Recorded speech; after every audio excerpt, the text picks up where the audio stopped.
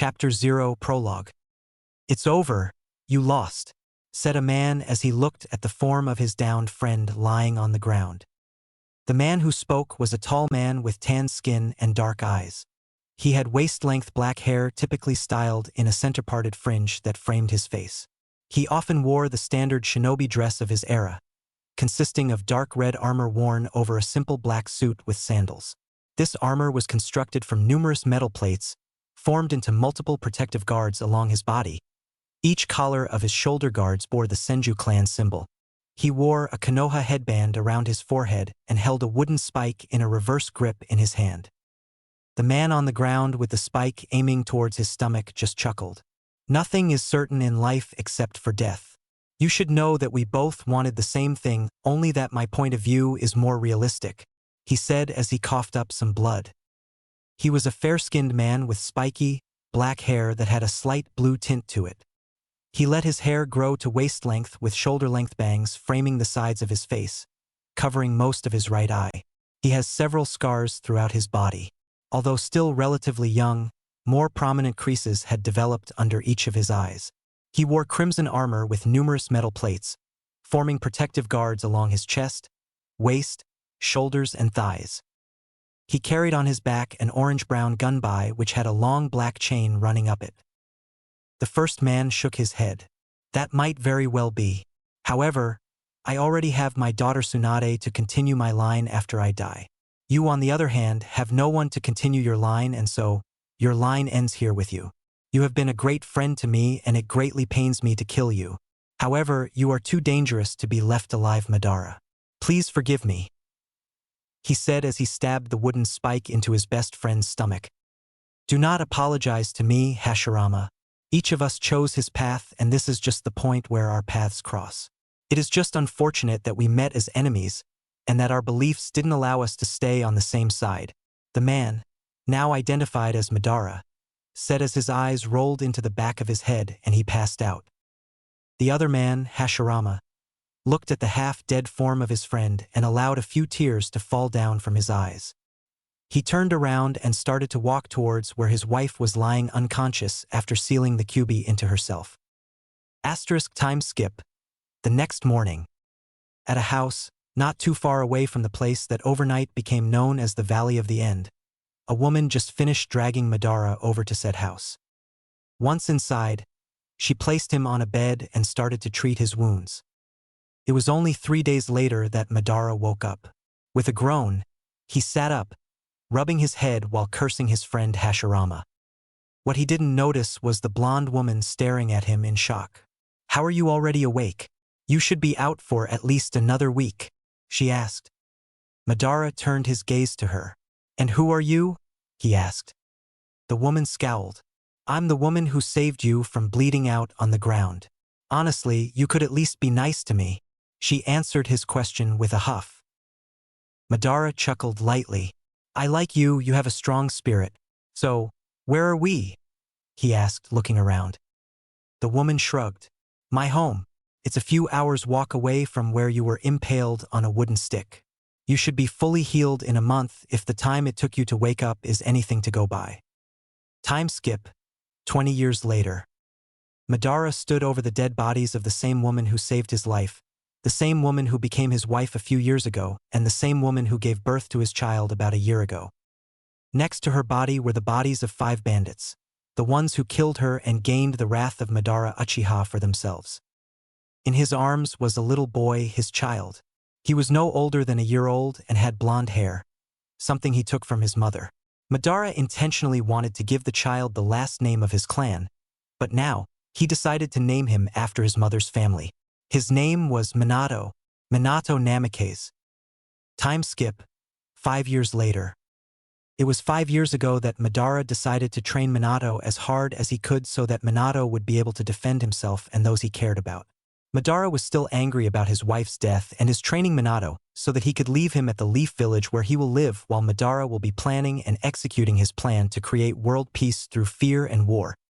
Madara took a glance at his child and couldn't help but be proud. He was only 6 years old yet he already had 2 tomos in his Sharingan. However, Madara made sure that Minato would be placing a genjutsu over his Sharingan automatically so that no one would question him and discover that Madara was in fact alive. "Dad," Minato said, drawing Madara's attention to him. "Yes, son? What is it?" he asked. "I know that I have to leave now since you have explained to me why I can't come with you. However, before I go, I would like you to know that I will always love you as my dad," Minato said, hugging Madara's leg. Madara allowed a rare smile to appear on his face as he placed his hand on his son's head. "That's good. Now you need to go," Madara said as he turned his head to look at the massive gates of Konoha. "Don't forget, you cannot go to the Uchiha clan since they are too prideful and power-hungry for their own good. Simply go to the Hokage and tell him that you are an orphan and that your parents died from a bandit attack. Never forget, your mother and I love you a lot, so make us proud." Madara finished and turned around as Minato started to make his way to the huge gates of Konohagakure. Time skip, 15 years later. "I swear that I'm gonna kill you after this, Minato. It's your fault for knocking me up," shouted a woman as she pushed, trying to give birth to a child. The pale form of her husband had his hand on her stomach, desperately trying to hold the Kyuubi's seal from breaking. The red-haired woman screamed one last time with the last push, and the baby was out into the waiting blanket that the nurse had prepared for him. Minato sighed in relief as he smiled at his wife. "Kushina-chan, how are you feeling?" he asked. His wife groaned. "Better than before, though I'm still gonna hurt you once I recover," she said as a sadistic grin came onto her face. Minato paled as he was reminded yet again that his wife was going to hurt him. The nurse came over with the child and gave him to Kushina. "Congratulations, Kushina. Minato, it's a healthy baby boy," she said. Kushina hugged her child, caressing his cheeks. She took a few minutes to finally give him back to the nurse so she could do a checkup on him along with his first bath. However, as the nurse walked away with the child, Minato and Kushin heard 3 thuds. They turned around to see that both of their ANBU guards, along with the nurse, who happened to be the wife of the 3rd Hokage, were dead on the floor. They saw a masked man standing over them and their baby boy in the man's arms. "4th Hokage, step away from the Jinchuriki," he said calmly. Minato glared at him. "Who the hell are you?" he asked. "I'm Madara." "Madara Uchiha," the masked man said as he threw the baby into the air. Minato quickly threw a kunai towards the baby and teleported to it, catching his baby. However, as he caught him, he noticed a few explosive tags stuck onto the blanket. Minato teleported out of the cave which his wife gave birth in and out into the open, where he threw the blanket away before teleporting to a safe house outside of Konoha, where he placed Naruto in a bed. Minato quickly teleported to Kushina, just in time too, as she was almost killed by the giant claw of the Kyuubi. He couldn't understand why the Kyuubi would do such a thing, as he and Kushina were great friends with the Kyuubi. It was then that he noticed her eyes. They were in the shape of the Sharingan, and he realized that she was under control. Minato teleported to his safe house, where he placed Kushina on the bed next to his baby boy. Minato placed his cloak on his back and took one of his kunais out. In a flash of yellow light, Minato disappeared. Minato reappeared outside only to dodge a hand that tried to grab him. He jumped back, creating some distance between himself and the man who pretended to be his father. "You aren't Madara. Your chakra signature is not even similar to his own. The only thing you have in common is that you are both Uchihas," Minato said calmly. The man tilted his head to the side. "And how would you know Madara's chakra signature?" he asked, though Minato never answered. Minato simply appeared in front of him and shoved a blue ball of spiraling energy into the man's face. However, Minato simply passed through him. The man laughed as Minato looked at him in shock. "Well, it was fun. However, I will end it now," he said and dashed towards Minato. The blonde in question threw one of his kunai at the man's head as he too dashed towards him. "Now you lost, 4th Hokage," the man said as his hand almost touched Minato and Minato's kunai passed through the man's head. Minato smirked as he suddenly disappeared in a flash and appeared above the man, shoving the same blue ball of energy into his back. The man screamed in pain as he leveled a glare at Minato through his mask. "Next time I will kill you," he said before disappearing into a swirl of space. Minato sighed in relief as he teleported to the top of the Hokage mountain. He was just in time too, as the Kyuubi had fired a bijou bomb at the same mounting. Minato teleported the bomb away using his flying Raijin before teleporting to the battlefield where everyone was fighting the Kyuubi. He bit his thumb and ran through a few hand seals. "Summoning Jutsu!" he shouted as in a huge puff of smoke, the Toad Boss Gamabunta appeared on top of the Kyuubi. "Hold her off for a few seconds, Bunta. I need to gather up the chakra to teleport her away from the village," Minato shouted to the Toad Boss. "I will do my best. However, I think you'd better gather up your chakra quickly," the Toad Boss shouted as he blocked a claw swipe with his sword. Minato closed his eyes for a few seconds and suddenly, orange markings appeared around his eyes. He teleported to Gamabunta, though he was slightly slower. Once he was there, Gamabunta dispelled and Minato teleported away with the Kyuubi. Minato used all of the natural energy that he gathered for his Sage mode in order to teleport Kyuubi away. They appeared at some clearing where Kyuubi couldn't destroy anything. Minato disappeared again, only to appear in front of the Kyuubi with his wife, child and a baby bed for his child. He placed his son on the bed before turning to his wife. "I need you to use your chains to hold her while I release her from the Genjutsu and seal her into our little Naruto. I know the risks, however, he will need to be as strong as possible for when that masked man comes back. That will also allow Naruto to have a friend in Kurama, as you will die from the extraction and I will die from the Reaper Death Seal," Minato said sadly. Kushina slowly nodded her head. Chains came out of her back and wrapped around the Kyuubi. Meanwhile, Minato was writing a seal on Naruto's stomach. Once he was done, Minato turned to look at the Kyuubi, his eyes blazing in his Manjikyu Sharingan. A trail of blood went across his cheeks as he reversed the Genjutsu on Kyuubi. The beast blinked her eyes a few times before looking at Minato and Kushina with a sad expression on her face. "I'm sorry. Please quickly seal me again. I do not wish to cause any more destruction," she said. Minato nodded as he started running through a very long set of hand seals. Kurama-chan, Kushina called, drawing the attention of the beast. "I am too weak at the moment, so I will not make it through this night. We will be sealing you into our baby, Naruto. Please, he has a hard life before him. Be his friend. Please teach him how to be a strong shinobi and just be there for him when other people reject him," Kushina said sadly. The Kyuubi, known also by the name Kurama, nodded her head. "I will. I'm honored that you entrusted your child to me. I will do everything in my power to make sure he becomes a great shinobi and an even greater person," she said as the silhouette of the Shinigami appeared behind Minato. Kushina smiled before she fell face first onto the ground, already dead. Minato sadly looked at the form of his wife. He looked back to the Kyuubi and sealed the whole thing into Naruto, closing the seal but not before placing his own chakra into the seal as well. After all, he needed to tell Naruto about his heritage. That was it for Minato, as well as his soul left his body with the Shinigami. He fell face first onto the ground, leaving only the crying form of Naruto on the bed with a note next to him. "This child is Naruto Uzumaki. Please keep his heritage as my son a secret, as it would give him my enemies to deal with. He is also the new Jinchuriki of the Kyuubi, so try and help him as much as you can. Thanks, Minato Namikaze." That was what was written on the note. That was also the way that Hiruzen Sarutobi, the third Hokage, found them all. Time skip, 5 years later. Here he is. Let's go capture the demon and finish what the fourth started. A villager yelled as he chased after a small blonde kid. That kid was the same kid that came out of Kushina and the same kid which Minato sealed the Kyuubi into. He had spiky blonde hair and deep blue eyes. One each of his cheeks, he had 3 whisker-like marks. His form was malnourished as he was starving and doing quite a bit of running every day. He wore a white shirt with the red swirl symbol of the Uzumaki clan on his back. He had blue short pants and torn red shoes.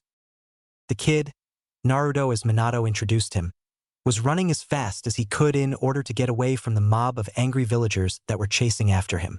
As he turned his head to look behind him to check if they were still after him, he noticed a few shinobi among the crowd. Before he could do anything, a few kunai were tossed at him from the crowd. Suddenly, Naruto's vision became clearer, and it was as if time slowed. almost coming to a halt. He grabbed one of the kunai out of the air and used it to deflect the other kunai.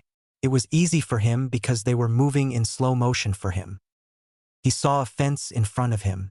He prepared to jump over it, but before he could, one of the shinobi caught up to him. Naruto closed his eyes as the shinobi slashed at his face, cutting him from the middle of his forehead, down over his left eye and down to around the height of his nose in a straight cut. Naruto cried out in pain as he jumped over the fence, subconsciously channeling chakra to his legs and making it over the fence.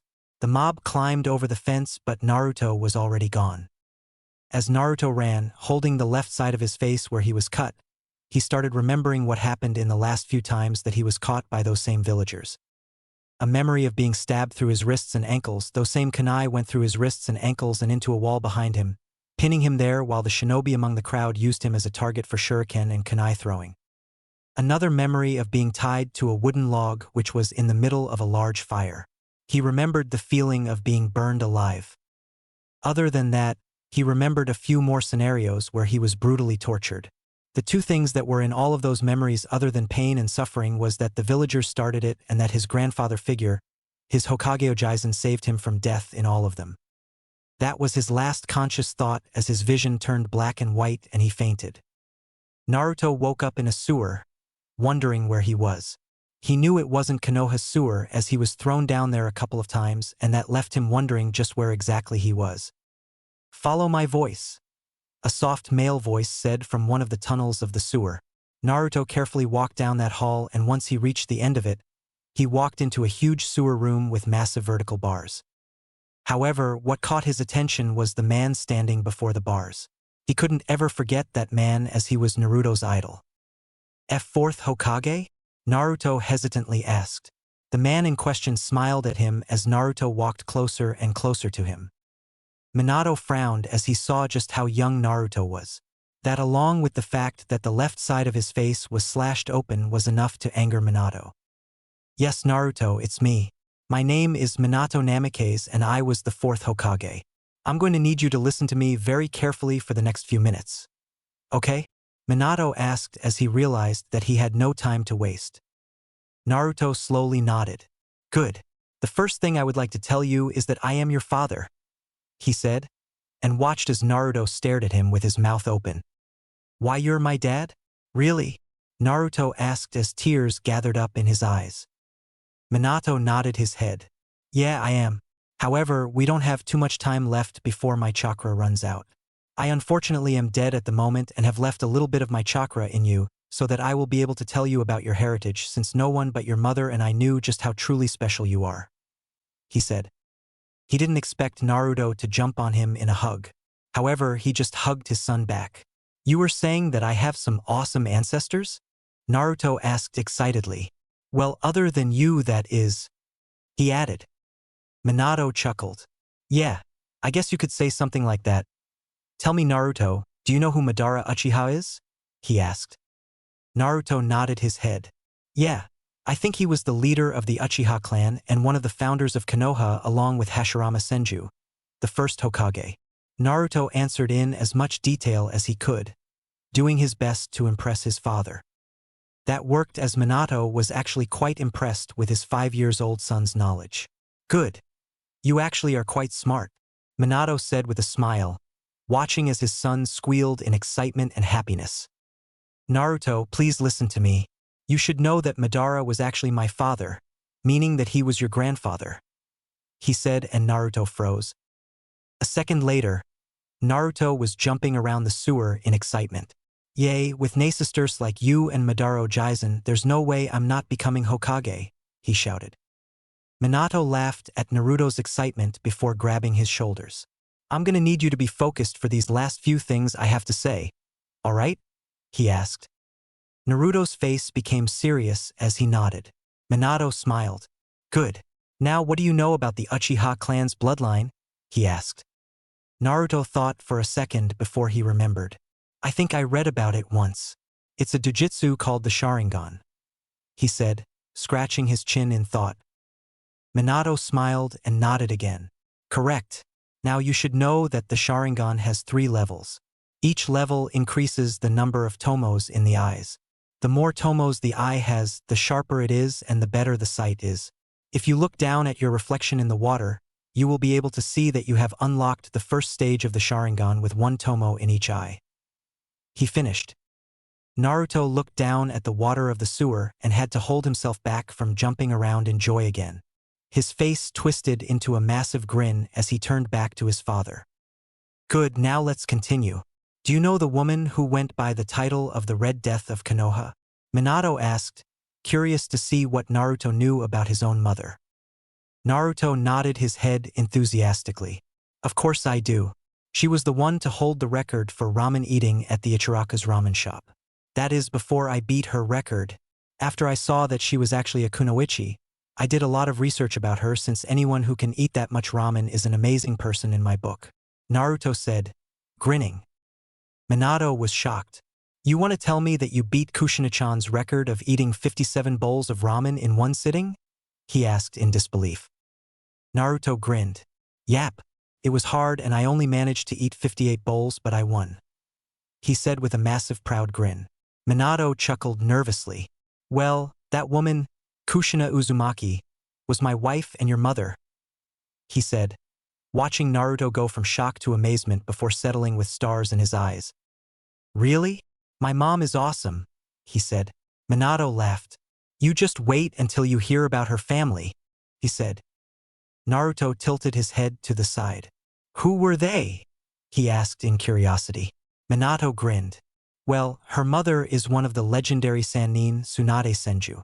If we're already speaking about Sannin, you should know that your godfather is also one of them, being Jiraiya the Toad Sage. Naruto was just about ready to explode right now.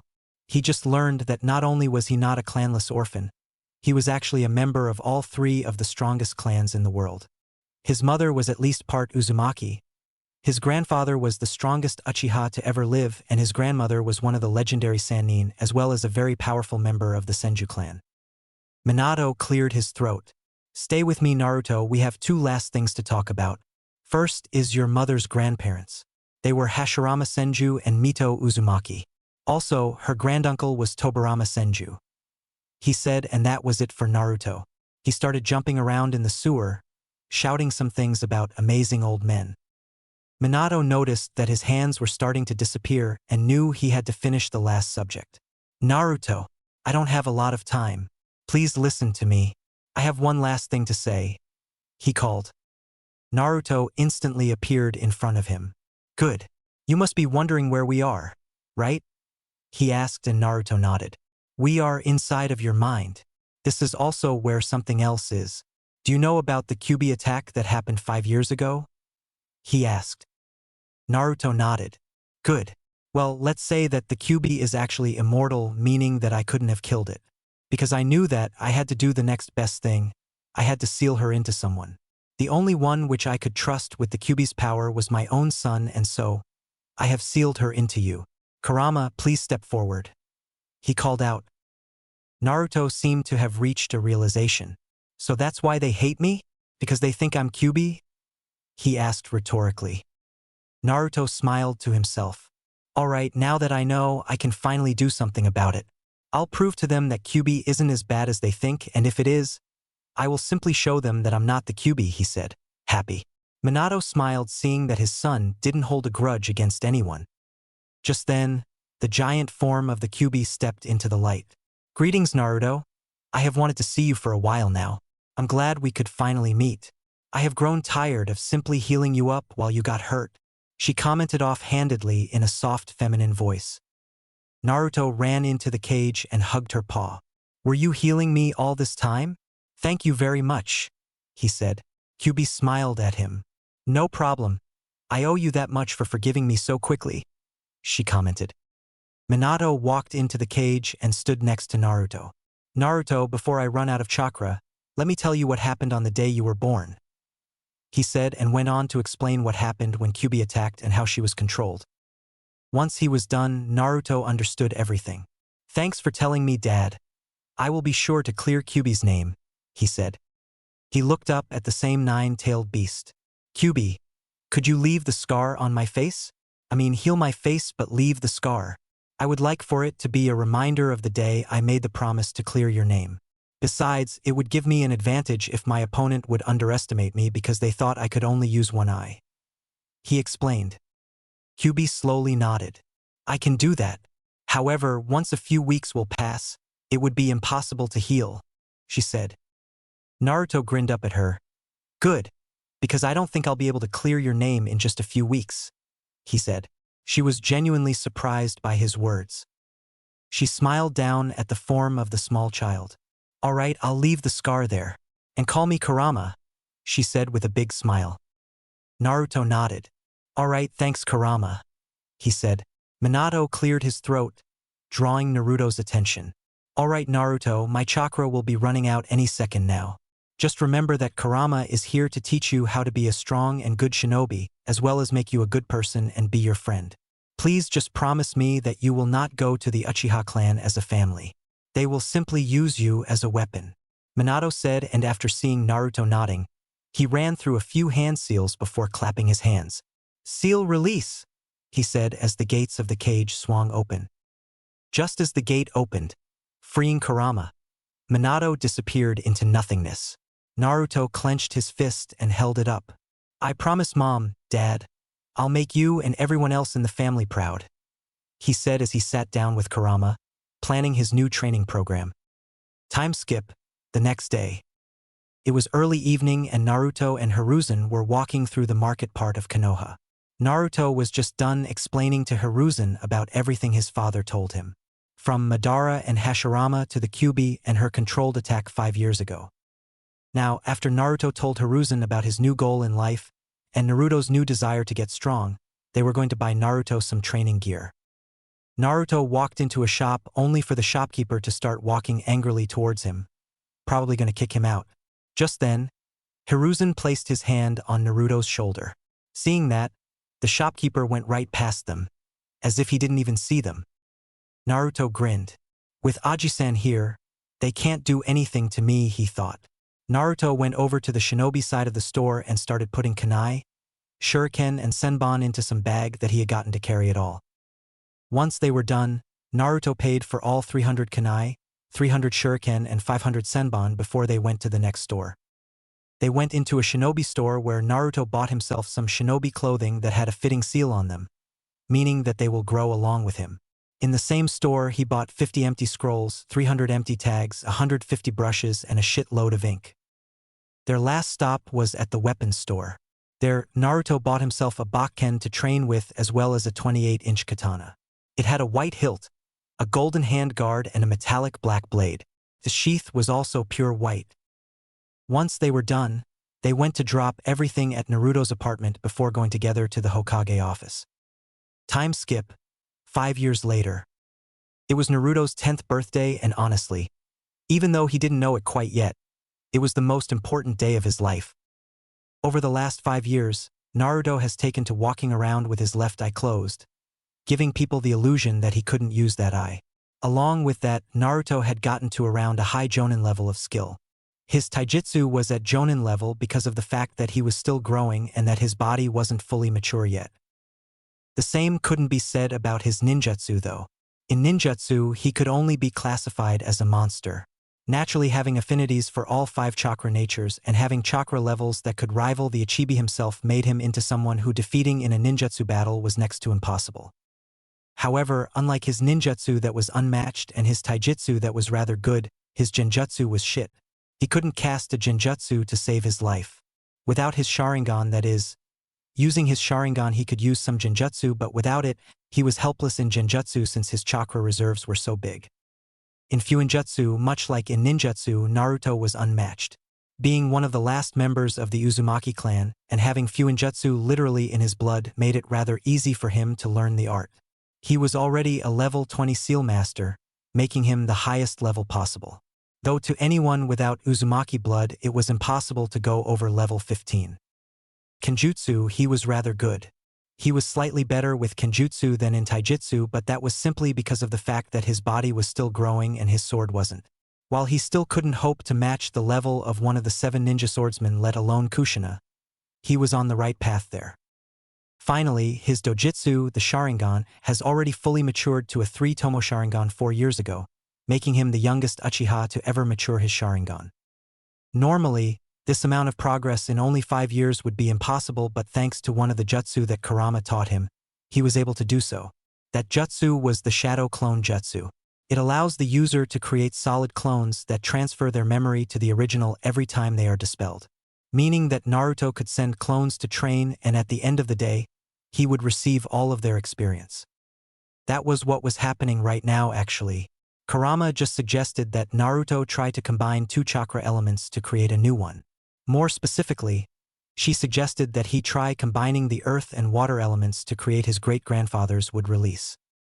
Naruto slammed his leg on the ground, channeling both earth and water nature chakra into his leg. In front of him, a small flower sprouted out of the ground, making Naruto gape in shock. It seems I was right, you do possess the wood release. Congratulations. You have unlocked another bloodline, Kurama cheerfully said in his head. Naruto grinned. Thanks, Kurama-chan. It seems like you were right again, he said to her in his head, making her smile, though an anime-style blush was present on her huge fox face. Just then, Naruto sensed 3 people approaching the training grounds. He quickly burned the small flower with a small fire-style jutsu, completely burning it and leaving nothing to be seen. Just then, 2 people walked into the training grounds. Those 2 were Kakashi Hatake and Hiruzen Sarutobi. However, Naruto knew that those 2 weren't his Aji-san and his Ero Onaizen, since their chakra signature was different from the 2 original ones. That was another thing that happened in the past 5 years. Flashback. After Naruto and Hiruzen were done with their shopping, they went back to Hiruzen's office. Dog Hiruzen called, and an ANBU with a dog mask appeared in front of the child and the aged Kage. He kneeled before the Hokage, waiting for orders.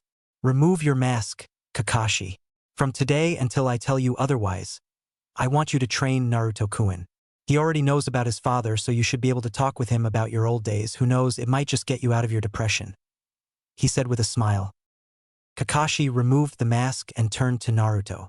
He stood up and smiled. I'm glad to be the one to train you, kid. After all, your dad taught me everything I know, he said with his famous eye smile while ruffling the kid's hair. Naruto looked up at Kakashi in surprise. Really? My dad was your sensei? He asked in excitement. Maybe this man would be able to tell him something about his father. Naruto was sure that this man, Kakashi as the Hokage called him, had some awesome stories about his dad. Kakashi nodded. Yeah, he was a great sensei, he said with a smile. Naruto started jumping up and down before the Hokage remembered something. Kakashi, there is also something I want you to help Naruto-kun with. Minato never told this to you, but he was the son of Madara Uchiha, meaning he had the Sharingan, and now Naruto-kun has it too. I would like for you to teach Naruto-kun how to use it properly, Hiruzen said, much to the surprise of Kakashi. The silver-haired man looked at Naruto only to see his eyes in the form of the one Tomo Sharingan. Kakashi smiled and nodded to the Hokage. I'll be happy to teach him. End of flashback. Naruto narrowed his one open eye at the 2. He could easily see that they were using the transformation jutsu. He decided to act as if he didn't know that they were imposters. Hey, Aji-san, Ero Onaizen, he shouted as he ran over to them. Kakashi, I smiled at him, but it was totally wrong. Naruto, how about you come with us for a second? He said. Naruto sweat dropped and grabbed the hilt of the sword that was strapped onto his left thigh. I can't take it anymore. You 2 are so bad. Ero Onaizen always calls me Nii-chan, and the way you smiled with your eye, it was all wrong, he shouted as his Sharingan activated with the same eye, using a genjutsu to hide herself. Just as Naruto made to slash at the 2, the 3rd person appeared next to him and slashed at his throat with a kunai, going to decapitate him. Naruto couldn't believe it. He was going to die because he assumed that the 3rd one would not engage. His Sharingan could be counted as a curse right now, as it showed him his death in slow motion. He knew that even Kurama couldn't heal him if his head was cut off. He decided to make sure that at least his best friend would know what he kept hidden from her for such a long time now. Kurama-chan, this is the end for me. I cannot block that kunai.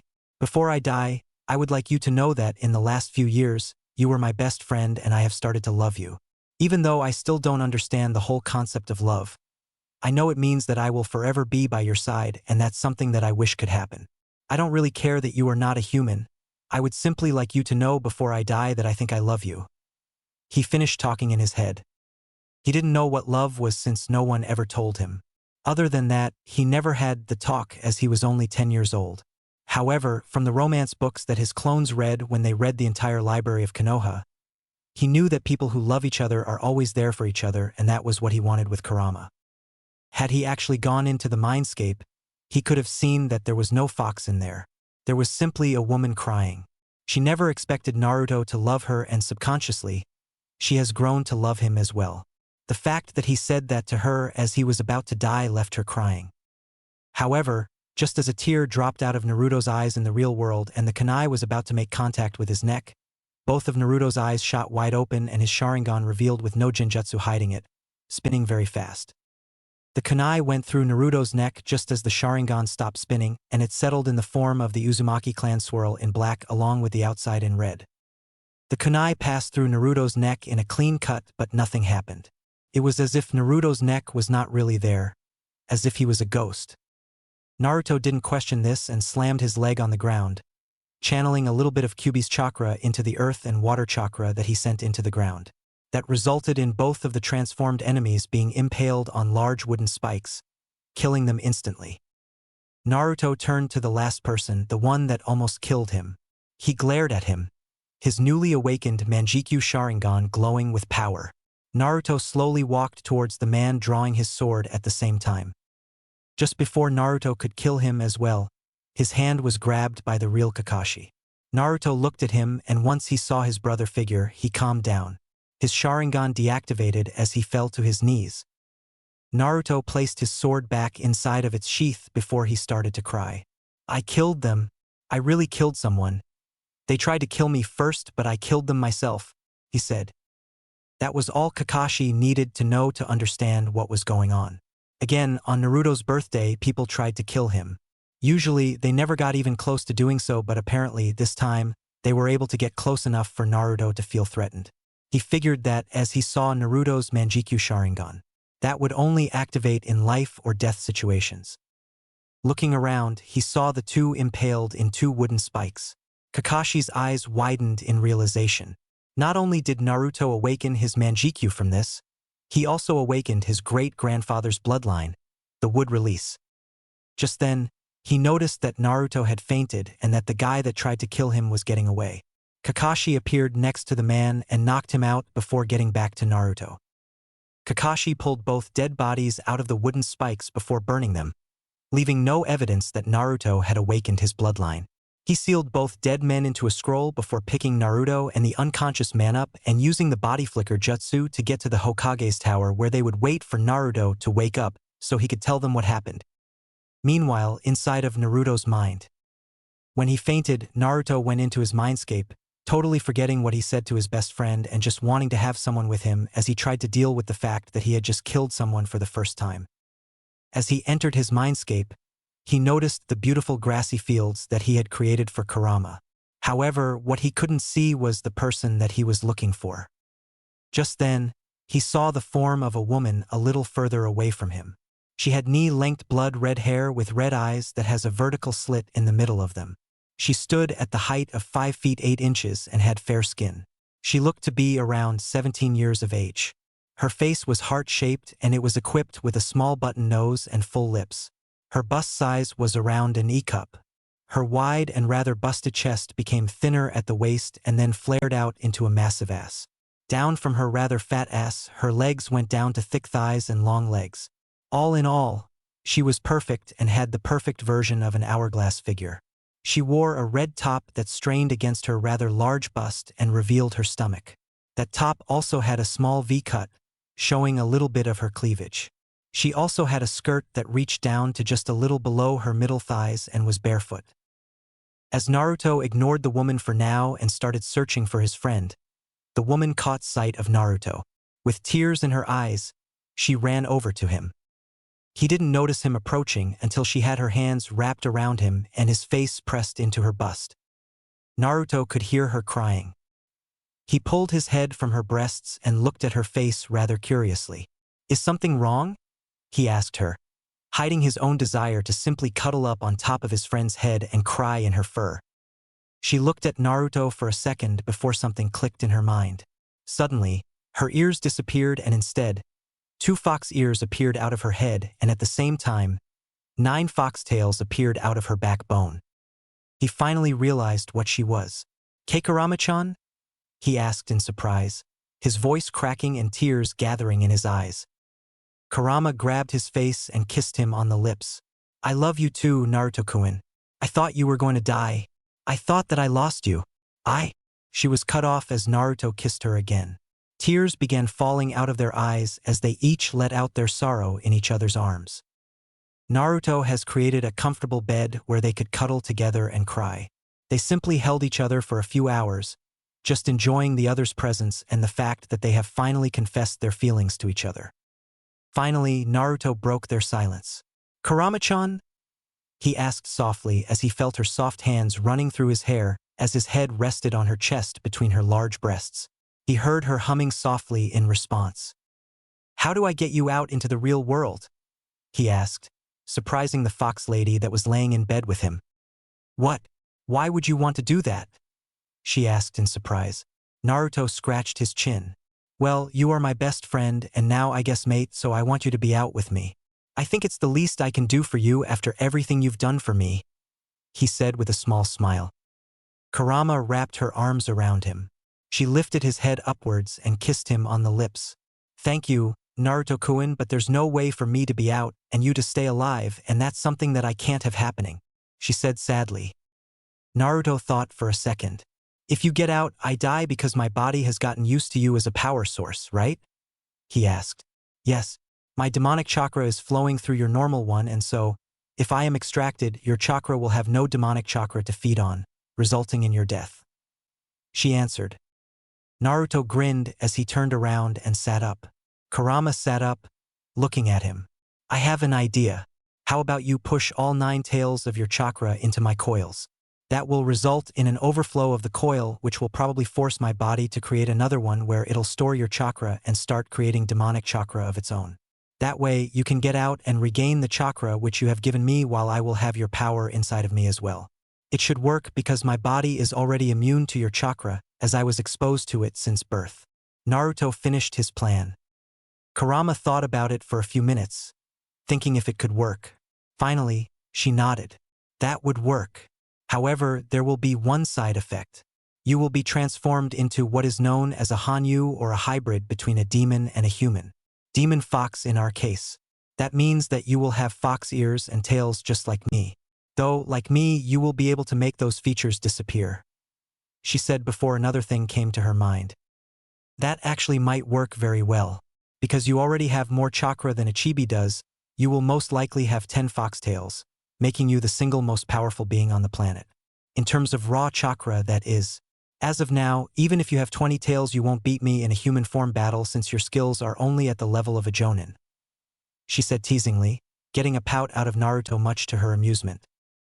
However, I will make sure that by the time you are 16 and become a genin, you will be the strongest being to currently exist. She finished.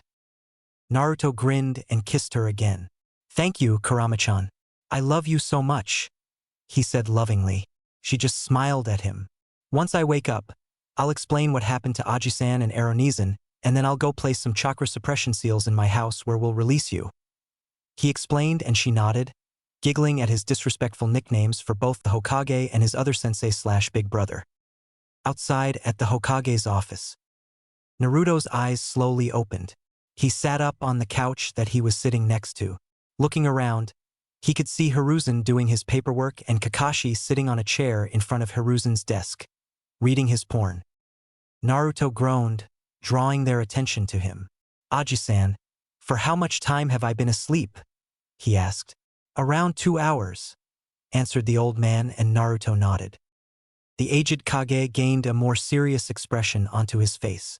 How are you feeling, Naruto-kun?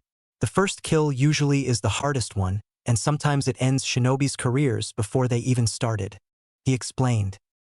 Naruto just smiled. I'm feeling good. Actually, I'm feeling great. I should actually thank those guys. He said with a grin. Hiruzen raised his eyebrow. What do you mean? He asked. Kakashi smiled with his eye as he knew what was coming. I assume that Aronizan didn't tell you what he saw, right? He asked, and Kakashi nodded, not the least bit bothered by his little brother's nickname for him. I didn't tell him anything as I can't be sure. We decided to wait until you woke up, he said. Naruto nodded and smiled at Hiruzen before activating his Sharingan. He could sense that the normal ANBU were already gone, so he had no problem showing his Sharingan. His Sharingan started to spin, and a few seconds later, they stopped with his new Manjikyu glowing. Hiruzen nodded, slightly surprised by the age at which Naruto had unlocked his Manjikyu, but not too surprised otherwise. That's the Manjikyu Sharingan. While it could be a strong tool, it also blinds the user as you use it, so do so wisely. Hiruzen said, much to Naruto's surprise. Naruto-kun. Tell him that it doesn't apply to you since you also have Senju blood in you. Explain to him how it all started with the sage, and that he didn't go blind because he had both Uchiha and Senju blood, Kurama said in his head. Naruto smiled. Thank you, Kurama. He thought to her as he refocused on the Hokage. Kurama-chan says that it won't happen to me. She says that the Sage of Six Paths also had the Manjikyu Sharingan, and he didn't go blind because he had both Uchiha and Senju blood in him. Naruto explained, and Hiruzen was shocked. To be able to use the Manjikyu without any drawback except for the normal use of chakra is incredible. That's not all that happened. You should know that other than activating my Manjikyu and getting my first kill over with, I also unlocked another bloodline. I actually unlocked it a few seconds before my attackers came. I was able to combine water and earth chakra and create a small flower. After I unlocked my Manjikyu, I subconsciously channeled Kurama-chan's chakra into my water and earth chakra and created the wooden spikes that killed those two men. He finished, and Hiruzen was shocked. You want to tell me that you are capable of combining the water and earth elements and create the wood element? He asked in shock. Naruto grinned and nodded his head before he pressed his hand to Hiruzen's table. They all watched as a small flower started growing out of the wooden table. This is incredible. I have no doubt that one day, you will become our strongest shinobi, Hiruzen said as he smiled at his surrogate grandson. Thanks, Aji-san. Though that wasn't all that they had caused. There is one more thing, but you will only hear about it in a few days when I will be able to be certain about my ability to do so, he said cryptically before he started walking towards the door. Naruto suddenly turned around and looked at Hiruzen. Oh yeah, Aji-san, I forgot to ask you. Can you give me the scrolls for my dad's Rasengan and Flying Raijin? I want to be able to work on those two as a side project. Maybe not the Rasengan, but the Flying Raijin will probably take me some time to master, he said. Hiruzen smacked his forehead. Yes, I forgot. There is a vault behind Minato's picture. The Jutsu scrolls are in there. There is a blood seal that makes sure that you will be the only one capable of opening it, he explained. Naruto walked over to Minato's picture and took it off the wall. He saw the seal on the vault and bit down on his thumb. He quickly pressed the wound on the seal as it started to heal. A few drops of blood were wiped onto the seal before Naruto's wound completely healed. The vault opened to show two scrolls. Naruto opened each of them and saw that one was labeled Rasengan and one was labeled Flying Raijin. He sealed them into a seal that he had on his wrist before waving to the two older men in the room and leaving through the door. Naruto ran through the village, wanting to get home as soon as possible. The outside of his house might look bad, but ever since he placed security seals around his apartment, he was able to keep it nice and clean. He made it into his apartment and locked the door, activating the security seals. He pulled out a few tags from a drawer and started drawing seals on them. He placed them all around his house, making sure that no one was going to sense the massive burst of Kyuubi's chakra that was going to be happening right now. Kurama-chan, there is just one more thing that I want to ask of you before we begin, he told his best friend and lover. And what would that be? She asked in his head. Naruto grinned. On your way out, I want you to take half of my own chakra. Take just enough for it to make its own coil. I want you to do that because I want you to become a shinobi and go on missions with me. If you will only use your own chakra as a shinobi, you will be easily recognized as the Kyuubi, he explained. Kurama smiled as her eyes started to tear up. Thank you, Naruto-kun. I will happily go after you everywhere you go, she said as Naruto laid on his bed. That was the only thing he liked about his apartment. He had bought himself a queen-sized bed after placing the security seals. I'm going to start in a few seconds, so please prepare yourself. This is going to be rather painful, so please bear with me, she said, and after feeling Naruto nodding, she pushed all 9 tails of her chakra into Naruto's chakra coils, forcing them to expand and duplicate, leaving his normal chakra in one of the coils, and every other tail of chakra that he got from Kurama had made a coil for itself. Kurama grabbed herself half a tail's worth of Naruto's own chakra and placed it in one of her own coils, leaving her with 8 empty coils for her to fill up with her demonic chakra and 1/2 full coil with Naruto's own normal chakra. Naruto couldn't be happier that he had placed silencing seals around his apartment, since all he did for the next few hours was scream. He couldn't imagine how painful it would be to have foreign chakra create 9 new chakra coils inside of his body. Thankfully, a few hours later, the chakra had settled inside of his body, and Kurama felt that it was safe for her to leave his body, taking half of his normal chakra in the process. She left his body, and after seeing her outside of the seal, Naruto smiled and allowed himself to pass out. Kurama herself was feeling rather exhausted, and she knew that she would feel that way for the next month or so until her body would be able to recover the chakra that she gave to Naruto. She got in bed with Naruto after removing her top and skirt, leaving her in only her bra and panties. She laid her head on his small chest before smiling and falling asleep. She was finally free and with the person she loved. Chapter 1. The Strongest Genin in History. Naruto groaned as a ray of sunlight hit his eyes in his sleep. He tried to shift his weight and turn in order to get the light out of his eyes, but he couldn't. He felt something wrapped around him and a rather heavy weight on his chest.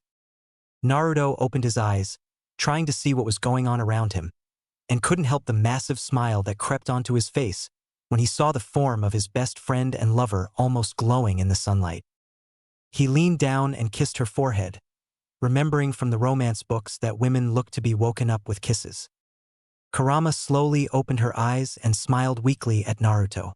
"Good morning, Naruto-kun," she said in a weak voice. Naruto looked at her in concern. "Are you feeling all right?" he asked. She smiled at him. "Yeah, I'm fine. It's just that I'm gonna be exhausted for the next day until my chakra recovers at least a little. I'm just gonna be a little tired for the next month, and then I'll be as good as new," she said before she leaned up and kissed his lips. "You got me out of my seal and out into the real world. I will forever be grateful to you, Naruto-kun. I love you a lot," she said happily. Naruto smiled. "Well, now I can say for certain that I love you too, and if you have to stay in bed today, I will go make you breakfast and then come back to feed you," he said as he got out of bed and went over to the kitchen. Kurama couldn't help the smile that crept onto her face as she slowly sat up. Naruto came back a few minutes later holding a plate with pancakes stacked on top of it. In his other hand were a fork and a knife, as well as some maple syrup, whipped cream, and melted chocolate. Naruto placed everything on the table that was next to the bed before he sat down on the bed. He picked the knife before turning to her. "Now pick. What do you want on your pancakes?" he asked. Kurama grinned. "First you put the melted chocolate on the pancake and spread it out. Then you put some whipped cream on top of it, and on it you put a little bit of maple syrup," she instructed. Naruto followed her orders. First, he spilled some chocolate on the pancake, using the knife to spread it out. Then he picked the can of whipped cream and started to spray it around the pancake. Finally, he spilled some maple syrup on top of the whipped cream. Naruto suddenly got up and walked out of the room, leaving everything there. He came back a few seconds later with chopped strawberries. He placed them on top of the whipped cream before cutting the pancake into squares. He picked one of the squares on the fork and placed his hand under the fork, just in case it fell off. He brought it to her mouth, and after she opened it, Naruto placed the fork into her mouth. She closed her mouth and started chewing on the food. Kurama moaned in delight as she tasted the amazing breakfast that her lover made for her. She swallowed. "That's amazing, Naruto-kun. You should try it as well," she said happily. Naruto chuckled. "This is for you. I will make my own later," he said lovingly. He placed the next bite into her mouth, and suddenly, she grabbed his face and forced his mouth onto hers. She passed the food into his mouth using her tongue before pulling back. I told you to try it out. Well, now you did, she said, laughing at the red face of her mate. Naruto swallowed the food and commented in his head about how good it tasted. He simply sighed at his lover's perverted side and continued feeding her. The next morning at the Hokage's office. This morning Kurama was finally able to get out of bed without Naruto's help, and so, they decided to go tell the Hokage what happened and ask him a few things. Naruto walked through the village with Kurama next to him, and they both noticed the great amount of hate sent Naruto's way and the equally great amount of lust sent Kurama's way. She simply scowled at the man ogling at her while Naruto grinned, knowing that she was his and his alone. They finally made it to the Hokage's office. Naruto walked in, not bothering to knock only to find his Aji-san reading the same book which Kakashi was reading. Oh, Naruto-kun. What brings you here today? He asked, hiding his book in one of the drawers of his desk. Naruto scowled. Ero Jaizen, he mumbled, making Hiruzen chuckle. Suddenly, behind Naruto walked Kurama. She walked in and closed the door behind her. Hiruzen raised an eyebrow at the girl. Naruto-kun, who is that? He asked curiously. Naruto grinned. That's why we're here actually. I want you to meet my lover, Kurama-chan. Although, you might know her better as the Kyuubi, Naruto said and laughed with Kurama as they watched Hiruzen fall out of his chair. Naruto placed some silencing and security tags around the room before sitting in a chair and allowing Kurama to sit in his lap. It was rather awkward as she was 5 feet 7 inches and he was only 4 feet 10 inches. After all, Naruto was still 5 years old. However, they made it work. Kurama sprouted her fox ears as well as the only tail she was able to regenerate as of yet. Hiruzen got back to his chair and raised an eyebrow. Only one tail? He asked curiously. It was the price for being able to extract her from me without killing me. We had her push all 9 tails of her chakra into my coils, creating 9 new chakra coils in my body and giving me the energy my body was used to so it won't collapse without Kurama-chan in there. As she went out, she took half a tail's worth of my chakra so she would have human chakra and not only demonic, making her able to use chakra without being instantly recognized as the Kyuubi. After all, we want to become shinobi together. Naruto finished explaining with a grin, petting Kurama's tail much to her enjoyment. Hiruzen just dumbly nodded. She was already out yesterday, but she was so low on chakra that she had to stay in bed for the whole day. She has only recovered 1 tail's worth of her chakra, hence why she has only 1 tail. Naruto continued as his own 10 fox tails sprouted out of his backbone. As you can see, the result of her 9 tails of demonic chakra along with my own single tail of chakra resulted in me having 10 tails, he said, waving his tails around. Hiruzen could only sigh as he felt a headache coming. All right, I understand so far. However, I believe you need something from me, he said, fishing for information. Naruto nodded. Yes, we wish to go for the graduation exam when I get to 16 years old. Until then, I would like to stay outside of the academy and even most of the time stay outside of Konoha altogether. You see, I wish to learn how to control my powers. I'll start with either the Manjikyu or the wood release in order to let Kurama recover because she is the only one capable of stopping me if I lose control. In 6 years, I will have everything mastered and then both me and Kurama will be taking the graduation exam, he said. After we pass that ridiculously easy test, we would like you to place us in a team alone without a third teammate or a sensei. We are already capable of handling most things, but in 6 years' time, Naruto-kun will be able to do it all by himself, and so, we wish to be placed away from where we could make the job of the shinobi easy to other genin who will later die when we will be promoted and they will be left to do missions with normal genin. Kurama finished for him and Hiruzen nodded, his face serious. I agree. You should train on controlling your powers somewhere where you couldn't hurt anyone by accident. Also, you are correct in assuming that if I place you with another genin, they will be too shielded from the true reality.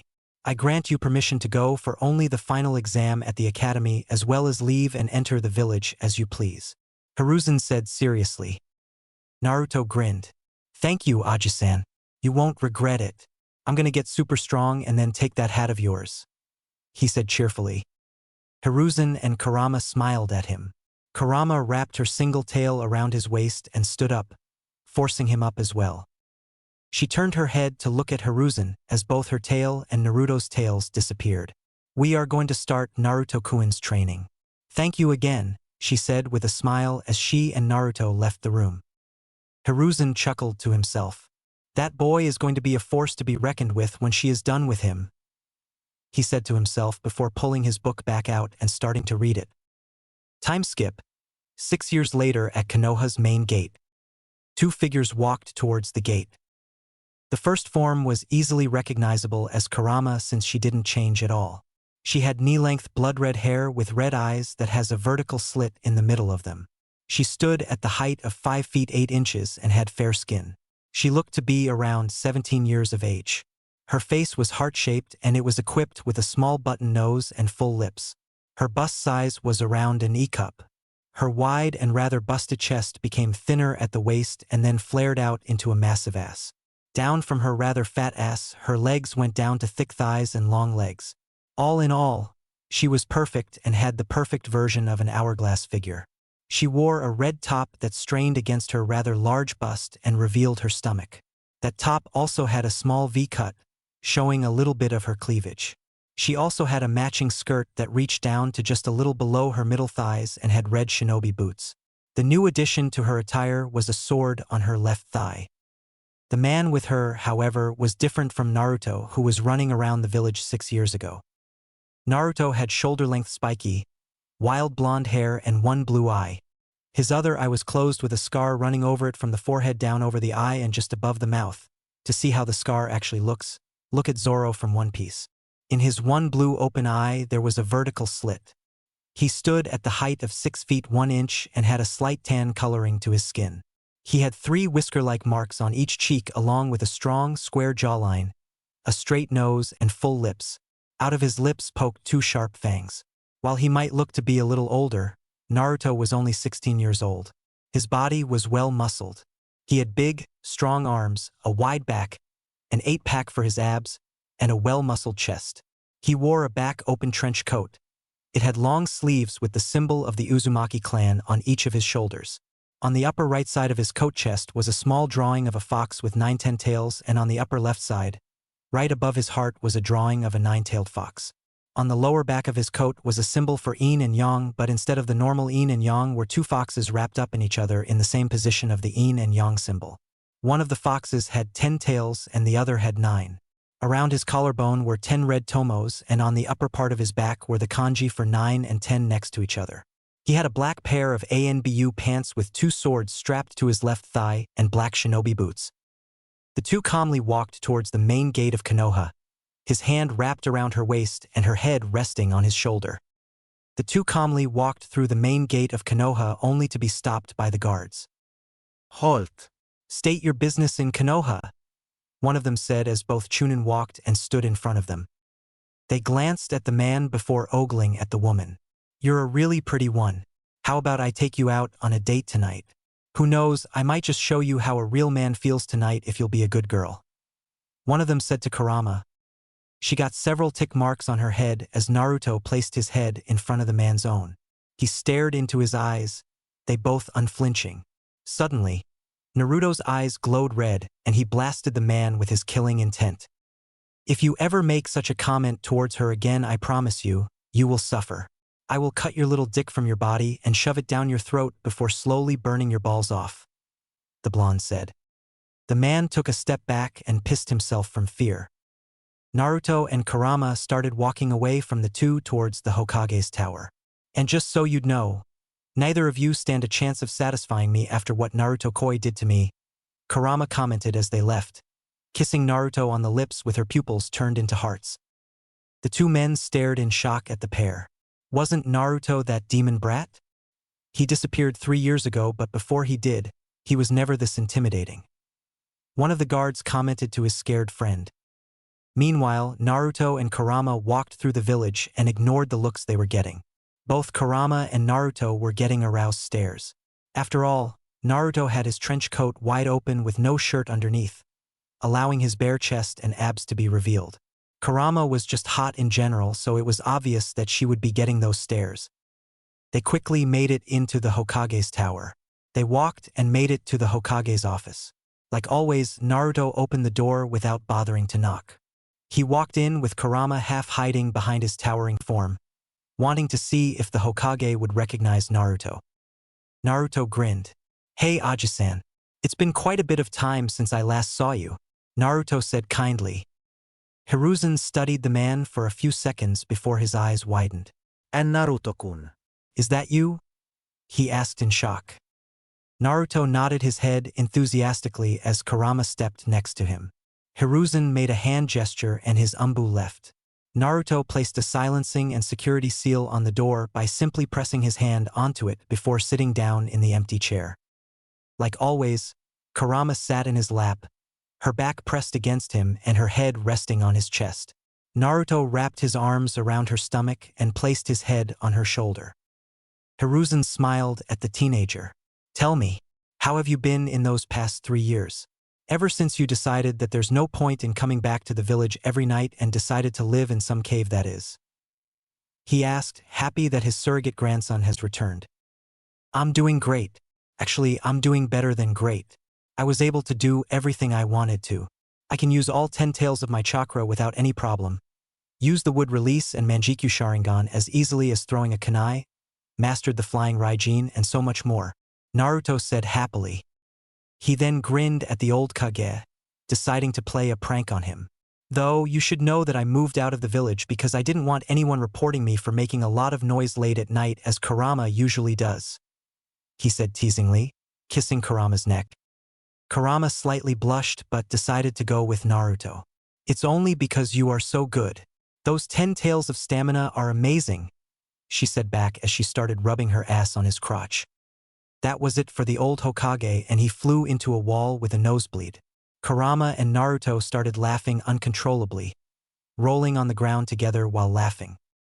It took them around 5 minutes to calm themselves down and sit back in their seats, while Hiruzen took 5 minutes more than them before getting back to his chair. Hiruzen looked at the laughing couple and could only sigh. "You know, your mother loved to prank me as well," Hiruzen mumbled, making Naruto and Kurama laugh a little more. Hiruzen cleared his throat.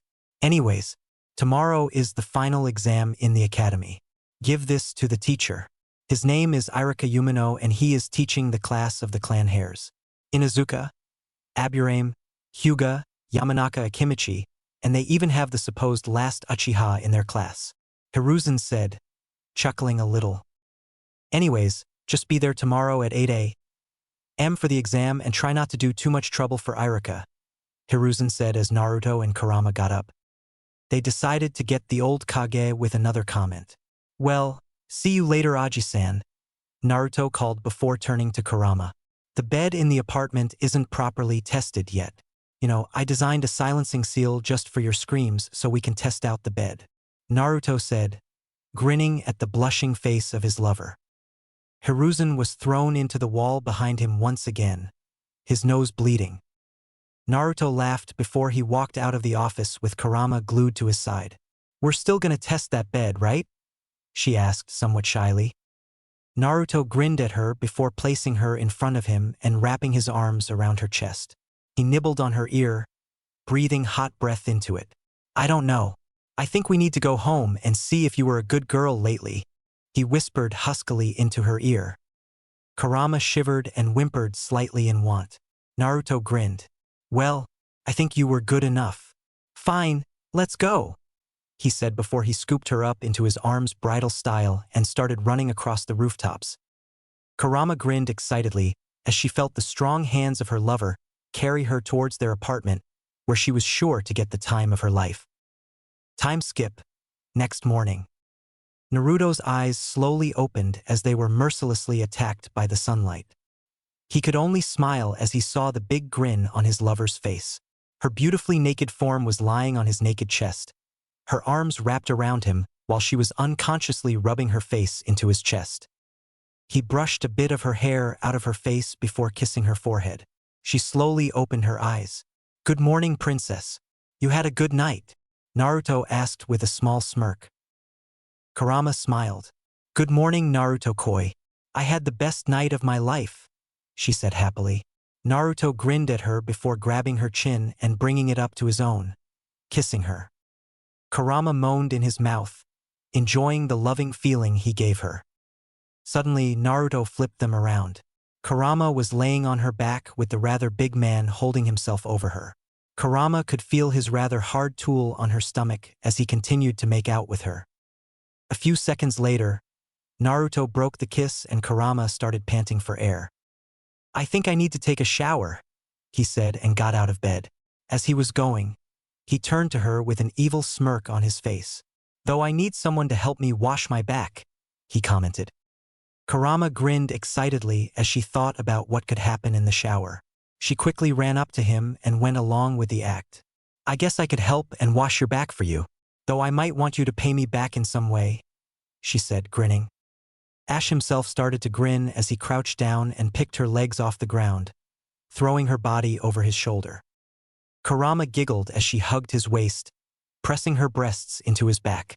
It was only lucky for them that they were used to waking up at around 5 or 6 a.m. because that shower took around an hour and a half. After they were done in the shower, Naruto and Kurama came out dressed in their everyday clothes with Kurama slightly leaning on Naruto for support while slightly limping. Naruto sat her down gently, grinning as she slightly whimpered just from sitting down. He started blurring across the kitchen, cooking them some breakfast. They had agreed that on the day of their graduation, Naruto would feed Kurama pancakes just like on the day she came out of the seal. He was quickly done and placed the stacked-up pancakes onto a plate and the plate on the table in front of Kurama. Naruto quickly picked her up before sitting down and placing her to sit in his lap. Naruto, just like last time, spread the melted chocolate on the pancake before spraying whipped cream onto it and on top of it spilling some maple syrup. He then clicked his finger and a small bush appeared on the table with some fresh strawberries on it. Kurama grinned excitedly as she watched her lover make her the food that quickly became her favorite. Naruto cut the strawberries before placing them onto the whipped cream. Naruto cut a piece of the pancakes before placing it in his mouth. Kurama looked at him in curiosity until her eyes widened when he grabbed her chin and placed his mouth on top of hers. Naruto used his tongue to push the food into her mouth before pulling back and smirking at her blushing face. He took a bite for his own before continuing to feed her the normal way with a fork. They were finally done at 7:55 and left their apartment. Naruto could have simply teleported over to the academy building, but he chose not to. Naruto picked to simply walk over to the place where his carrier would begin, showing off his beautiful mate in the process, and with the slight limp to her step, everyone old enough to understood that the two were rather intimate and that Kurama liked it if the large smile on her face was anything to go by. They slowly walked and made it to the academy building at 8:05 a.m. Naruto looked around the classes until he found the one he needed. He knocked on the door, his arm wrapped around Kurama's waist while her own arm was wrapped around his waist and her head resting on his shoulder. "Enter," came a voice from the other side of the door. Naruto slid the door open and then walked in with his girl.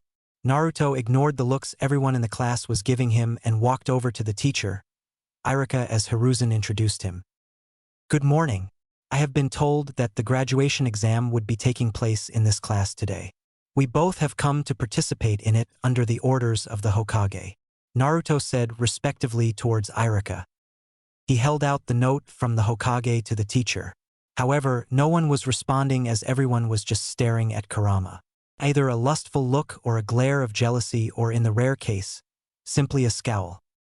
He grinned towards his mate. "Kurama-chan, I think you broke them," he said, pointing to Irika and then to the class. Kurama giggled at the subtle compliment which Naruto sent her. A minute later Naruto got irritated. His single open eye had started glowing blue as he glared at everyone in the class, releasing a little bit of his killing intent. "Stop staring or I will hurt you all," Naruto growled. Kurama too has had enough of this. After all, she was only for Naruto to see. Those stares made her feel like she was cheating on her Naruto-koi in some way. Most of the people in the class snapped out of their trance, but what was important was that Irika snapped out of his trance. He bowed slightly. "I apologize," the teacher said with slight embarrassment in his voice. Naruto waved him off. "It's no problem. Here, take this note from the Hokage, it should explain quite a bit," he said. Irika took the note and started to read through it. Meanwhile, Naruto smirked. "Now they might get off of us," he said to his mate. She raised an eyebrow. "What does that supposed to mean?" she asked curiously. Naruto grinned. You didn't read what was written in the letter, but you'll hear about it soon enough, he said teasingly, squeezing her tighter into his body. As Irika read the letter, he started to understand why Naruto got so angry at them for just looking. Good morning, Irika. I apologize for not telling you earlier, but I didn't know if they were going to make it back to the village in time. Naruto Uzumaki and his wife Kurama Uzumaki had been training together outside of the village for the past 3 years and only returned yesterday. I wish for you to take them and have them participate in the exam today. You can put them against your strongest students in the sparring if you want to test them for real, but I assure you, you will not be disappointed. From your Hokage, Hiruzen Sarutobi. The letter left Irika quite surprised. It was no wonder that Naruto got angry. After all, they were staring at his wife like she was some piece of meat and they were a pack of hungry wolves. He walked over to the front of his class and spoke. Well, class, we have 2 new students today for the exam. They were out of the village for the past 3 years training and have returned to take the exams yesterday. Please, be nice to Naruto Uzumaki and his wife, Kurama Uzumaki, he said with a grin. What no one noticed was the way Kurama's face gained an atomic blush. Her knees buckled and her eyes started to tear up. Naruto held her close to him as a few tears fell from her eyes. What? She weakly whispered to Naruto. Her man just grinned at her. Your right skirt pocket, he whispered back. Kurama pushed her hand into her pocket and pulled out what Naruto placed in there. It was a ring with a rather big diamond on it. Into the diamond was curved the kanji for the number 9, and inside of the diamond was a small tag with Naruto's flying Raijin seal on it. Kurama shakily placed it on her right ring finger. She wrapped her arms around Naruto and pecked him on the lips. I love you so much, she whispered to him. Naruto smiled as he held her right hand, rubbing her new ring. I love you more, he said with a smile. Meanwhile, the class was shouting about how unfair it was that they just came for the last exam. Irika ignored them and waited for everyone to calm down. Once they did, the last Uchiha spoke of his displeasure. How come those clanless losers get to simply come for the last exam while me, an Uchiha elite, needs to go through 10 boring years of this stupid place? He said in anger. Irika sighed, but Naruto spoke before he could. We were training outside of the village, so I could learn to control my power without killing anyone in the process. It is rather hard to control, and in the beginning, I lost control quite often. Had I come here, you'd all probably be dead. I got special permission from the Hokage to take my wife away from the village with me, so that she could calm me down whenever I lost myself. And that is why we are granted permission to enter straight into the final exam, Naruto said coldly. Irika looked at him in shock. He knew who or what Naruto was and couldn't be happier that the Hokage sent him away to train on controlling the beast. Sasuke scowled. Please, what power could a pathetic loser like you have that would threaten the likes of me? He said arrogantly. Naruto scowled, but before he could reply, Irika walked over to them. I know what you hold, but I think you shouldn't tell the students, the teacher whispered. Naruto waved him off. He doesn't deserve to know, he whispered back. Naruto turned his glare towards Sasuke. That is none of your business. If you have any problems in the way both myself and my wife got to this exam, you're welcome to take that to the Hokage and discuss your problems with him, he said as he grabbed Kurama's hand and dragged her to a seat in the last line where he sat her in his lap. Everyone looked at the couple for a few seconds before something clicked in their heads. Wait, how old are you? One of the other students asked. Naruto raised an eyebrow at the question. We're both 16 years old. Why do you ask? He asked, genuinely curious to know why their age would be something that the students would care about. If you're still the same age as us, how the hell are you already married? The same student asked. Naruto glared at him. First of all, this is none of your business. We're married because I asked her to and she agreed. Our age doesn't matter because, as you can see, our bodies are already a lot more mature than your little premature bodies, he said, almost growling at the end. They were trying to take his Kurama-chan away from him, and he was not going to let that happen. Before Naruto could start beating the shit out of them all, Irika cleared his throat. If you're all done harassing the new students, we can finally begin the exam. We're going to start with a written exam, so bring out your pencils and we will give your exam sheet to you, he said, and started giving exam sheets to the students. Naruto sadly placed Kurama on the chair next to his, making her pout cutely. Just finish the exam quickly and you could come back, he said to her before unsealing a container of ink with 2 brushes. Irika made his way through the class until he made it to the final line where Naruto and Kurama sat alone. He placed their exam sheets on the table and raised an eyebrow. Ink and brush isn't a common tool in our times. What happened to a pen? Irika asked curiously. Naruto shrugged. No one ever said anything about a written exam at the graduation of Shinobi, so I didn't bring one. As a member of the Uzumaki clan, I studied Fuinjutsu from an early age, and so I always carry ink and brushes on me in a storage seal. Since we need to write with something, I assumed that using the ink wouldn't be so bad. Naruto explained, though he spoke silently so the other students wouldn't hear. Irika slowly nodded his head, surprise on his face. He went back to the front of the class before turning to the students. All right, you can start. You have an hour to finish this exam, and once you're done, place it on my table, he said, and everyone got started. Naruto took a look at the first question and had to hold himself from laughing. The questions were very basic. The first question was in history. What was the name of the 4th Hokage? And what was his most famous jutsu? Naruto wanted to answer with, "He was my father," but he held himself back. He knew that Kurama would be jumping into his lap every minute now, so he had to finish this quickly. He quickly answered all of the questions, most of which were about Naruto's family in all 4 of the Kages, the Sannin and Madara Uchiha. He went on to the next section, which was math. Simple questions like, if a kunai traveled at the speed of 10 miles per hour, how much time would it take the kunai to pass 5 miles? After he finished all of the math, he went on to the last thing, the history of other villages.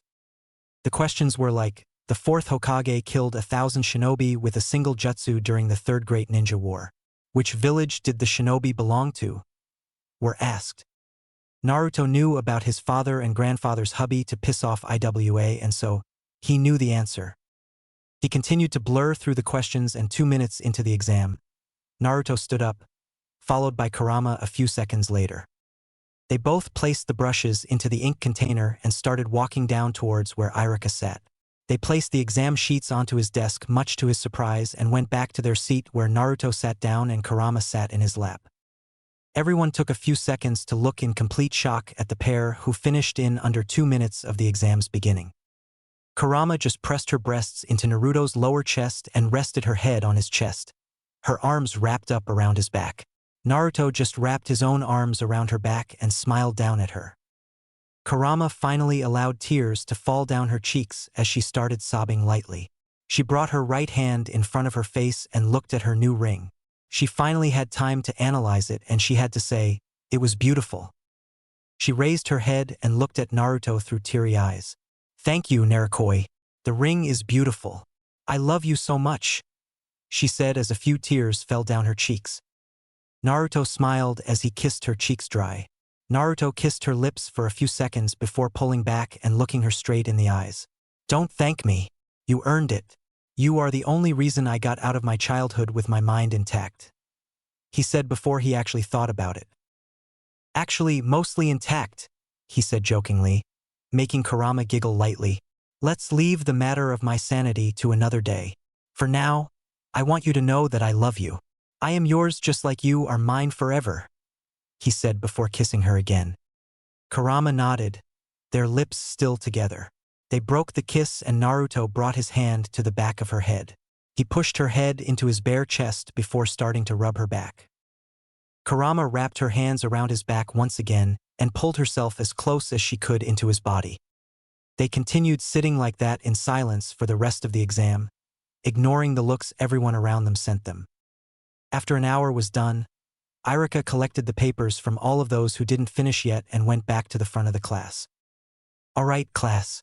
Now we will be moving out to the academy training grounds so we could do the accuracy test, taijutsu spars, and ninjutsu exams, he called as he started to leave the class. All of the students got out of their chairs and onto their feet before walking out after Irika. Naruto and Kurama took their time. They slowly got up. Naruto smirked as he noticed something.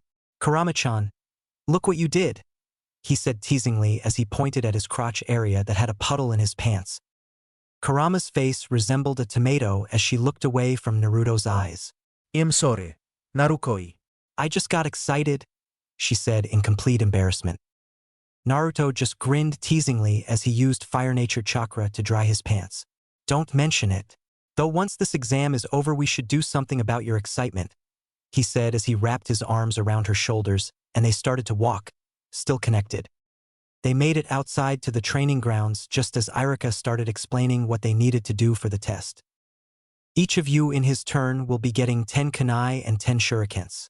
You will throw them towards the target and do your best to hit the bullseye. In order to pass, you are going to need to hit the bull's eye at least 4 times with each weapon. Irika explained, and some of the students started to sweat at the number of times they needed to hit. Those students were, of course, civilians. Most of the clan heirs could easily hit the bull's eye 4 times out of 10. Irika started calling names to start throwing, and by the time he made it to Naruto and Kurama, only the clan heirs and a few civilians were left at the training grounds. The rest failed and went home to tell their parents. Kurama Uzumaki, Irika called. Kurama left Naruto's arms much to her displeasure and walked over to where Irika placed the weapons. She lazily placed 3 kunai in each of her hands and threw them all at once. She hit everything in the center of the target and proceeded to do the same with the remaining 4 kunai as well as all 10 shurikens. Naruto went up next and picked up the shuriken first. He placed the first 3 in his hand and threw them one by one in quick succession like a certain cyborg ninja does one. He then picked the remaining 7, 4 in one hand and 3 in the other. He threw them all at once and hit the bull's eye with all 10 of his shuriken lined up with no space between each other. He did the same with the kunai, hitting the bull's eye with all 10 kunai lined up perfectly. Irika and the other students looked in absolute shock at the display of accuracy which both Naruto and Kurama were able to pull off. The two were silently congratulating each other with kisses, not caring that everyone else was just looking at them. Irika quickly snapped out of his shock. All right, class. This exam is over. Let's move on to Taijutsu. Each of you will spar with one of the other students. Try to keep it male versus male and female versus female. Also, try to keep the fight going for at least a minute so I could assess both students' skills. Irika finished and everyone nodded. However, before they could all break up into pairs, Irika spoke again. Sasuke, I want you to spar with Naruto and the same with Sakura and Kurama, he said. Naruto raised an eyebrow. Why those 2? He asked curiously. Sasuke smirked. Why do you ask? Don't think you can beat me? He asked. Naruto shook his head and shrugged. Nah. It's just that you are probably all bark and no bite, and the girl over there is a fangirl by the way she looked at you for the whole day I was here, Naruto explained. Before Sasuke could protest or Sakura could start shouting for her, Sasuke-kun Irika spoke. Well, you see, the Hokage told me in that letter to put you and your wife against the best we have in the class currently. Sasuke has the highest grades in the class and Sakura has the highest grades out of the kunoichi, Irika explained. Naruto shrugged his shoulders before he smirked at Sasuke. Fine. I just hope the duck-ass over there has any bite on him, otherwise, he won't be enough to show you my skills, he said, his sharp fang showing through his smirk. Sasuke scowled as he walked towards the battlefield. Let's go, loser. I'll show you the power of an Uchiha elite, he said as he got into his fighting stance. Irika stood next to the battlefield and watched as Naruto simply stood there, his hands in his pockets. Ready? Irika asked. Both Naruto and Sasuke nodded their heads. Irika looked at Naruto's form and couldn't help but frown at the fact that he was taking Sasuke so lightly. Nevertheless, he began the fight. Begin, he said. Sasuke ran at Naruto with all of the speed he could muster and sent a punch towards his face. Naruto tilted his head to the right, dodging Sasuke's punch. Sasuke noticed that Naruto's left eye was closed like always, so he thought Naruto couldn't see his hand. Sasuke tried to punch Naruto from the left, but he simply leaned back, dodging the attack again. Sasuke sent a spin kick towards Naruto, who simply jumped above the attack, hands still in his pockets. Sasuke quickly recovered and tried a snap kick into Naruto's stomach. However, Naruto simply shifted his weight to the right. Sasuke's kick missed and he retracted his leg. Sasuke tried a jab, cross, hook combination, but Naruto simply tilted his head to the right, avoiding Sasuke's jab, then tilted his head to the left to avoid the cross, and finally he crouched to avoid the hook. That was when Naruto's mental count reached a minute and Naruto shifted his weight to one leg, still crouching before he lifted his right leg and kicked Sasuke into the air and knocked him out at the same time. Naruto appeared under Sasuke and with one hand held upwards, he allowed Sasuke's back to land on his hand instead of simply letting him fall onto the ground. Naruto placed Sasuke onto the ground somewhat gently before he disappeared and appeared behind Kurama with his chest pressing into her back and his arms wrapped around her shoulders. Kurama squealed as she turned her head and kissed Naruto. She was the only one to be able to follow his speed and she got excited watching him fight. They broke their kiss and she grinned at him. "I love to see you in action. It's so arousing to me, seeing my strong man fighting like that," she whispered onto his lips before kissing him again. Naruto grinned as they broke their second kiss. "Well, like I said before, we're gonna have to take care of that later. That body of yours is only for me to see," he whispered back to her. Just then, they heard a shriek. Sasuke-kun. They both turned to look and saw Sakura kneeling next to Sasuke, her ear to his heart and her hand holding on to his own. They both sweat dropped as Sakura was acting as if Sasuke was dying. Suddenly, Sakura got up and walked over to the couple. She cocked her fist back and went to punch Naruto, but he simply stayed there, his eyes closing. Suddenly, just before Sakura could hit Naruto, Kurama grabbed her head and glared at her, her red eyes glowing. "Your fight is with me, not him," she growled. "He hurt my Sasuke-kun. I will kill him," Sakura screeched. Kurama scowled. "Listen here. You should know that in a spar sometimes people would get hurt. The Uchiha is not going to die, so please, for the safety of our ears, stop screaming. I'll give you some advice. You should start training more seriously because with no skill or any sex appeal, you will not get far in this world," she said coldly. Everyone started laughing at Sakura, who was finally allowed to have her fist back. Kurama kissed Naruto one last time before walking off to the arena.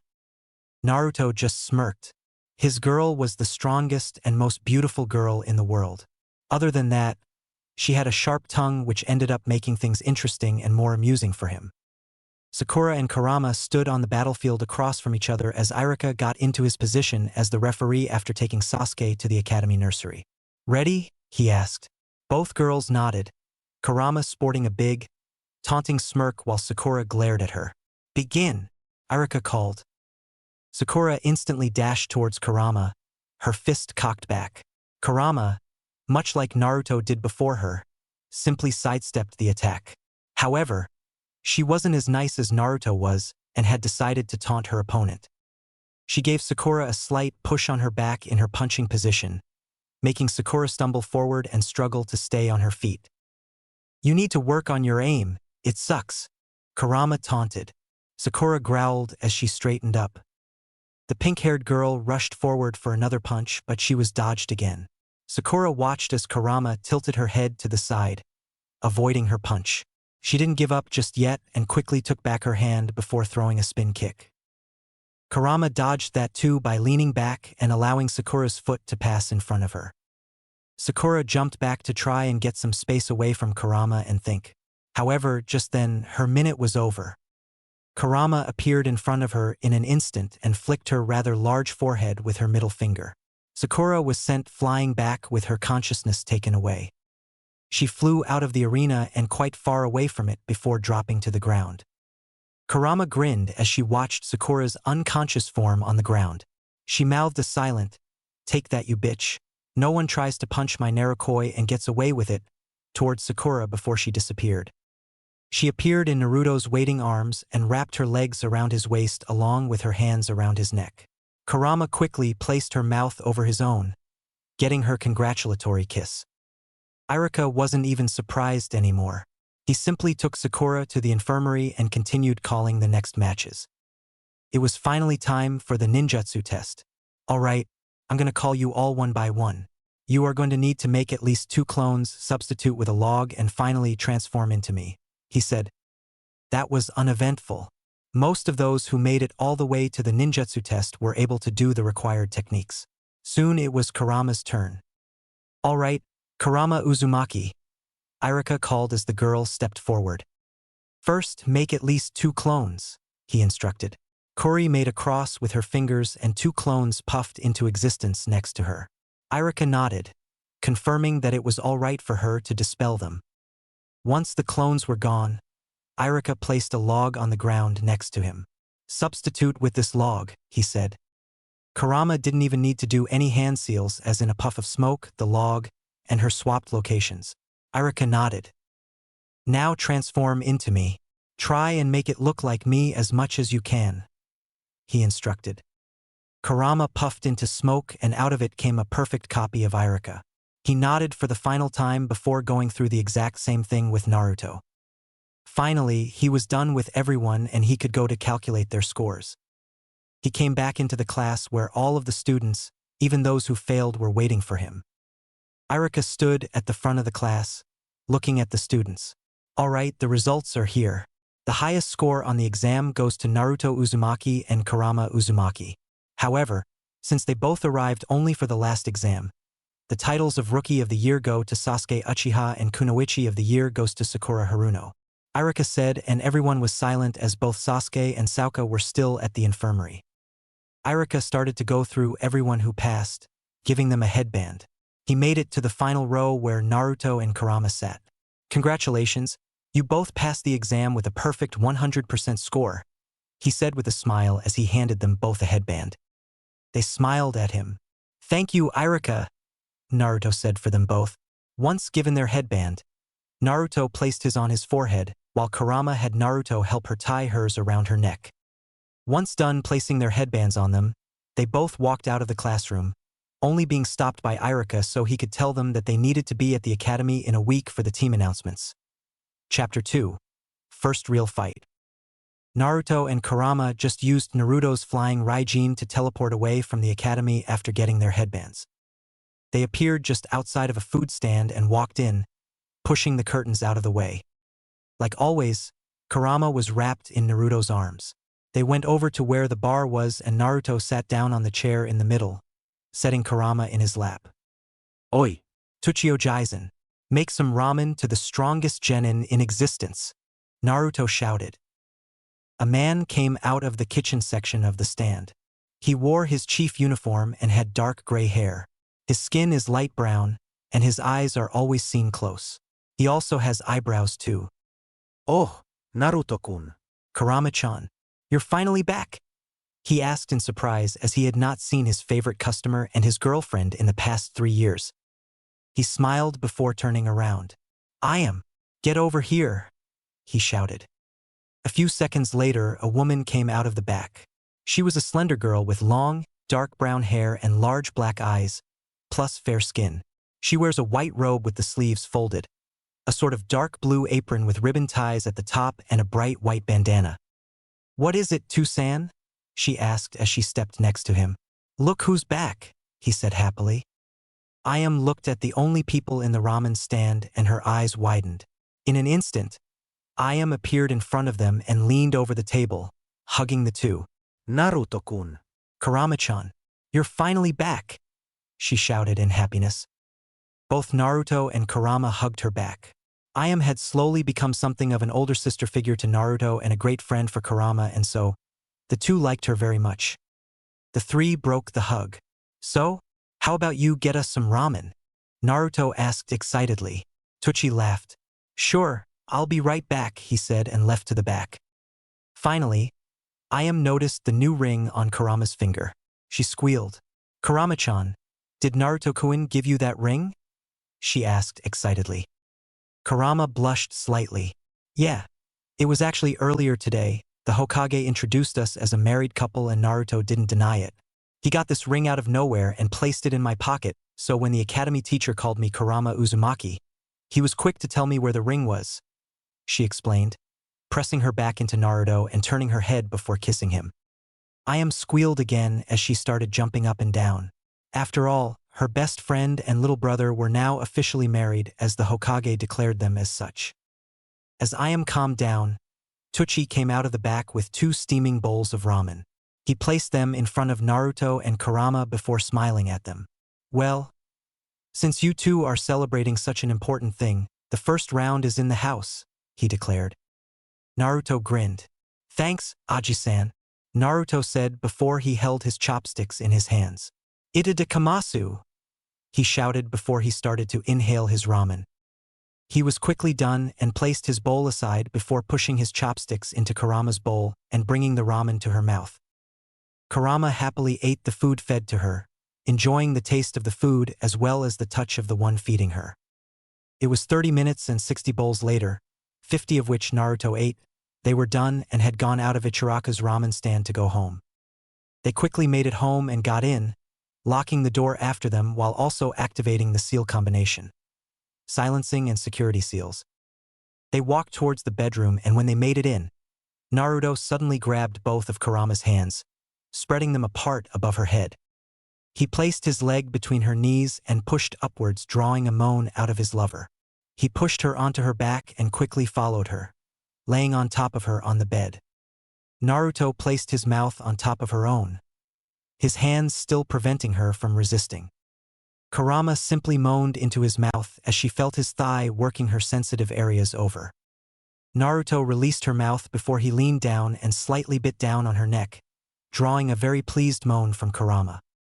"You know," he said, drawing her attention to him. Kurama looked at him through clouded eyes as he continued to pleasure her. "You never actually answered, so how about it? Ready to become Kurama Uzumaki? Or would you prefer Namikaze? Or maybe Senju or Uchiha?" he asked. "Oh, yes, I am ready. It would be an honor for me to become your wife.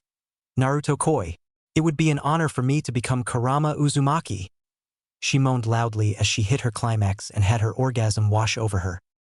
Her eyes rolled into the back of her head and her head shot back as she accepted the first and only marriage proposal that will ever be sent her way by a worthy man. She was ready to officially belong to Naruto, take his last name, take his problems and take everything that is wrong with him and do her very best to make it better. She was ready to become Naruto's wife and spend the rest of itinerary with her equally as immortal husband. She was finally ready to walk alongside her love and become his and only his. Naruto smiled at her answer as he leaned back up and kissed her lips. "Good. So from today until the end of time, your name is Kurama Uzumaki and you are mine," he said possessively as he held her closer to his body. That night, neither of them got any sleep, and even at 10 a.m. the next morning they were still fucking like foxes in heat. A week later, it was finally the day of the team announcement. It will be happening in 2 hours, and Naruto was starting to wake up in his apartment, the form of his sleeping and quite naked lover laying on top of him. He smiled as he watched her form almost glowing in the sunlight. Had she not been a demon fox, he would have thought that she was an angel with her beautiful looks and with her body glowing in the sunlight like that. He kissed her forehead. "Wake up, sleeping beauty. We need to get to the academy in a few hours," Naruto whispered in a gentle tone into her ear. Kurama moaned as she stretched her arms, her breasts jiggling and pushing forward much to Naruto's enjoyment. She smiled lovingly at Naruto before she leaned down and kissed him on his lips. "Good morning, Narukoi," she said as she yawned cutely. Naruto smiled at her. "Good morning to you too, Kurachan. How about we go take a shower? I think my back is a little dirty, but I'm afraid that I can't reach there," he said suggestively. Kurama grinned. "Sure, I'll help you wash your back, though you're gonna have to pay up like always," she said as she crossed her arms under her bust, pushing her breasts upwards. Naruto grinned back as he pulled her back on top of him and got up, lifting her over his shoulder. Kurama giggled excitedly as she placed kisses all over Naruto's lower back. Yep, that was just another ordinary morning in the apartment of Naruto and Kurama Uzumaki. An hour later and they were out. Naruto was dressed only in his boxers and Kurama was dressed only in a red bra and a matching thong. Naruto carried her bridal style as they went towards the kitchen. Once there, Naruto placed Kurama on one of the chairs. He went into the kitchen and allowed all 10 of his tails to sprout out of his back. His tails quickly stretched all around the kitchen and started opening drawers and pulling ingredients out of the fridge. Kurama grinned excitedly. "So, Narukoi, you're making me pancakes, right?" she asked excitedly as she started drooling slightly. Naruto turned his head towards her and shook his head with a serious look on his face. "Nope, it's time we eat something else for breakfast. he said, making Kurama pout cutely while puffing her cheeks out. But why? She whined. They are perfect. There is no need to eat anything else, she said, defending her pancakes. Naruto's tails stopped working on preparing the ingredients and all of the other things Naruto was going to need for breakfast. Well, for starters, I don't want you getting fat on me. Other than that, your nasty sweet tooth is not something healthy. You need to eat things other than pancakes. After all, you've been eating it as breakfast, lunch, and dinner for the past week. Naruto explained. Kurama disappeared and appeared at the corner of the kitchen, a dark aura surrounding her and a rain cloud above her head. She was drawing circles on the floor with her finger as she crouched down next to the floor. Naruto's sweat dropped as he looked at Kurama's depressed form. Well, I guess one last time won't hurt. She is going to become a kunoichi and will get more activity to burn away the extra fat. Also, her demonic chakra will transfer any excess carbs into other things that her body needs. And with the sex we have, she burns a lot of calories every day anyways, he thought as he sighed heavily. He walked over to her corner and crouched down next to her. He noticed a few tears on her cheeks and frowned slightly. He wiped away her tears and smiled lovingly at her. Please don't cry. You know I'm right. After all, you said the same thing to me when I was still eating ramen all day long, he said as he rubbed her back comfortingly. Kurama turned to look at him with teary, big puppy dog eyes. I know, she said as she sobbed lightly. It's just that I really wanted pancakes today. Please, just for today. I promise that from tomorrow, we will only eat pancakes when you allow it, she begged. After all, it will only be fair if he controlled when she ate her favorite food just as she controlled when they were going to eat ramen. Naruto smiled. Fine. But you'd better not behave like this tomorrow because tomorrow I will not break and we will eat something else even if I have to push some silverware down your throat and force you to swallow, he said. Kurama instantly lost the tears in her eyes as she stopped sobbing. She jumped forward and kissed Naruto, tackling him to the ground. Thank you. Thank you. Thank you. I love you so much, Narukoi, she shouted in happiness. The act of depression and sadness which she used to make Naruto giving completely gone. Naruto just laughed at her sudden change of attitude as he got up, picking her up bridal style as he stood. He placed Kurama back on the chair and went back to his place in the kitchen. Kurama watched in amazement and excitement as Naruto used his hands and tails to dance around the kitchen, making her favorite food in the process. Not 20 minutes later and Kurama was sitting in front of a pile of pancakes, her mouth drooling and her eyes shining. Naruto smiled as he sat next to her and started preparing the pancakes the way she liked them. He was quickly done and had started feeding her with the fork.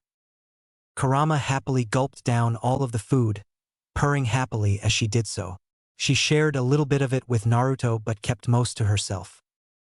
Once done, Naruto and Kurama left the house, the fox lady happily smiling as she was wrapped in the arms of her lover. They slowly made their way towards the academy building where the team announcements would be taking place. Naruto walked into Irika's classroom, Kurama wrapped in his right arm and pressed back into his chest as his hand snaked around her own chest. The two ignored the stares that they could clearly feel on their backs as they made it towards the last row just like last week. Naruto decided to finally take a look around at the other new genin. There were 8 other people there besides Naruto and Kurama. The first was a plump boy who was eating some potato chips which he pulled out of a bag. He had brown waist-length hair, black eyes, and he wore his headband around his forehead. He sports a red suit with plated armor on his torso, arms, and upper legs, having the kanji for food on the front. In his earlobes were studs. The second was a girl. She had fair skin, light blue eyes, and long platinum blonde hair worn in a ponytail, with bangs framing the right side of her face. Her ponytail extends all the way to her waist with a single bang of it hanging over her right eye. She had a very well-developed body with high C to low D cup breasts. She wore a purple top that revealed her shoulders and stomach and strained against her rather developed bust. Other than that, she wore a purple straight skirt that reached to her knees. She wore her headband around her neck. Next was another boy. He had narrow brown eyes and a typical expression suggesting he is either bored or irritated. He had shoulder-length black hair tied in a spiky ponytail. He wore the standard Konoha outfit, the only customizations being green-lined mesh armor on his wrists and ankles and the plate of his forehead protector sewn into his left sleeve. He had studs in his ears. Next was another boy. He had messy brown hair, sharp black eyes with vertical slit-like pupils, pronounced canine teeth, and nails that he could change into claws. He also has the distinctive red fang markings of the Inuzuka clan on his cheeks. He had a black-colored headband with the Konoha forehead protector on his forehead. He wore a nowadays-styled leather-form-fitting black jacket, with zips over the chest and sleeves, along with black pants and sandals, also zipped, matching the jacket. Next was another girl. She was a slender girl of fair complexion who had lavender pupilless eyes and dark blue hair styled in a heimcut which reached all the way to her lower back, both of the features suggesting that she was a member of the Hyuga clan. She stood at the average height of 5 feet 5 inches and had a very well-developed body. She had well-developed breasts, at least a D-cup, and a nice curved body. However, it was difficult to notice due to her clothing. She wore a loose-fitting, lavender and cream hooded jacket with lavender cuffs over mesh armor. She also wears navy blue pants, black, low-heeled sandals, and changes the cloth of her forehead protector from blue to black. Next was another boy. He was barely recognizable as his eyes were hidden by sunglasses. His whole body down to his knees was covered by a light gray jacket and his head was covered with a hood. He wore long ANBU black pants. His lower face was covered by the high collar of his jacket and his sunglasses were circular. The only part of his skin which was visible was his palms and they were fair-skinned. The last two people were the two people who Naruto and Kurama actually got to interact with. Those two being Sasuke and Sakura. Sakura had long pink hair that reached to around mid-thigh and emerald green eyes. She was fair-skinned. She had a very large forehead and wore her headband with the forehead protector inside of her hair on top of her head. Her chest was practically non-existent and her hips were very small. She wore a red tank top with a pink apron-like skirt. Under the skirt she wore black biker shorts. On her hands she wore gloves and on her elbows she wore pink elbow guards. On her feet, she wore a pair of low-heeled, knee-high boots and finally, she had a kunai holster on her right thigh. Sasuke had black eyes and black hair shaped in the form of a duck's butt. His skin was fair and he was constantly scowling. However, his scowl looked like a pout and while no one dared to tell him that Naruto and Kurama didn't fear him so for the first time, Sasuke was going to get teased because of his pouting. He wore a gray, short-sleeved shirt that was open at his chest. He had a dark blue pair of baggy pants and he wore black arm guards to cover his forearms. Finally, Iruka stepped into the class with another teen. He had short, straight black hair and dark eyes which contrast with his translucent-looking pale skin. He was carrying a small backpack. He wears a short black and gray jacket with red straps. He also carries a tipless tanto on his back. The rest of his outfit consisted of a high-collared midriff shirt, black pants, Shinobi sandals and gloves with his index and thumb fingers exposed, most likely to use some kind of technique with his fingertips. Iruka walked towards the front of the class, the new teen following closely behind him. Good morning, everyone. I'm happy to say that everyone here will be getting into a new Jennine team today. This young man, Sai, will be joining one of the teams along with the rest of you all as there was an odd number. Now, if you will, I would like to start reading out the teams, Iruka said cheerfully as the teen, Sai as Iruka introduced him, sat down in the first row. Now, let me start and try not to interrupt me, Iruka said as he cleared his throat. Since teams 1 to 6 are being appointed in other classes, I shall start with Team 7. Team 7 will be Sakura Haruno, Sasuke Uchiha and Sai under the teaching of Kakashi Hatake, Iruka declared and was interrupted by loud screaming. Yes, I always knew that my true love for Sasuke-kun will win, Sakura shouted as she started jumping around. Meanwhile, Naruto hummed. That is rather interesting, with Eren Aizen as a teacher, the Uchiha might actually become a better person. Or he might just become even worse as he will have to wait for it to arrive every morning as well as deal with his porn reading, he said in thought. Kurama lightly giggled as an evil grin appeared on her face. We should probably send some clones to film him slowly losing his cool as he waits for the pervert to arrive, she said, rubbing her hands together evilly. Naruto laughed and kissed her on the lips. That's the reason I love you so much. You always have such great ideas. For example, yesterday night in bed, He trailed off as Kurama blushed. She buried her head back into Naruto's shoulder as she hid her face under her hands. Naruto chuckled as he leaned down next to her ear. You know, you might be even more perverted than Ero Onizen or Aji-san. He whispered huskily into her ear, making her blush more. Naruto laughed as he turned her around in his lap and pressed her chest into his own. He pulled her arms from her face and kissed her on the lips. Don't be embarrassed. That's the side of you I like the most. The real you.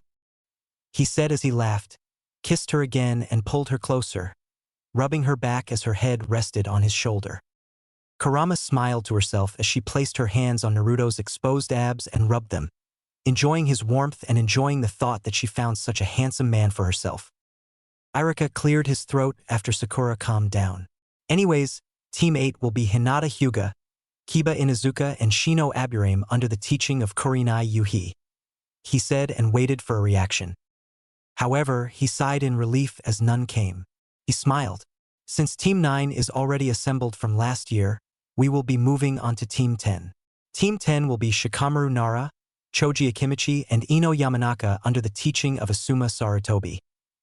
He finished and once again there was no vocal reaction, though Ino did scowl and huff in annoyance. Finally, the last team will be Team 11. That team will consist of Naruto Uzumaki and his wife, Kurama Uzumaki. They will have no third teammate, nor will they have a sensei as per the orders of the Hokage. He announced. That was it, and the class broke into an uproar. Some were laughing at the two, saying that they weren't even worth a sensei, and some were jealous of the two as they thought themselves to be better than anyone else and thinking that even their senseis will be holding them back. Naruto unleashed his chakra, not even releasing killing intent but still releasing enough to make everyone shut up. As Irika said, this is per the orders of the Hokage. If you have any problems, go take it up with him. If you don't, shut up and sit down to wait for your senseis. You will need to wait a while, especially Team 7 since Ero Onizen has a habit of being a little late. Naruto said, smiling as he got up, Kurama in his hands. The two walked calmly out of the class and only once gone, Naruto's chakra pressure disappeared. The weaker of the new genin let out sighs of relief as Irika chuckled lightly at Naruto's nickname for Kakashi. Hokage's office. Aji-san, your favorite ninja has arrived for his first official mission, along with his hot wife. Naruto shouted as he kicked the door of the Hokage office open and walked in, Kurama wrapped up in his arms. Hiruzen chuckled lightly. It's good to see you, Naruto-kun. Let me check what missions I have for you. As you might have assumed, since it's your first mission, I can't give you anything more than a D-ranked mission, so that'll have to do for now. I know it might be a little boring for you too, but you need at least 5 D-ranked missions done before you can take your first mission, he said. Naruto sadly nodded. Fine. Tell me what you need us to do. You can give me like a few hundred non-fighting missions and I'll send my clones to do them. Since my parents' bank account is almost gone because of all of the money the village took from it, as well as Kurama's quite expensive ring, I just thought I might as well get some money back, Naruto said, grinning. Hiruzen smiled. Sure. I'll go check what I have for you, he said as he went over to one of the closets of the office where he pulled a big box with the lettered on it. Hiruzen sat back in his chair and pushed his hand into it. He pulled out a few dozens of paper sheets. He placed them on the table. Take those ones for now. For you too, there is this mission, he said as he picked one of the papers and handed it to Naruto. This is a mission to recover the cat of the daimyo's wife. You shouldn't have too much trouble with it, as this mission is usually done by genin squads to better the team's ability to work together, Hiruzen said as Naruto sealed the paper away. Hiruzen motioned to the other papers on his table. For your clones, I've got easier missions. Painting fences and walls, walking the Inuzuka dogs, and helping some shopkeepers organize new supplies. Hiruzen finished explaining as he puffed smoke out of his pipe. Naruto grinned as he counted the missions. He sealed away his 50 counted mission requests before turning and waving at the old Kage. See ya later, Aji-san. I'm gonna show the world how awesome Naruto Uzumaki and his super hot wife are. Thanks for the missions, he shouted as he and Kurama were leaving. Yes, indeed, thank you for the missions. They shall be of great help to us, so I would like to thank you as well, Hiruzen-san. Kurama said as she bowed her head towards the man whom her love saw as a grandfather. Hiruzen smiled at the TW. No problem, you two. Just get out there and make all of the village proud, he said. The two left, and once outside, Naruto and Kurama easily made 50 shadow clones. Naruto divided them into groups of 1 Kurama and 1 Naruto in each team before giving the teams their mission. The teams were quickly all gone, and both the original Naruto and Kurama were left there alone. Naruto wrapped his arm around Kurama before they disappeared in a yellow flash and appeared somewhere in Konoha's forest. Kurachan, I can sense the cat a little to our right. However, we should probably split up so it wouldn't get away on the slim chance that it is able to detect us, Naruto said telepathically towards Kurama through the still existing seal. Kurama nodded her head. All right, I'll go to a flank and make sure it doesn't escape. Would you like for me to set up a barrier? She asked back with telepathy, making sure not to make a sound on the slim chance the cat would hear them. Naruto shook his head. Nope. I would like to set up the barrier myself as yours aren't nearly as effective, he said with an evil grin on his face as he rubbed his hands together. Kurama pulled herself out of his arms and grinned at him. By effective, you mean destructive, and that's why I'll be the one to set up the barrier. We need the cat alive, she said cheerfully in his head as she sent him a wink. Naruto pouted as he crossed his arms over his chest. That's no fair, he mumbled telepathically. Kurama giggled silently as she leaned forward and kissed Naruto on his lips. Once they broke the kiss, she waved and disappeared. Naruto smiled to himself. Damn, I love that girl. So crafty and sneaky, he fondly thought to himself before he too disappeared. He appeared on a branch, just above his target, who seemed to be taking a nap on the forest ground. Naruto noticed the use of chakra and realized that Kurama was done with the barrier setup. He silently landed behind the cat, but it seemed as if the cat was capable of sensing his chakra, which he didn't mask since he never thought a cat could sense chakra. The cat jumped to its feet before starting to run away, Naruto hot on its tail. Naruto wasn't going anything near his full speed. He was simply matching the cat's speed and waiting for it to hit the barrier. Finally, a few seconds later, the cat hit something invisible and bounced backwards, straight into Naruto's waiting open hands. Once the cat realized that it was in Naruto's hands, it started to scratch at his face, though much to its confusion. Its claws were passing right through Naruto's face and his eyes were glowing red with a spiral-like pattern in it.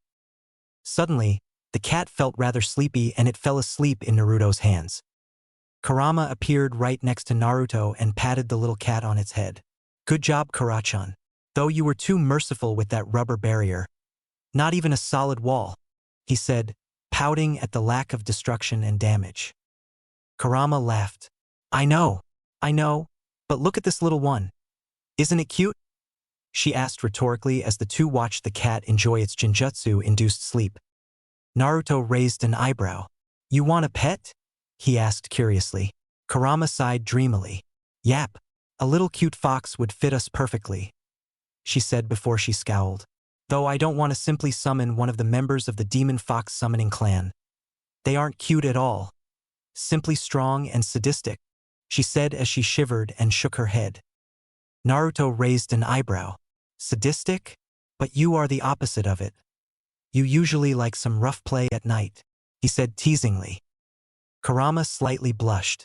That wasn't what I was talking about. The last one that tried to make a demon fox into a pet got so many pranks on him and in general simply lived his life in the most painful way possible, she explained as she looked at Naruto with puppy dog eyes. So can we get a wild fox as a pet? She asked hopefully. Naruto simply laughed as he kissed her. Sure, if that's what you want. When we get missions outside of the village, I'll keep an eye out for nearby foxes, he said, and Kurama squealed in happiness. She kissed his lips. Thank you, Narakoi. I think we should drop that cat off at the Hokage's office and then go home so I can thank you properly, she said as she licked his neck. Naruto shivered. If that's it, then what are you waiting for? Grab hold and let's get going, Naruto said, grinning from ear to ear. Kurama nodded as she grabbed hold of Naruto's arm. The two disappeared in a swirl of leaves, not using the flying Raijin or Naruto's Kamui, so they could keep it a secret from everyone but the Hokage for a little more. The two appeared outside of the Hokage tower and walked in. They walked for a few seconds before simply entering the Hokage's office. "I'm back with the cat you asked for, Aji-san," Naruto shouted as the two entered. Hiruzen smiled. "Good. Because you were back in exactly 15 minutes, I officially declare you two as the holders of the record for capturing Tora the fastest in history," he said. Naruto raised an eyebrow. "What do you mean record? You mean the cat escaped more than once?" he asked. Hiruzen chuckled. "Yeah, Tora here is actually a ninja cat. She intentionally release it into the wild and make Genin teams have to use teamwork in order to capture it. The record before you was 3 hours," he said. Naruto nodded. "That explains how it was able to sense my chakra. Well, I don't really care. We're going home.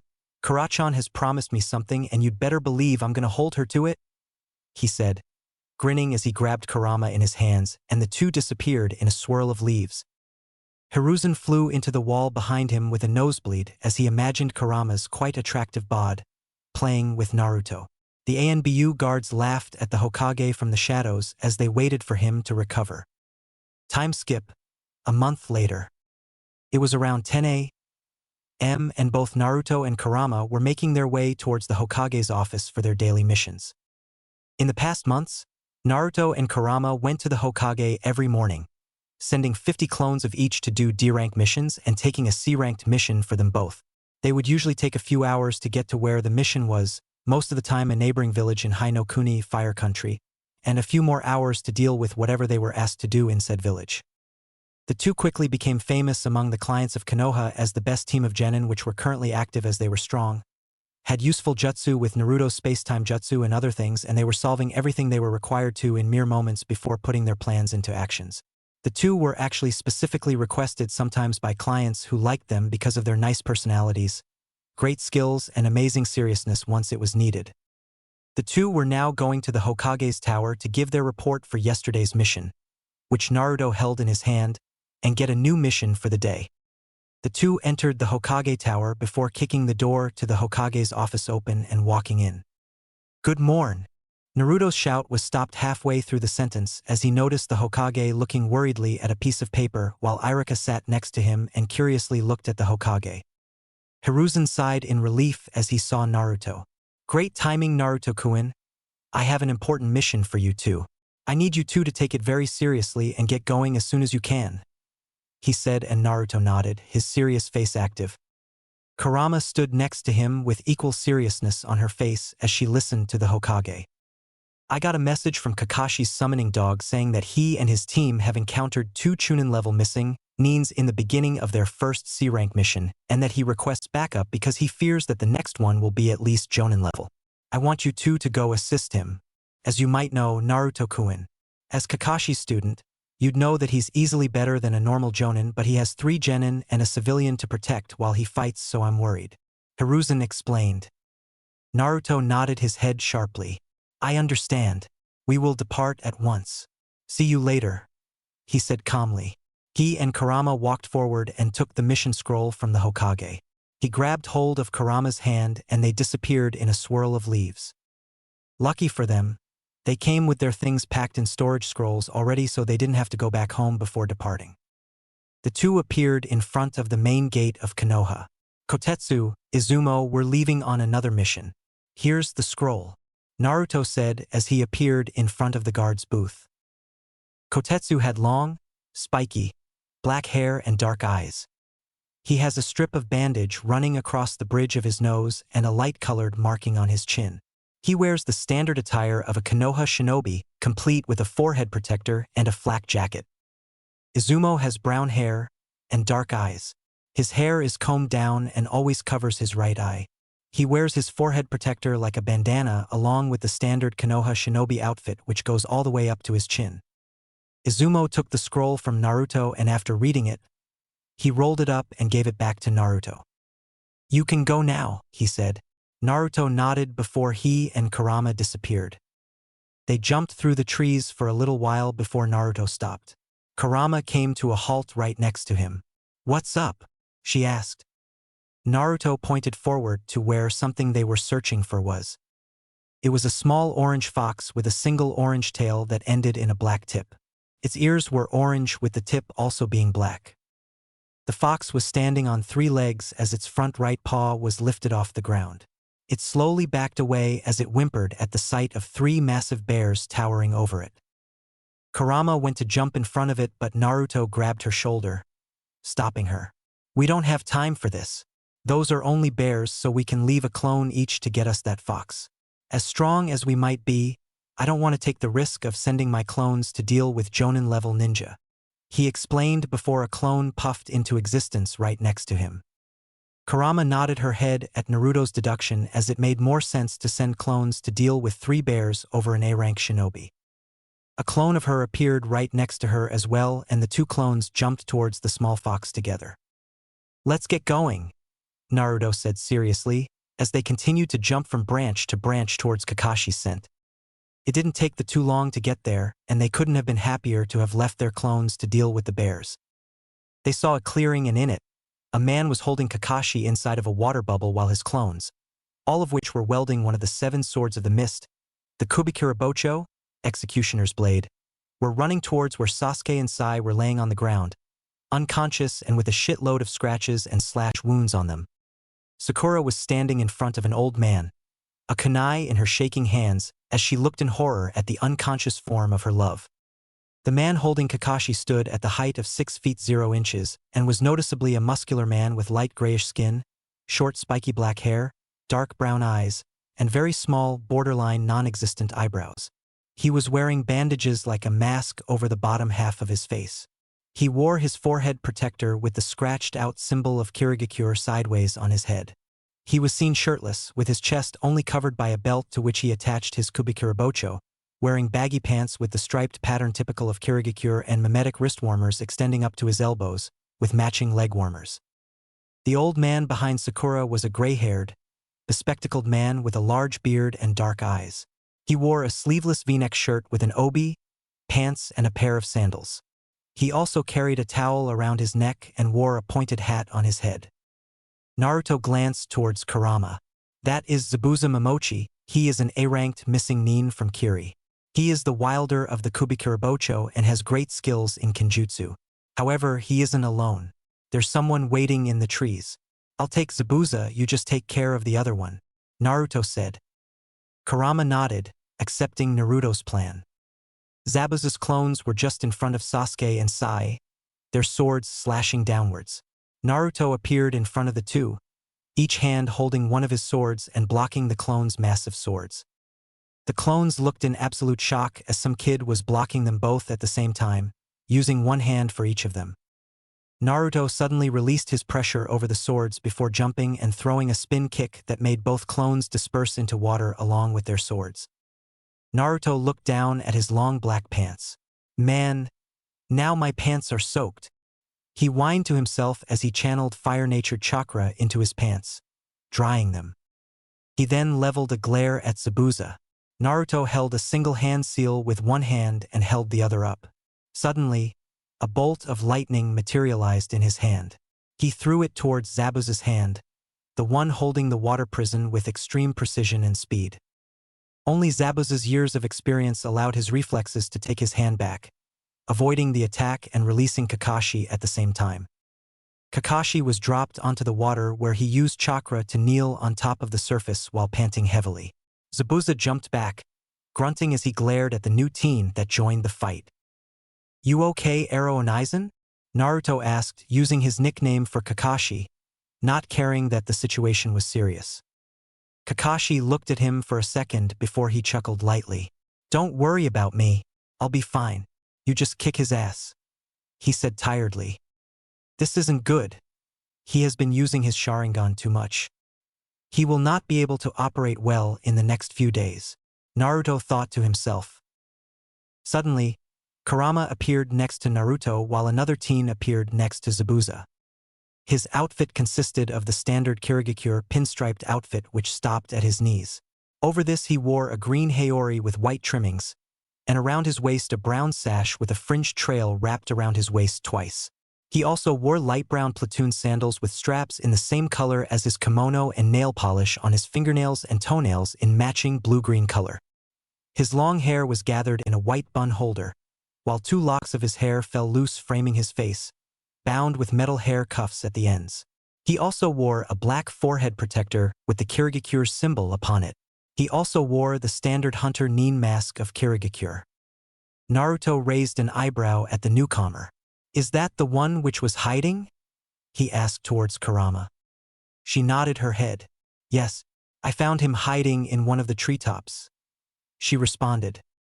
Naruto nodded as he turned his head to glare at Zabuza. "Let's see what the supposed demon of the mist can do against a real demon," he said as he dashed forward. The masked teen dashed in his path only to be punched in the chest by Kurama, who appeared in front of him and sent him into a nearby tree. Zabuza frowned. "Haku, try to handle the woman. I'll deal with the brat quickly and come help you," he said as he pulled the Kubikurabocho off his back and clashed it against Naruto's 2 blades, surprisingly being pushed back. Naruto backflipped away as he held his swords in an X formation. "2 sword style, X slash," Naruto said as he slashed his swords outwards, creating a shockwave which clashed against Zabuza's sword and would have cut it in half had he not jumped away. Once Zabuza's sword was gone and the slash was uncontested, it went on to slash through 15 of the nearby trees before disappearing into thin air. Naruto grinned. "I'm impressed you dodged that. That should have cut cleanly through you," he said as he held his swords in a backwards grip. He held his hands in front of his face with the tips of the swords aiming towards Zabuza. Naruto thrust the swords forward and a straight shockwave tore through the ground. "2 sword style, rushing bull's horns," Naruto shouted as the attack shot at Zabuza with impossible speeds. Zabuza jumped to the right, but it was a little too late. His left shoulder was cut, luckily for him, not too deeply so he was still able to battle, but he was still hurt. Naruto watched as Zabuza panted lightly before running forward. Zabuza made a downward slash that was supposed to cut Naruto in half. However, Naruto sheathed one of his blades before starting to spin his remaining one with both hands. "1 sword style, turtle's shell," Naruto shouted as Zabuza hit the spinning blade and he was pushed back. Naruto grinned as he noticed an explosion of fire just next to them. Suddenly, Kurama appeared again next to Naruto just as Haku appeared next to Zabuza, panting heavily, burn marks all over his clothes and his mask cracked. "Kurachan, do you mind giving me your sword? I would like to test it out against this one," Naruto said, grinning. Kurama grinned back as she pulled her sword from her sheath. Naruto placed the sword he had in his hands in his mouth, his teeth holding the hilt. He took Kurama's sword, holding it in his right hand before taking his second sword, holding it in his left. He grinned maniacally as he crossed his arms over his chest, the blades of the swords held at the sides of his face. Kurama sat down on the ground next to Naruto as she grinned excitedly. "Haku-chan, you'd probably want to sit down and enjoy the show. I promise I won't attack," Kurama said, enjoying the annoyed growl coming from the boy at the nickname. The boy reluctantly sat down and curiously looked at Naruto. Naruto suddenly disappeared. He appeared behind Zabuza, his swords held out to his sides in an open manner as he slid both of his swords into his sheath and held Kurama's sword in his right hand. "3 sword style, fox's claw," Naruto said calmly as his swords clicked in their sheath and Zabuza fell forward on his face, blood running out of his slashed open side. Sasuke, Sakura, Sai, Tazuna, and even Kakashi were staring at Naruto in shock. However, even though Haku was surprised, even more than the others, he knew that with Zabuza down, there was no chance of winning and that he needed to treat Zabuza's wounds. Haku quickly grabbed hold of Zabuza's shoulder before disappearing in a swirl of water. Naruto shrugged as he saw them leaving. "They'll come back eventually. We might as well let them recover so I could have another decent fight," he said to himself as he walked towards Kurama. She was looking at him with hearts in her eyes. She squealed as he came closer. She quickly jumped on top of him, her body pressed into his as they kissed. "You're so awesome. So much blood. So much pain and so much destruction with only your swords. It's so fun seeing my strong man fighting. So arousing too," she said, whispering the last part into his ear. Naruto laughed as he wrapped his own arms around her waist and kissed her lips. Don't sell yourself short either. I saw that explosion of fire and I saw how that guy looked. You were just as awesome, he shouted back, excitement in his voice as well. Kakashi suddenly fell forward on the ground, making a loud thud sound. Naruto walked over to him and flipped him over with his leg to see Kakashi snoring with his eyes closed. Naruto leaned down and covered Kakashi's Sharingan eye with the headband before creating a clone to carry Kakashi. He then turned his head to where the rest of Team 7 and their client were. Oi! Old man, take us to your house. This guy here needs some rest, he said, pointing at Kakashi. The man quickly jumped to his feet. Sure, follow me. Just as he said that, another pair of Naruto and Kurama appeared in front of the first one, the second Naruto having a fox on top of his head. The first Naruto grinned as he held his hand out and in it, his counterpart placed the small fox. Naruto placed it on his head before both the second Naruto and the second Kurama disappeared in a puff of smoke. Naruto turned to Kurama and they exchanged looks as they got the memories of what happened before they both shrugged and started walking after the old man, Naruto's clone carrying Kakashi with him. Flashback. After Naruto and Kurama left the clones, the two clones appeared in front of the bears, 10 tails coming out of Naruto's backbone and 9 out of Kurama's. The two had orange fox ears and were practically glowing with the strong aura of their chakra. As the chakra was demonic fox chakra, it felt comforting to the small fox but menacing to the bears who decided that the little fox wouldn't be worth the effort of fighting those two demons and ran away. Naruto and Kurama turned around and crouched in front of the little fox. It ran over to them as best it could with its hurt front right leg. Naruto reached a hand out to it and after the fox came close enough to Naruto's hand, his hand glowed green and he started to heal the small fox. Apparently, with the wood release came Hashirama's great chakra control, as well as his talent for medical ninjutsu, so Naruto simply added that to the things he needed to master in his training. He was already about as good as his grandmother, but he had a lot more training to do before he was on Hashirama's level. The fox was quickly healed up and it licked Naruto's hand. Do you have a family, little one? Naruto asked. The small fox shook its head sadly. No, I never had any family. I was simply wandering the forest for the past week and that's as far back as I can remember. The fox said, and because the two were half foxes, they easily understood. Naruto looked at Kurama to see her giving him puppy dog eyes and he chuckled slightly. If that's so, we have an offer for you. We would like to take you as our daughter. What do you say? Want to be the daughter of the strongest of the demon foxes? He asked with a smile. Apparently, when he was using the diagnosis jutsus to check how badly she was damaged, he found out her gender as well. The small fox looked at Naruto and then at Kurama before looking at their number of tails. Are you sure it will be okay? After all, you have 9 tails and you have an impossible 10 tails while I only have 1, she asked sadly. Naruto waved her off. Don't worry about it. You'll grow and you might even grow enough to unlock your 5th tail and with it, your human form just like us. With the right teaching, you can do anything and who is better to teach you than the leader of the demon fox summoning clan and her mate? He asked as he extended his hands in front of her once again. The fox got teary-eyed as she ran into Naruto's hands and nuzzled them affectionately. Kurama brought her hand over the little fox's head and patted her. Don't worry, girl, we'll take good care of you, she said happily. End of flashback. Naruto smiled as he heard the light snores of his sleeping adopted daughter from on top of his head. They quickly made it to a house where the old man knocked on the door. It's me. I'm back, the man shouted to whoever was inside. The door suddenly opened to show a young woman standing there.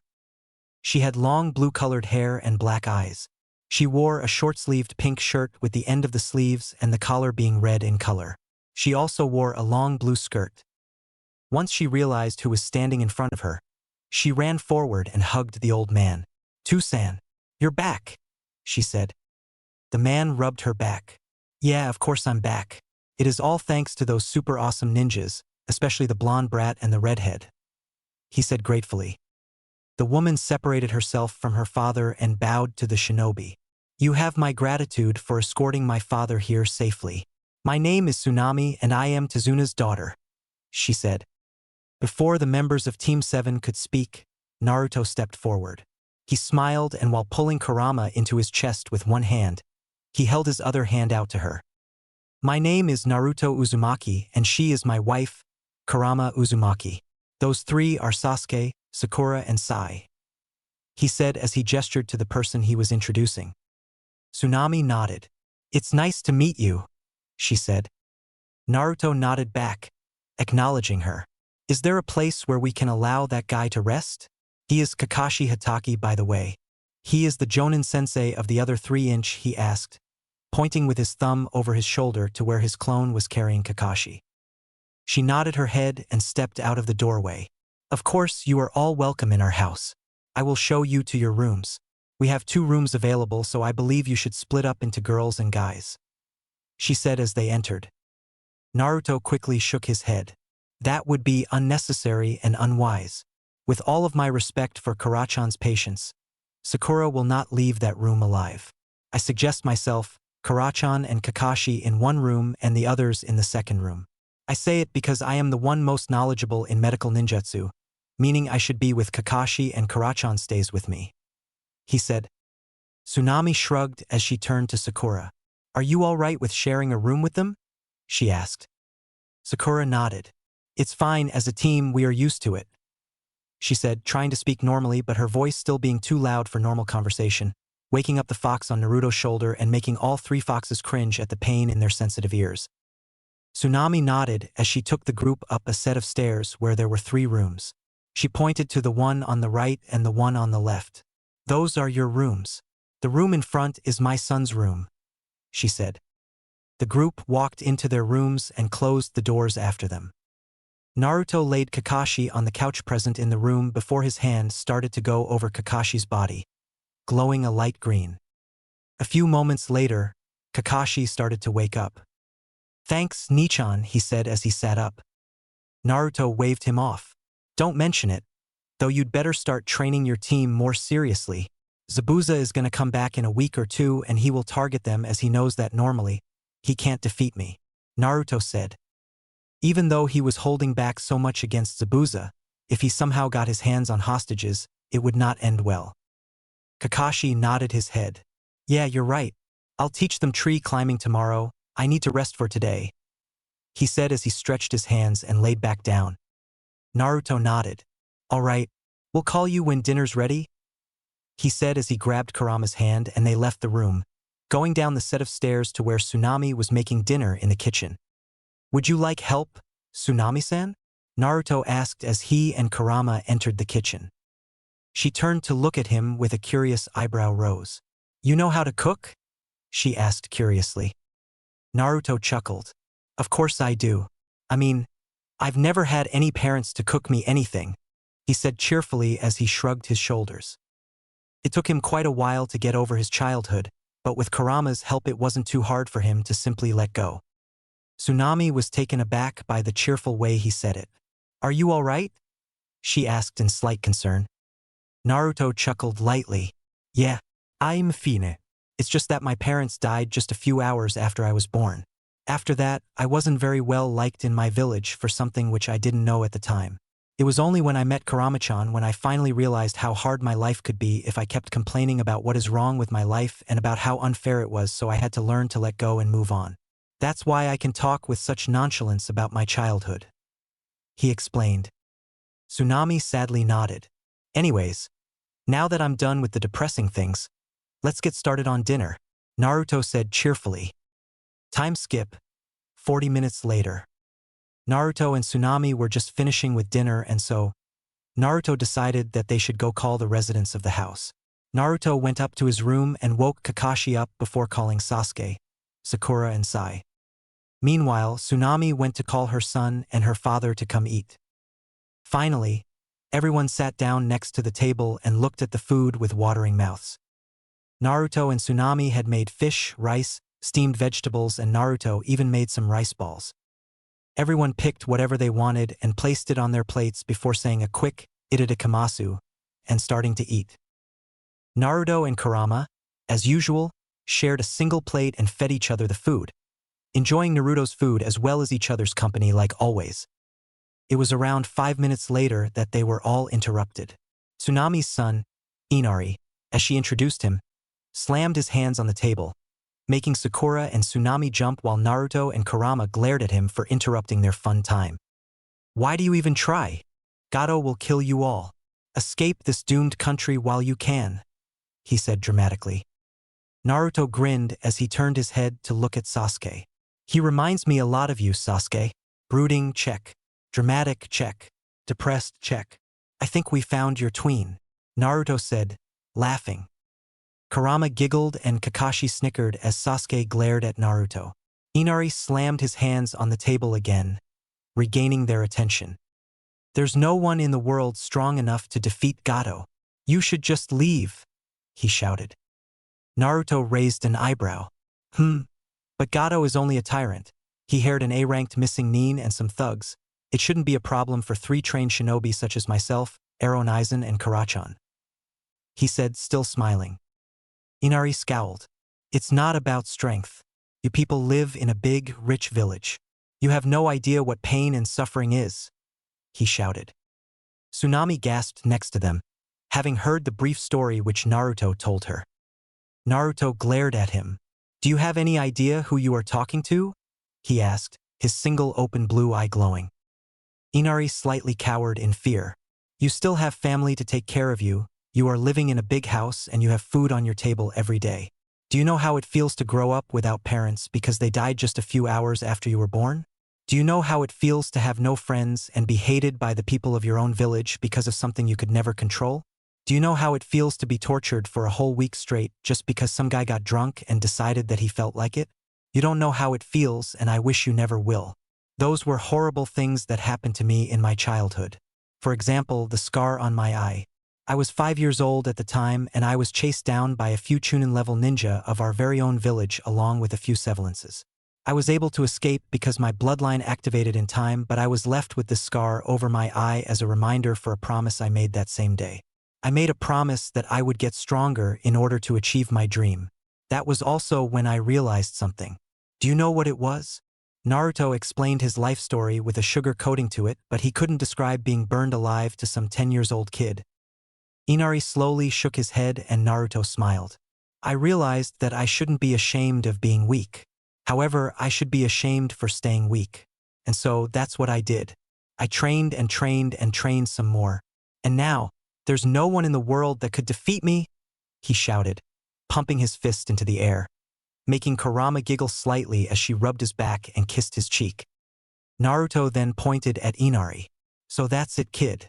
Always remember, there's no reason to be ashamed of being weak. The shame is in staying weak. Please tell me that someone knows where this is from, he said with a grin as he picked some more food in his chopsticks and fed it to Kurama, getting the food from her chopsticks in return. Kurama would have tried to apologize for the way his early life was because of her, but Naruto simply shrugged her off and told her that he loved her too much to hold it against her the last time she tried, so she simply gave up on it. Chapter 3. The Salvation of a Country. The morning sun was shining brightly in the sky of Wave Country. The sun rays went down from the sun and through the windows of houses. One ray in particular went through a window and straight into the eyes of a curtain teen. Naruto groaned as the sun hit him right in the eyes. He was cuddled together with his wife as her head rested on his chest. They shared a single futon as they wanted to stay as close as possible to each other. Naruto clutched his arms around the sleeping form of his wife as he slept, unconsciously turning them to the side to try and avoid the sunlight. He failed in avoiding the sunlight as his face was still assaulted by the blinding light of the sun. With a groan, his eyes slowly opened. He smiled as he looked at his wife's sleeping face as it rested on his naked chest. Her crimson hair was scattered all around his chest and down his stomach. Surrounded by blinding light, she almost looked like she was glowing. Naruto leaned down and kissed her forehead, rubbing her back to slowly wake her up. Not now. Just 5 more minutes, Kurama mumbled in her sleep. Naruto chuckled silently as he complied with her request. He waited 5 minutes before he leaned down again and kissed her lips gently. No, I want to stay cuddled for just a little longer, she whined as she opened her eyes and looked up at Naruto. Naruto smirked at her, We can continue cuddling in the shower if you want. Here Aronizen can wake up any moment, he whispered to her. Kurama's eyes light up. All right, let's go, she said excitedly. Naruto grinned as he got out from under the blanket. He took one scroll with a set of clothes for each of them before he and his wife went to the shower. Both of them were just wearing their underwear as they couldn't sleep naked with Kakashi around. The two just made their way into the shower as Kakashi started to stir. Naruto was lucky he remembered to place a privacy seal in the shower, otherwise Kakashi would have died from the loss of blood. The two came back out fully dressed after half an hour and greeted Kakashi before walking down to the kitchen. Good morning, Tsunami-san. Would you like any help with breakfast? Naruto asked politely as he walked into the kitchen with Kurama wrapped around his right hand. She mostly was leaning on him to hide her limp as she was glowing with the aftereffect of her morning love with her husband. Tsunami smiled at the two. Good morning, you two. You had a good night? She asked as she continued working on breakfast and motioned for Naruto to join her. Kurama went to sit on a chair next to the counter of the kitchen. I slept just fine. My pillow is always next to me, so I don't have anything to worry about, she said happily. Naruto just smiled at her as he pulled a pan out of one of the drawers. I slept fine as well. I was a little cold, but Kurachan warmed me up very well, he said happily as he waited for the pan to warm up. Tsunami looked at the two with stars in her eyes as she sighed. I wish I had the kind of love you two have, to be young and in love, she sighed dreamily. Naruto smiled at her. That might be. However, you have a child to take care of and love now. I always wanted a big family, and I hope that eventually I could have one with Kurachan, he said. Tsunami squealed as she went into fangirl mode at the love between Naruto and Kurama. Kurama, meanwhile, was in a world of her own. Kids with Narukoi? That would be a dream come true. Though that'll have to wait until he grows up at least a little, she thought to herself as she blushed and giggled inwardly. The breakfast was ready just 30 minutes after, and everyone sat at the table.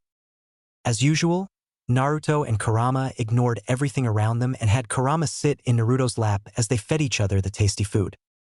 Kakashi cleared his throat, drawing everyone's attention. All right, after breakfast we will be splitting up into 3 groups. One group will come with me to the forest to train. One will go to guard Tazuna at the bridge, and the last group will stay here to guard Tsunami-san and Inari-san. Kakashi started. I'll leave my clones to guard Tsunami-san and Inari-san. Myself and Kurachan will guard Tazuna at the bridge. You can take your team to train. They needed a hell of a lot more than we do, he said. Kakashi silently nodded, agreeing with Naruto's plan of action.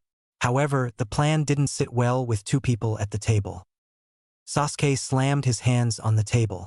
What makes you think that you're better than us? He asked in outrage. Yeah, Sasuke-kun is the best. There is no one stronger than him, Sakura shouted. Naruto rolled his eyes. Sasuke, stop pouting. I have proven over and over again that I am better than you. First at the graduation exam, and a second time when I saved your ass from Zabuza before defeating him. Even if you would even admit it, we are leagues apart. Not just one, and there's nothing you can do about it, he said, glaring at the Uchiha before turning his glare to the pink megaphone. He didn't speak, allowing his wife to speak in his place. And you, Sakura, are even worse than he is. Sasuke might be arrogant, but he has at least a little bite to him. You didn't even say that you are good, you simply are saying that Sasuke is good. You are living in a shinobi world. This world is much harsher than you could ever imagine. Your precious Uchiha princess won't be able to save you every time you are in danger, even if he wanted to. Something which he clearly doesn't, she said, and Naruto nodded, confirming that it was what he thought as well. Kakashi clapped his hands. Settle down, everyone, he said before looking at Sasuke and Sakura. You should take what they said to heart. Both Naruto and Kurama are leagues above you. Actually, as the one who trained Naruto and occasionally helped Kurama train, I can say that you two are not even on the same scale as them. Heck, even I'm not there. I never saw either of them fighting seriously, but I can tell you right now. With only what I've seen, which is half-serious taijutsu and kenjutsu fights, as well as Naruto's fuinjutsu and what I've been told about their special abilities and bloodlines, the two might as well fight in their sleep as they will win anyways, he said seriously. Naruto released some of his chakra, making the air in the room feel a lot heavier. That's enough, Kakashi. There is no need to reveal our abilities. You can never know who is listening, he said, motioning with his eyes towards Sai. Kakashi nodded his head as Naruto's chakra pressure dropped. Naruto stood up as he and Kurama finished their food. The two stood at the doorway. We'll be waiting outside for when you finish, Tazuna-san, Naruto said as the two walked out, closing the door after them. A week later, everyone stood together on the bridge. The only ones missing from the group which was staying at Tazuna's house were Tsunami and Inari, who were back home with 20 Naruto clones guarding them, along with Naruto and Kurama's new pet fox, which was trying to unlock her inner demon fox so she could start working with demonic chakra. One of Naruto's clones was helping her train and encouraging her to do better, giving her motivation when she needed and giving her an example of how demonic fox chakra felt. After the morning a week ago, everyone continued with Naruto's plan for the whole week, Naruto even using his clones to help Tazuna build the bridge. Yesterday, Team 7 were finally able to master tree climbing, and the group had decided to go help guard the bridge. As they were looking around for any threats, a thick mist slowly materialized around them. Here he comes. Everyone stays back, and Nissan, you are the last line of defense. Zabuza will target your students because he knows that he cannot defeat me normally. If he slips past us, get ready to defend them. Karachan, you're with me. You take on his student. Just knock him out, and no matter what, no killing either one of them. I need them alive, Naruto ordered as he and Kurama dashed forward towards where he sensed Zabuza and his student.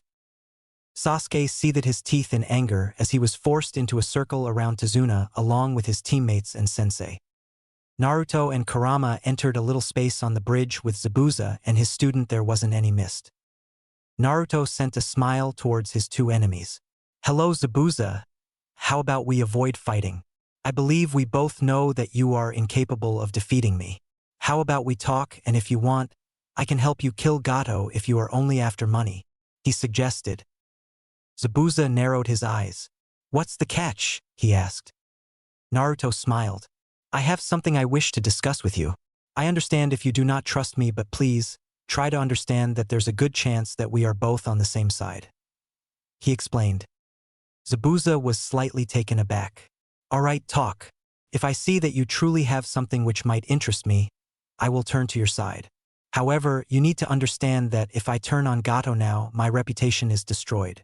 If I don't think what you have to offer is worth it, we will have to battle, he explained. Naruto smiled. Good, he said as he pulled a scroll out of his pocket. You see, before myself and my wife here left Konoha to provide backup to Kakashi's team, the Hokage asked me. Flashback, just before Naruto and Kurama left the Hokage's office. Naruto-kun, before you go, I have a secondary mission for you too, Hiruzen said as Naruto and Kurama started walking towards the exit of his office. Naruto and Kurama turned around to see what Hiruzen had for the two of them. Hiruzen pulled a scroll out of a drawer and threw it to Naruto. Since the last two missing Nins which Kakashi encountered were former members of Kirigakure and currently are members of the rebellion, I assume that the next missing Nin will be as well. As you know, Konoha always loved bloodlines, and as a person who has 3 of them, I'm sure you would hate to see whole bloodlines destroyed. Because of that, I have decided that after the Chunin exams, after you both surely will advance in rank to elite Chunin if not straight up Jonin, I will send you both to help in Kiri's civil war. I'm sure that you two are interested in helping, and I would like to help, so I'm sending them the 2 strongest shinobi of Konohagakure. Your mission is to explain that to whoever will appear next, as long as whoever it is belongs to the rebel side of Kirigakure, and give them this scroll which they would need to pass on to whoever is in charge there, Hiruzen explained. Naruto and Kurama looked at each other before they both grinned. Thanks Aji-san/Hiruzen-san, they both said at the same time. Naruto grinned maniacally as he looked at his hands, lightning crackling in one of his hands as the other had fire in it. His Manjikyu Sharingan activated, and both with tentacles and golden chains sprouted out of the ground. Naruto's 10 tails each went into his wrist seals and took out Hiraishin kunais. Naruto was so excited to go to war. He wanted to try out his power in a place where he could run wild. He was just lucky Irika left the room and he was left with Hiruzen and Kurama alone. Otherwise he would have had quite a bit to explain. Kurama placed her hand on his shoulder as she leaned over his side and kissed him. Come on, Narukoi. You can get excited for war later. We need to go save your perverted sensei before he dies. You are lucky you didn't unleash your killing intent or your chakra by accident because that alone could kill the old man, she said, scolding him playfully. Naruto pouted as the lightning and fire in his hands went out. His tails returned the kunai into his wrist seals before disappearing.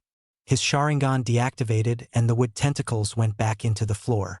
The chains disappeared as the broken wooden floor repaired itself.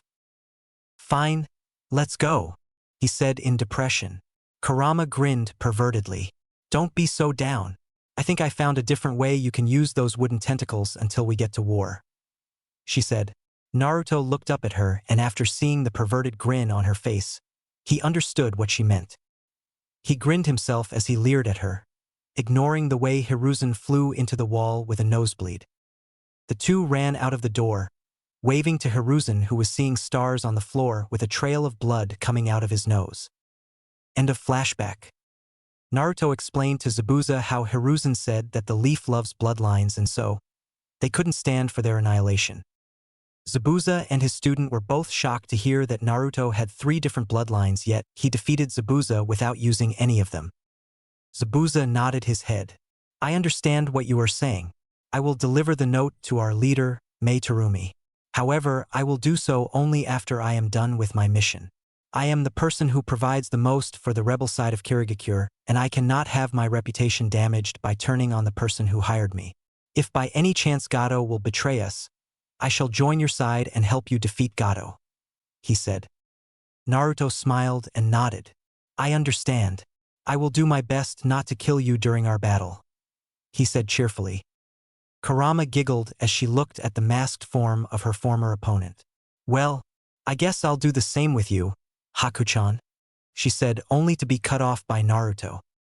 No, you will not. We fight together to take care of both of them. My techniques are way too deadly for a battle which I am not supposed to end with my opponent's death. You are softer and your techniques are less destructive, and so I will immobilize them and you knock them out, Naruto ordered. Kurama nodded her head. I guess you're right. You are too destructive. Though that's what I like about you, so I guess it's a good thing, she said as she planted a kiss on his lips, totally ignoring the fact that they were in the middle of a serious fight. Naruto's sweat dropped before shrugging and kissing her back. The two were snapped out of their loving moment when they sensed a massive water dragon surrounded by countless water needles coming towards them. The two growled together as Kurama held her hand in the horse hand seal and brought it to her mouth. Fire style! Great fire annihilation! She shouted as a massive wall of fire shot out of her mouth, making its way towards the water attacks. Naruto watched the fire completely evaporate the water inside. Kura-chan. I get that you're upset, but we need them alive. Otherwise, we won't be able to go to the war, he said comfortingly as he pecked her lips. Kurama pouted. I know, but it's not my fault that they interrupted my happy moment with my love, she huffed. Naruto shook his head as he stomped the bridge, and a massive wall of water rose from under the bridge, putting out the flames and evaporating at the same time. Naruto smiled at Kurama as he grabbed her chin and kissed her pouting lips. Don't worry, my love. I'll make sure that we have more moments like that one when we are out of fights. For now, let's take care of those two and go back home to see how our little kid is doing, he said. At the mention of their little fox girl, Kurama smiled and nodded as she turned to look at the shocked missing Nines. She had grown very attached to the little fox in the past week and had become something of an overprotective mother to her, though it was still clear that she loved Naruto more for some reason. Zabuza and Haku thought about Naruto and Kurama using those massive attacks to help their country win the civil war and couldn't help but smile truly.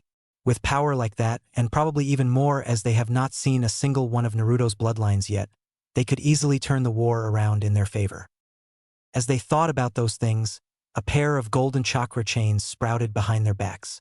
Zabuza was able to tackle Haku out of the way just in time to get away from the attack, only for the two of them to stare in shock at the chains, easily recognizing them. Zabuza pointed a shaking finger at Naruto. One of your bloodlines is the Uzumaki clan's bloodline? Such a powerful bloodline, and it is only the first out of 3, he asked in shock. Naruto grinned. Bingo! It comes from my mother's grandmother. To be honest, I might say that it is the weakest out of all of my bloodlines, even though I can do some pretty amazing things with the use of Fuinjutsu, he said, laughing as he watched Zabuza's expression. Suddenly, they saw someone rushing towards the two missing Nines. Everyone watched in shock as Sasuke ran towards the two, a kunai in hand. Of course you would not be able to win without me. I am the very best, Sasuke shouted as he ran towards the two missing Nines. Naruto and Kurama watched as Zabuza took this opportunity and captured Sasuke, holding him with his own kunai against his neck. Naruto slapped his forehead as he looked at Sasuke. You are such a moron. This is why I told you to stay back. I didn't want any of you to be taken hostage, Naruto said in annoyance. Zabuza laughed. Yeah, that wasn't very smart of you, kid. The blonde brat was right in keeping you kids away from the fight, seeing as you would only get in his way like you just did, he said. Naruto sighed. Whatever, I'll get him out. Just knock him out once he's here, so he won't do anything stupid, he said to Kurama before using the substitution jutsu to switch places with Sasuke. Kurama quickly knocked him out as she watched Naruto with a smirk. Zabuza laughed evilly. Sorry brat, but this is your end, he said as he went to stab Naruto's neck. Naruto simply activated his Manjikyu Sharingan, making sure to put a small Genjutsu over it as he didn't want his Sharingan being revealed so soon. He activated his Kamui and walked out of Zabuza's hold, allowing the kunai to pass right through him and for Zabuza to stab himself in the stomach. Naruto sighed as his Manjikyu deactivated. He made a clone and pointed at Zabuza. Heal him up, he ordered as his clone crouched next to Zabuza. Naruto turned to the masked boy. Stand down, Haku. You lost. Your master is injured and so, you are technically failing the mission and not abandoning it, he said, and the masked boy nodded. Just then, they all sensed around 200 chakra signatures coming onto the bridge, the mist slowly disappearing. Once the mist was cleared, Tazuna and his protection ran over to the group of 3 conscious people as well as Sasuke and Zabuza. Kakashi stood next to Naruto as Sakura kneeled next to Sasuke, her ear to his heart and her hand holding tightly onto his own. So, what happened? Kakashi asked towards his little brother figure. Naruto sighed. I spoke with Zabuza about what Aji-san wanted me to speak with him about, and we came to an agreement that we would still fight as turning back now would destroy Zabuza's reputation. I can't tell you what we talked about as it is an S-ranked secret, though I believe Aji-san will tell you when we get back. We agreed that if Gato betrays Zabuza, he joins us and we kill Gato before going to finish our deal, and if he doesn't appear, we said that we would speak after the fight. Your bright student decided that he was better than us and charged forward, getting himself taken as a hostage. I freed him, injuring Zabuza and knocking Sasuke out so he wouldn't get himself killed.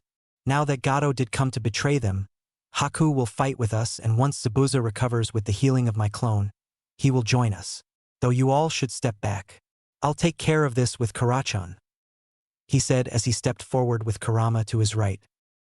Kakashi nodded as he took a step back and prepared to protect his team, client and new allies. A small army walked closer to everyone led by a single man.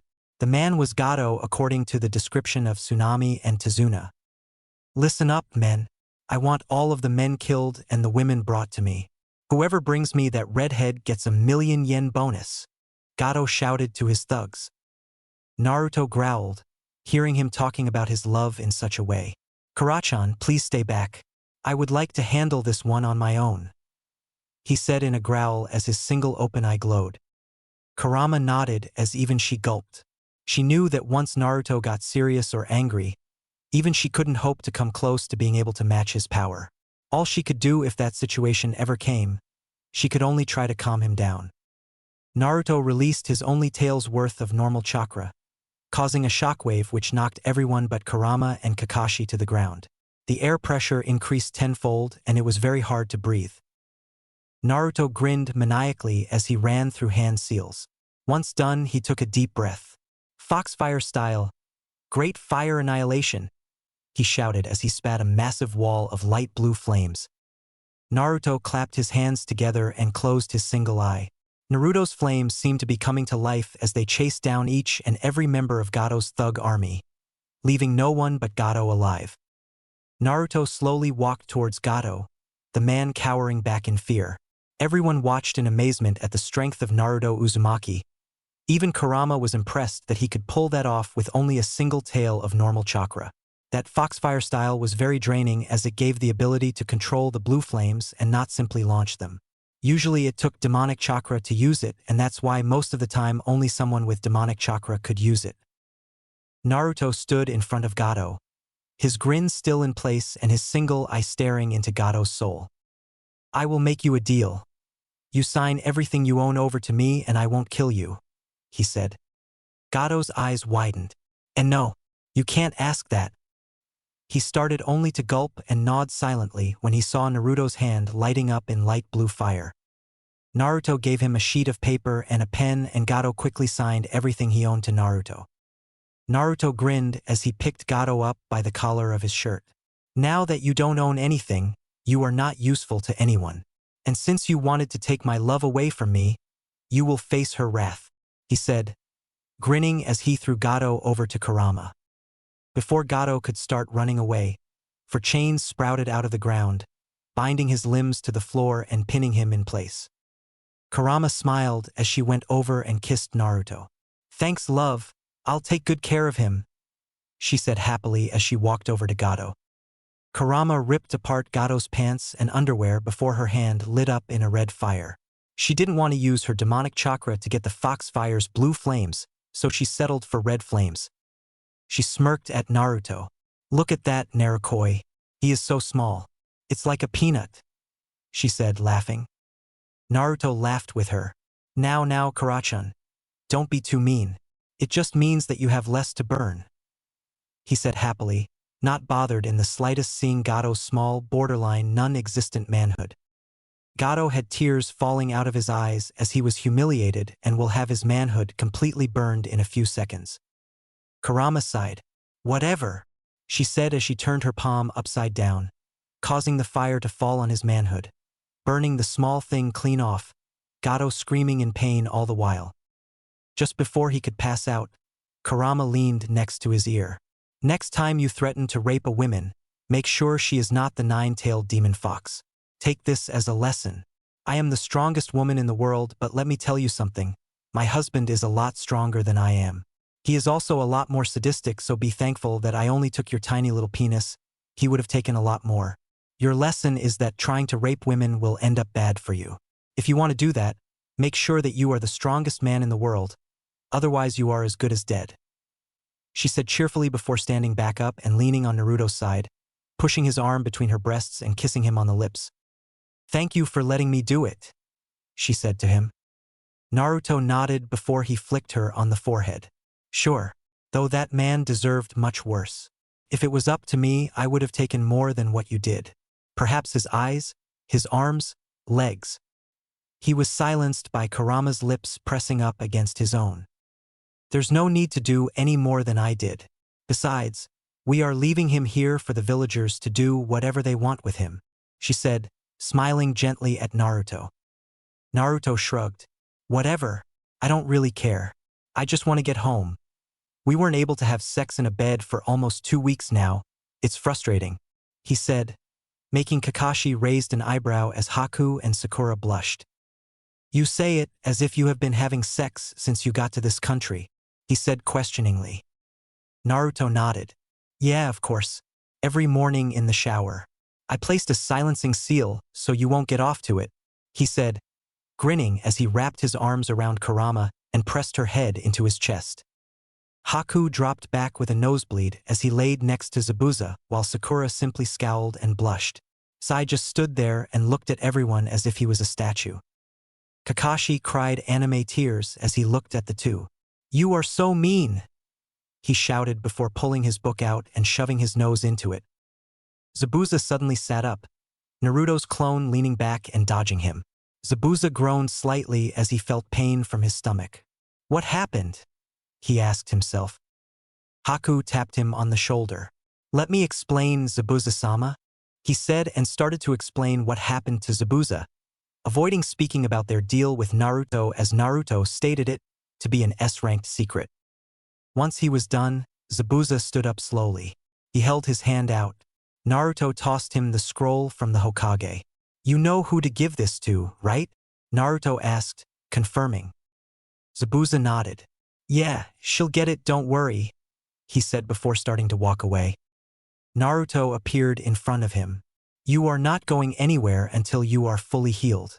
If my mission is going to fail because you were attacked when you were incapable of defending yourself, I will kill you myself," Naruto said in a dangerous voice. Zabuza shivered and sat down. "Fine, whatever," he said as Naruto's hands started to glow green. Only half an hour later, Naruto was done and Zabuza left along with Haku. Everyone returned to the house and continued with their usual routine. Naruto and Kurama trained their little pet physically, so she would have an easier time unlocking her inner demon fox. They both also sent clones to guard Tazuna at the bridge, just in case any of Gato's men were left behind. Kakashi continued to train his team and Tsunami and Inari simply enjoyed the new life they now had as people living in a free country. However, now it was time to say goodbye. The Konoha Shinobi stood on the leaving side of the bridge. In front of them was the whole population of Wave Country, saying goodbye and thanking their heroes. Naruto stood in front of Tazuna and his family with the rest of the Konoha Shinobi behind him, having already said their goodbyes. Naruto smiled at the three people in front of him. He went forward and hugged Tsunami shortly before releasing her and smiling. He shook hands with Tazuna before he crouched down and ruffled Inari's head. He stood back up and smiled as he handed one of his Hiraishin kunai to Tsunami. "If you guys ever need me for anything, even if you need help in the kitchen, throw it on the ground and I'll be here in a flash. Also, keep it away from the drunk old man and the brat," he said, smiling happily. Tsunami giggled lightly at the way he described her father as she nodded. "Thank you. You'd better be sure I'll be calling you sometimes for help in the kitchen. Also, bring Kurama-chan with you sometimes. It'll be great seeing you two from time to time," she said. Naruto nodded as he turned around and waved over his shoulder. The group of Konoha Shinobi started to walk away from the country of Wave.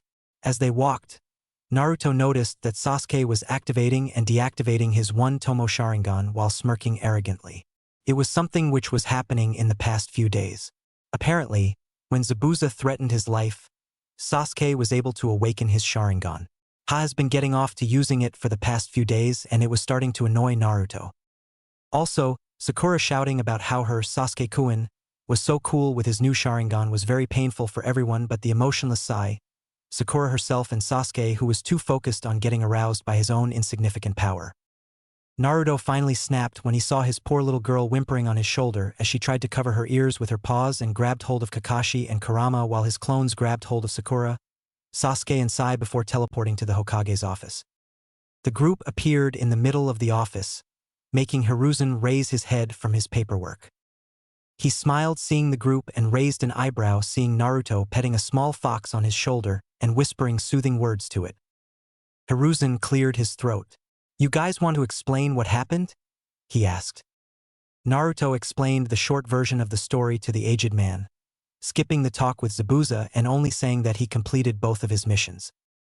Before Naruto could explain further after their battle with Zabuza, but before his slaughter of Gato's small army, Sasuke, Sakura and Sai snapped out of the shock the sudden teleportation put them in.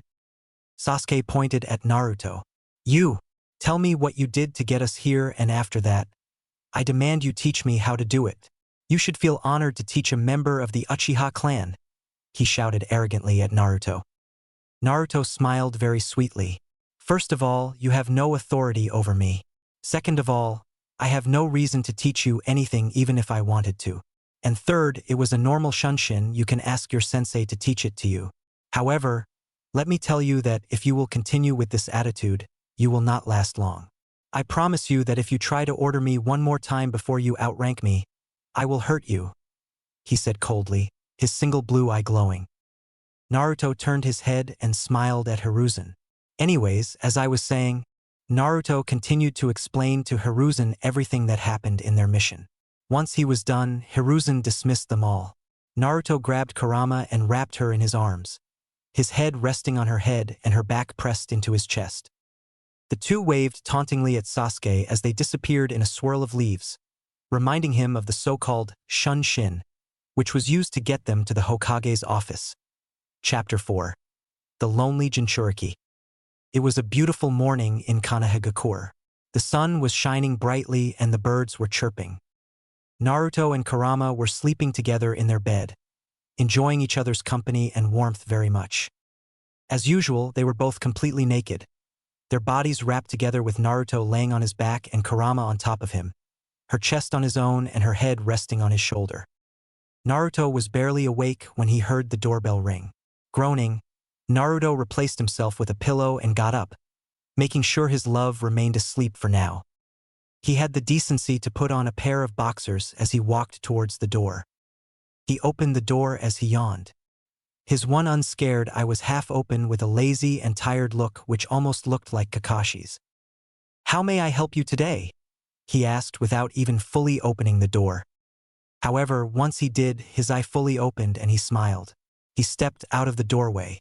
"Good morning, Yugao-chan. Would you like to come in? I was just about to make breakfast," he said. The purple-haired, cat-masked Anbu looked at Naruto's closed eye, ignoring his question. Naruto sighed as he stepped in front of her and wrapped her in his arms. "Don't even think about apologizing, Yugao-chan. You did whatever you could, and without you and Eren, I'd probably be dead right now. This scar is nothing to worry about. In fact, it's a mark for me, remembering the promise I made to Kurachan that day.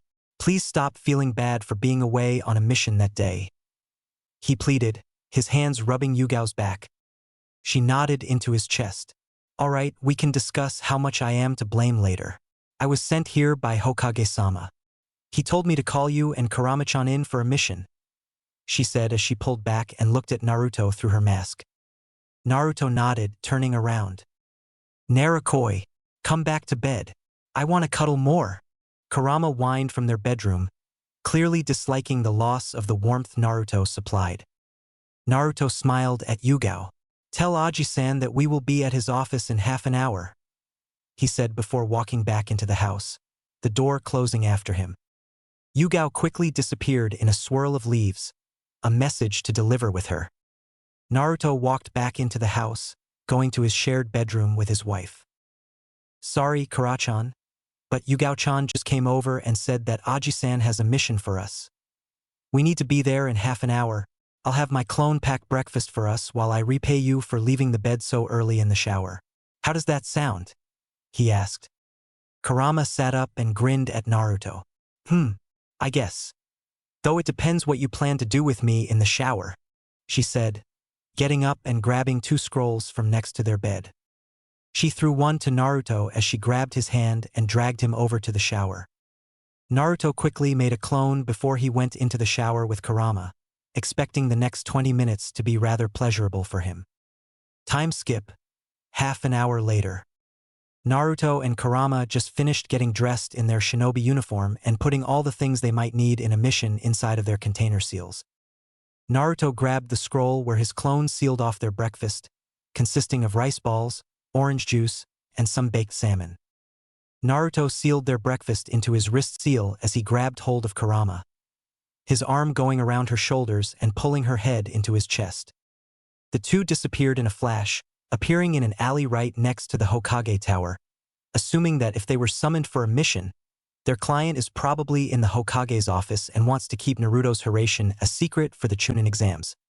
The two walked into the Hokage Tower and straight into the Hokage's office, not bothering to knock. "Good morning, Aji-san.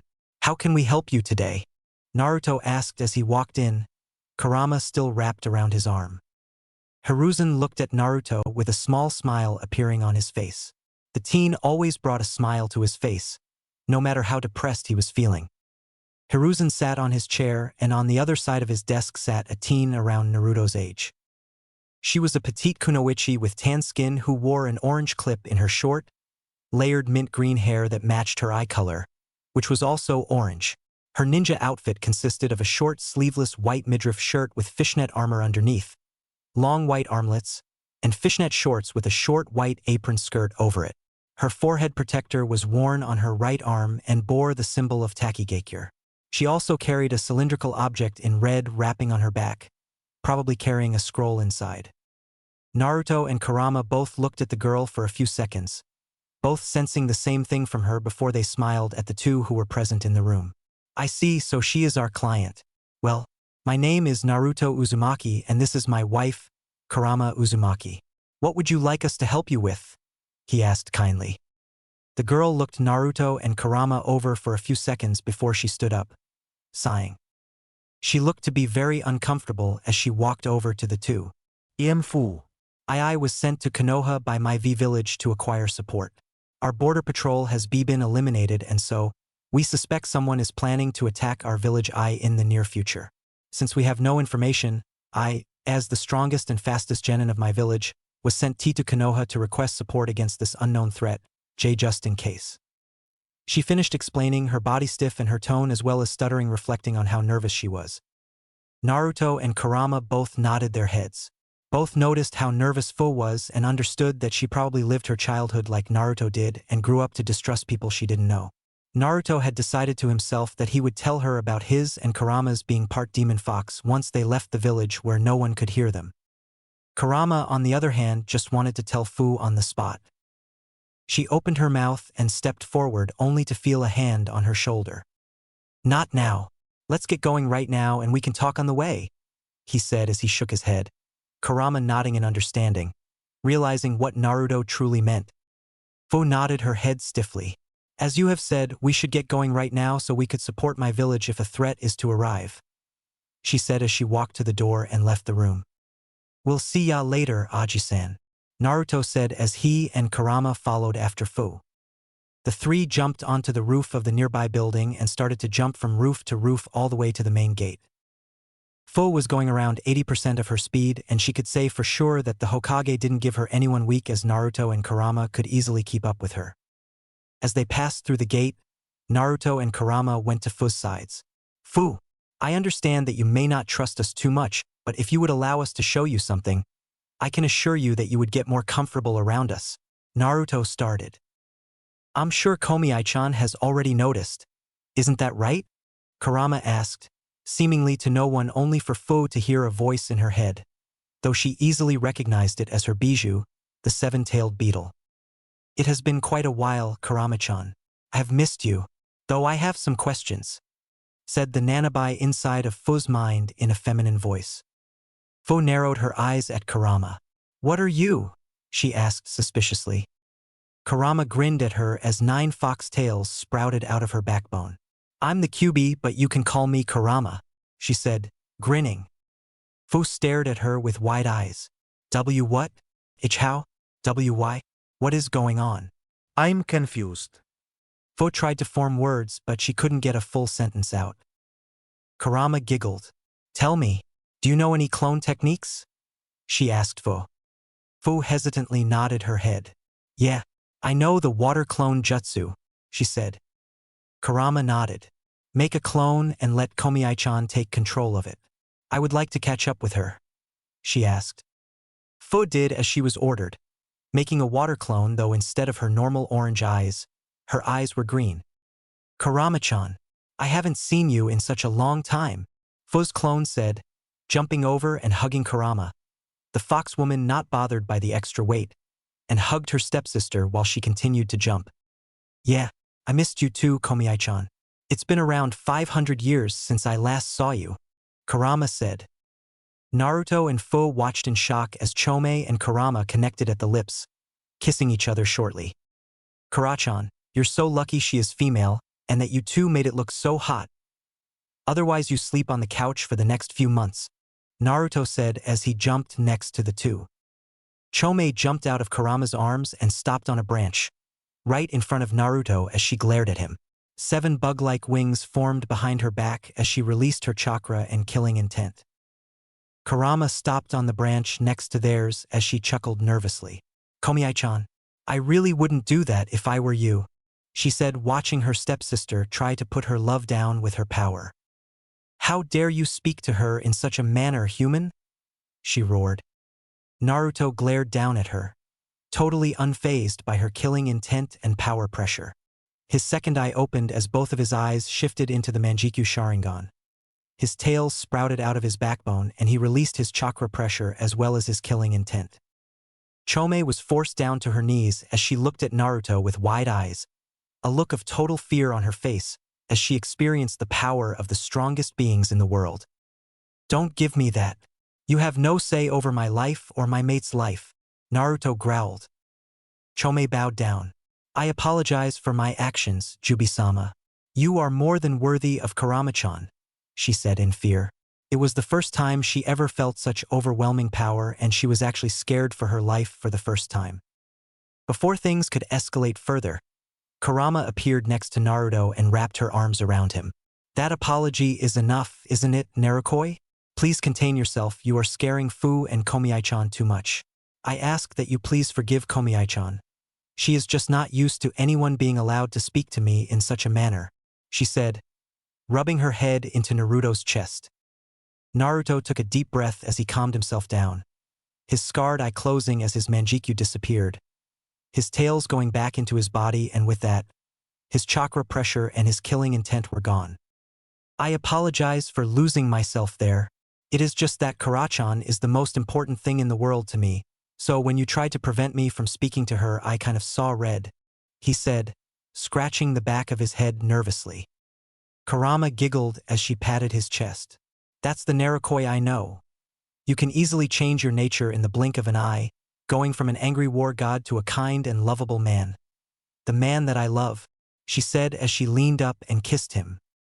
Naruto smiled as they kissed. After they broke their kiss, Naruto looked at the two identical women. "We should probably continue towards Takigakure. There is no way of knowing that the village is still safe," he suggested, and the four started jumping from tree to tree again. "By the way, I would kindly ask you two not to tell anyone about what you saw of me. Not my tails, not my second eye, and not my Sharingan. It's all kind of a secret for now," Naruto explained, to which Fu and Chome nodded. "It's nor like I can really speak to anyone, Jubi-sama," Chome said, almost sounding depressed. "Please don't call me that. My name is Naruto," the blonde quickly said, to which she nodded. "I understand, Naruto-sama," she said, and Naruto facepalmed. "That's not what I meant, but whatever, that's at least better than the last one. Anyways, I don't know if you guessed it already, Fu, but I used to be Kurachan's Jinchuriki. As she got out, I absorbed her power, which is what gave me my 9 tails of demonic chakra, which combined with my reserves of normal chakra, making it so that I would have 10 tails instead of 9. That scar on my eye, it was given to me by Shinobi of my own village when I was only 5 years old. What I'm trying to say is that you can trust both me and Kurachan. We both know the pain of being alone or mistreated," he explained. Fu looked at Naruto in what seemed to be shocked awe as she jumped closer to him. "Your village really abused you physically?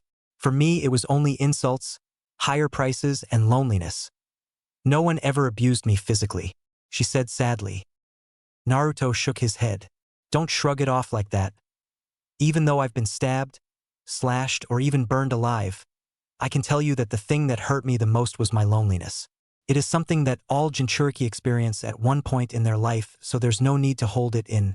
I'm your friend now, so you are not alone anymore," Naruto said happily as he ruffled her hair.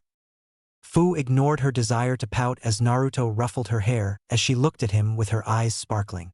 "You went through all of that, yet you are still okay? How?" she asked.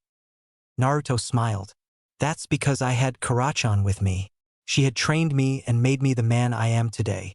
She was the first person to show true love to me, and for that, I will always be grateful to her," he said as he looked at Kurama speaking with her stepsister and apparently lover a little further away from them.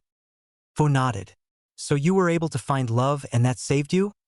she asked, doing her best not to sound depressed. Naruto grinned at her. "Yap, you'll find your own love someday. I'm sure of it. From what I've seen of you, I can tell that you're a great person. Plus, you have the cuteness of a child, so that's always a plus. It's something that Kurachan doesn't have, being very mature in her facial features and body," he said. Fu blushed as she lightly punched his shoulder. "Don't say that. I'd rather hear it from someone who really means it, and not from a friend trying to cheer me up," She pouted. Naruto laughed. But I really mean it, I swear, he said.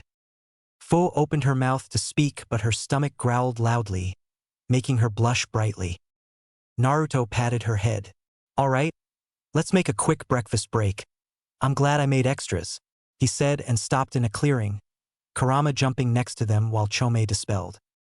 Naruto stomped his leg on the ground and a wooden table came out of it, though Fu didn't seem to notice the material, being a dark wood, almost resembling earth. Next to the tables came 2 chairs and Naruto sat down on one of them, Kurama hopping into his lap. Fu sat on the other chair, still a little confused about what was supposed to be happening right now. Naruto placed a scroll on the table and unrolled it. He unsealed their breakfast from the scroll along with 3 plates and 3 cups filled with orange juice. I'm glad I decided to make enough for 3 people. I predicted correctly that our client would be hangry.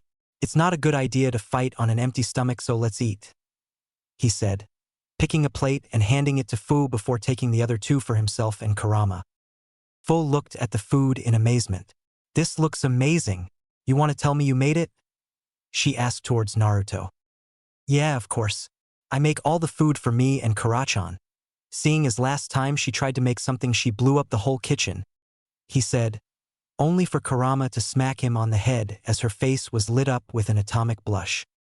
You don't go around telling everyone stuff like that, she shouted in embarrassment. Naruto laughed sheepishly as he scratched the back of his head. Sorry for that. I just felt like it was necessary for the situation, he said, and Kurama pouted at him. Naruto patted her head, but she still didn't budge. All right then, I'll have to use my secret weapon then, he said, and Kurama mentally raised an eyebrow in suspicion, though she was still pouting. Naruto grinned as he placed his hand on her back and the other hand in the half-tiger seal. Kai, he said, releasing Kurama's genjutsu and revealing her tails and ears. Naruto enjoyed the look of shock and horror on her face as she released what he was about to do. Naruto started to stroke her tails and scratch her behind her ears. Kurama moaned and purred as her mouth twisted unwillingly into a satisfied grin.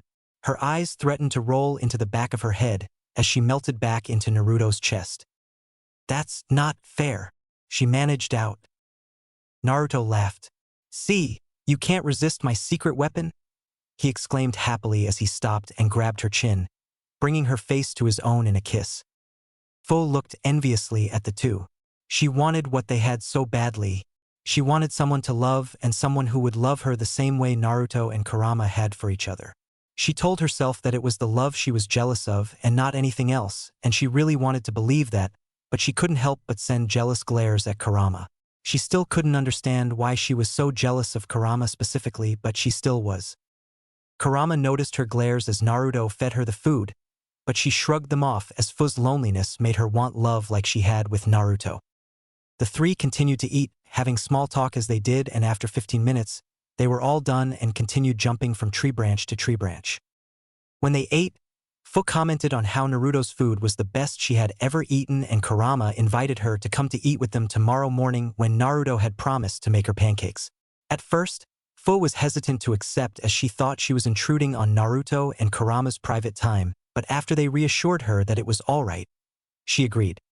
The 3 have just made it to the waterfall, which was the entrance to Takigakure, only to find both guards dead in the water. This is not good. There is no knowing how much time has passed since the attack started. Let's go in and try to find your Takikage. He will probably know what is going on best, Naruto ordered and dashed forwards into the waterfall, followed by Kurama and Fu. When they all got into the actual village of Takigakure, they immediately recognized the danger. The village wasn't too badly damaged, so that was kind of good, but just in front of a massive tree which was in the middle of the village were a group of Takigakure shinobi that looked to be very exhausted, a lot of them sporting wounds. All around the group were dead bodies, also belonging to Takigakure shinobi. In front of the group was a group of shinobi which had a musical note on their headbands. They were led by a certain man which both Naruto and Kurama easily recognized. Aoi Rokusho, S-rank missing nin of Konoha, known for his use of the Sword of the Thunder God or the Raijin no Ken, got the S ranking for stealing said sword from Konoha and has the actual skill of a well-trained jonin. Naruto mused out loud before he grinned at his wife. Kurachan, you want to have this one? I'll go take care of the injured so you can have this guy, he asked. Kurama eagerly nodded. Yes, finally. I get to fight a real opponent, as weak as he might be, she said as she pecked Naruto on his lips. Thank you, Narakoi. I'll make sure he is not a problem anymore. You can also count on my clones to take care of his friends, she said excitedly. Fu cleared her throat behind the two. Are you sure you can handle a trained Jonin, as you put it, and around 20 more Chunin? She asked. Kurama deadpanned at her. Did you forget what I am? I destroyed half of Konoha without even trying while defeating Jiraiya of the Sannin and Hiruzen Sarutobi as well as the Toad Boss. And that was before I even trained a day of my life. Do you really think I can't handle them?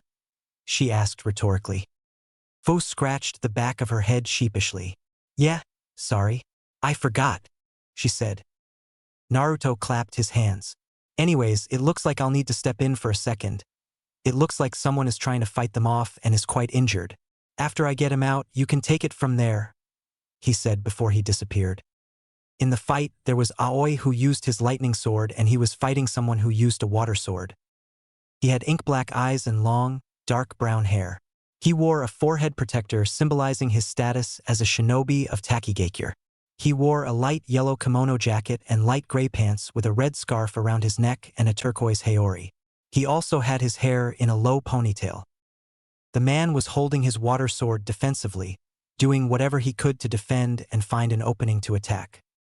From his torn clothes and many cuts, wounds, and even what looked like a stab mark in his stomach, he wasn't winning the battle. His stomach was bleeding and he was swaying on his feet, one eye closed and looking like he could pass out at any moment. His opponent went for the finishing blow, a stab to the heart. Just before the sword hit, Naruto appeared in front of it and blocked it with his forearm, which was covered with wind, canceling out the lightning and pushing the attacking man away. Naruto turned around and caught the injured man just before he could fall backward, jumping back with him to where the other Takigakure shinobi were standing. He placed the injured man on the ground and made a cross-fingered hand seal. Shadow Clone Jutsu, he said as 10 clones appeared around him, each with enough chakra to heal whoever needed it. He placed his hands over the man's chest and his hands started to glow green, assessing the damage.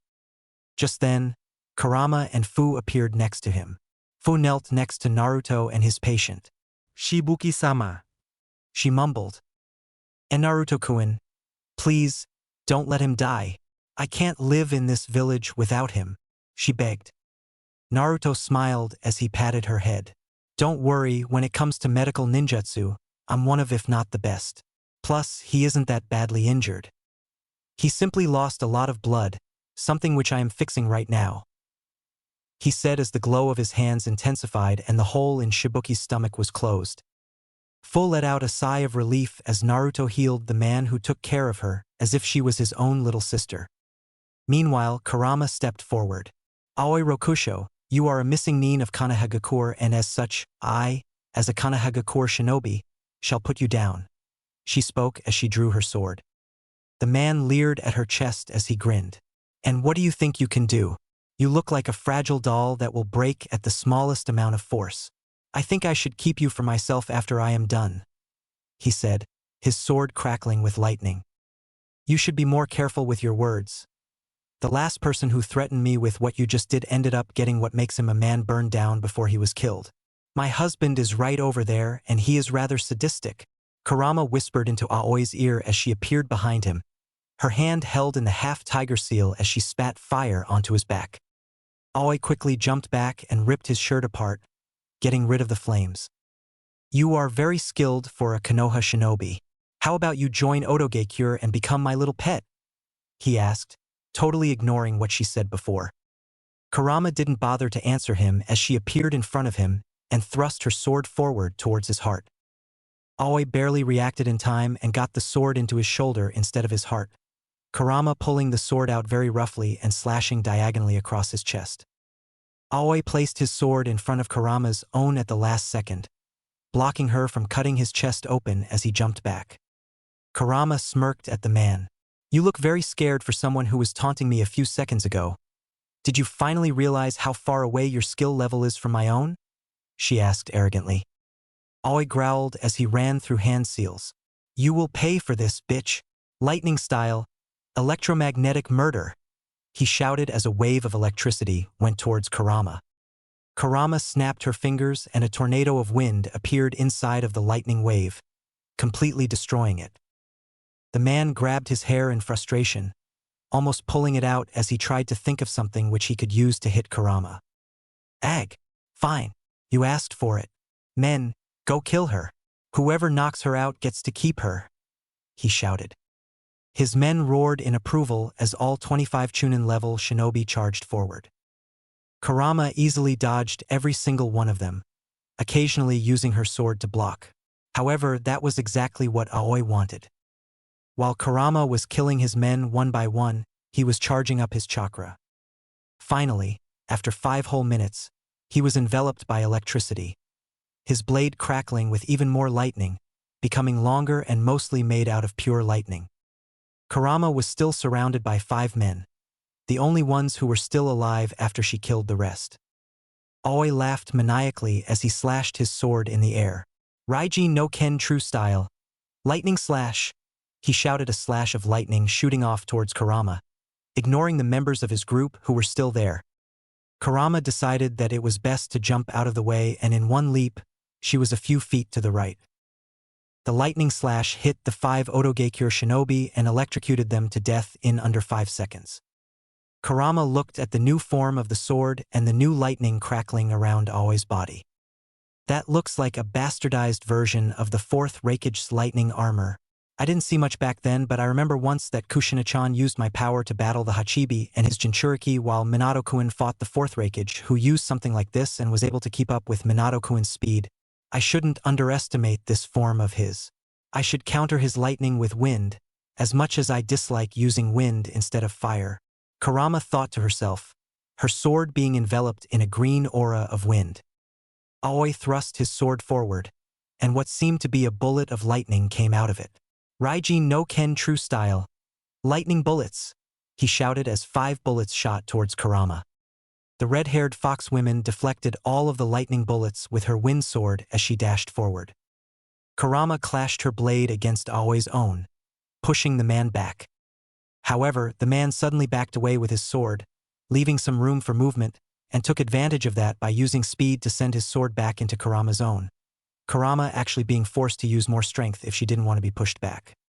Kurama quickly disengaged her sword from Aoi's own and slashed his stomach open, jumping back to avoid a counter-slash. Aoi held his stomach as he glared at Kurama.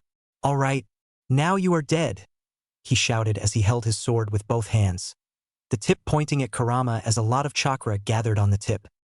Raiji no Ken true style. Lightning beam of death, he shouted, falling to one knee as the massive beam was launched out of his sword and leaving him without chakra. Kurama closed her eyes in concentration as she held her sword above her head. She took a deep breath before she grinned. Kurama slashed her sword downwards, creating a vertical slash of wind that went into Aoi's attack. Wind style, severing slash, she shouted. Kurama's attack cut cleanly through Aoi's electric beam, the beam shooting off to Kurama's sides and hitting some buildings behind her while her cut hit Aoi and cut him in half, ending his life instantly. Kurama stood back into a straight stand and resheathed her sword in its sheath, sighing in annoyance at the fight ending before she could get serious again as she walked back towards Naruto. Naruto and his clones just finished healing up all of the injured people as Kurama walked closer. The clones puffed out of existence as Naruto clapped for Kurama. Good job, Kurachan, you kicked his ass good, he said as she came into hearing range. Kurama walked up to him before pouting up at him. Narukoi, I didn't even get to go serious. These weak people are so boring. Can you fight me? You are the only one who can keep up, she whined. Naruto laughed as he wrapped her up in his arms, her head going into his chest, his hand rubbing her ears through the genjutsu to calm her down. Kurama purred happily as she rubbed her face into her love's chest. Now, Kurachan. You know that if we fight here there won't be a village left after we are done. Wait until we get a chance to fight. Who knows, we might be put up against each other in the final part of the Chunin exams and then we could fight. Though you should know that I won't go easy on you just because I love you, he told her teasingly. Kurama headbutt Naruto's chest. If you hold back then you get no sex for a whole month, she said sweetly. Naruto grinned as he smacked her ass. You know as well as I do that you are the pervert between us, so go ahead. We'll see if you can go a whole month without sex, Naruto said, and Kurama couldn't say a thing as she knew Naruto was correct. Kurama simply blushed as she rubbed her face into Naruto's chest. Whatever you meanie, she mumbled. Naruto laughed as he placed his hands on her cheeks and picked her head up for a kiss. After they broke the kiss, Naruto looked around to search for Shibuki, having been told that he was the Takagage. Kurama caught sight of Fu and Shibuki to their right, and when she did, she saw Fu glaring jealousy at her before looking away. Kurama decided to ask the girl about it later as she told Naruto where the two were. Kurama walked next to Naruto towards Shibuki and Fu as she held onto his hand tightly. Shibuki-san, Fuchan Aoi, and his men are now all dead, so your village is safe. However, I would like to stay here for the next few days just in case of another attack, seeing as a lot more people could have gotten in with the border patrol being killed. What do you think? He asked. Shibuki nodded his head gratefully. Yes, that would be very helpful. I would arrange a hotel for each of you, and please, enjoy our village as much as you can as long as you are here. It's the least we can do for your help, he said before he ran off to get Naruto and Kurama hotel rooms. Wait, Shibuki. There is no need for 2 rooms. We share one bed, so 1 room is good, Naruto said, to which the man nodded. Naruto smiled as he looked at Fu and Kurama. Well, it looks like you can still join us for breakfast tomorrow, Fuchan. Kurachan loves my pancakes, so I hope you will too, Naruto said cheerfully. Kurama narrowed her eyes at Fu before looking at Naruto and smirking pervertedly.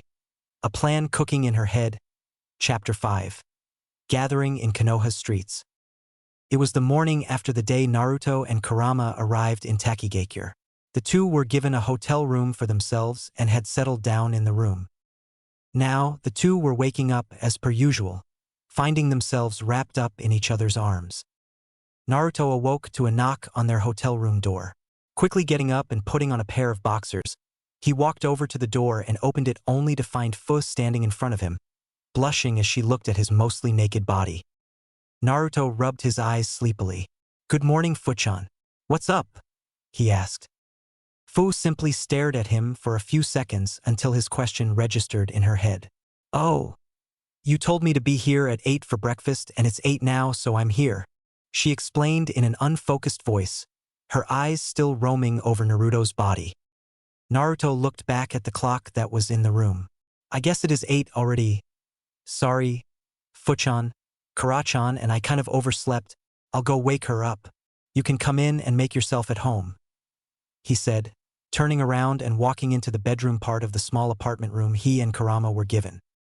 He walked into the room and laid on top of Kurama, his arms keeping his torso above her own. He leaned down and kissed her on her lips. Good morning, Kurachan. You'd better wake up, he gently said, caressing her beautiful-looking sleeping face. However, Kurama didn't open her eyes, instead mumbling, Give me just 5 more minutes. Naruto smiled as he leaned down next to her ear and whispered, I don't mind letting you sleep a while longer, but I can't promise that there'll be any pancakes remaining when you wake up. Kurama's eyes snapped open at the mention of pancakes. I'm awake.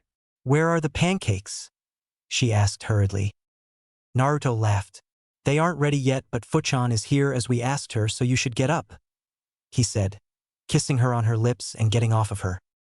I'm gonna go make breakfast so you can take your time getting out of bed until I'm done, he said, putting on a pair of shorts and walking out of the room. Kurama looked down at her naked body and sighed. But how can I start a day without some morning sex? She asked Naruto, who just left the room.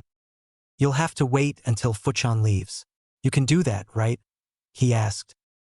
Naruto made it out of the room and noticed Fu standing on one of the chairs next to the table, her face red, her hands covering her ears and 2 tissues stuffed in her nose. Naruto laughed loudly as he walked over to her and patted her back. Sorry about that, Fuchan. Kurachan is something of a sex addict, he said sheepishly as he walked into the kitchen and prepared all of the ingredients he needed in order to make pancakes. As Fu tried to get over her embarrassment, Kurama quickly got dressed in a small top which exposed her stomach and a short skirt over her underwear. She left the bedroom and dragged herself to the kitchen table, rubbing her eyes to get rid of her sleepiness. She watched her love making breakfast with a watering mouth at both the thought of her precious pancakes and the sight of her half-naked husband. Kurama noted with a smirk that Fu was doing the same. This is going to be so much fun, Kurama thought to herself, giggling pervertedly as she thought about something. A few minutes later, Naruto was done with their food.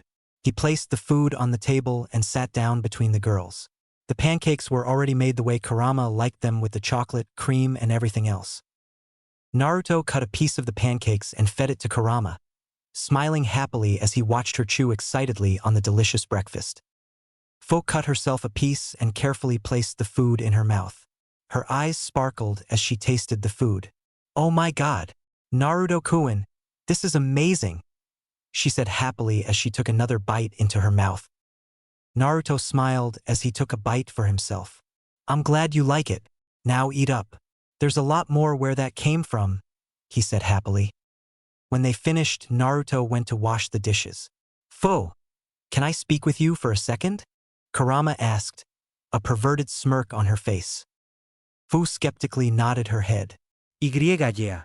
"Sure," she said, getting up after Kurama and walking after her into the bedroom.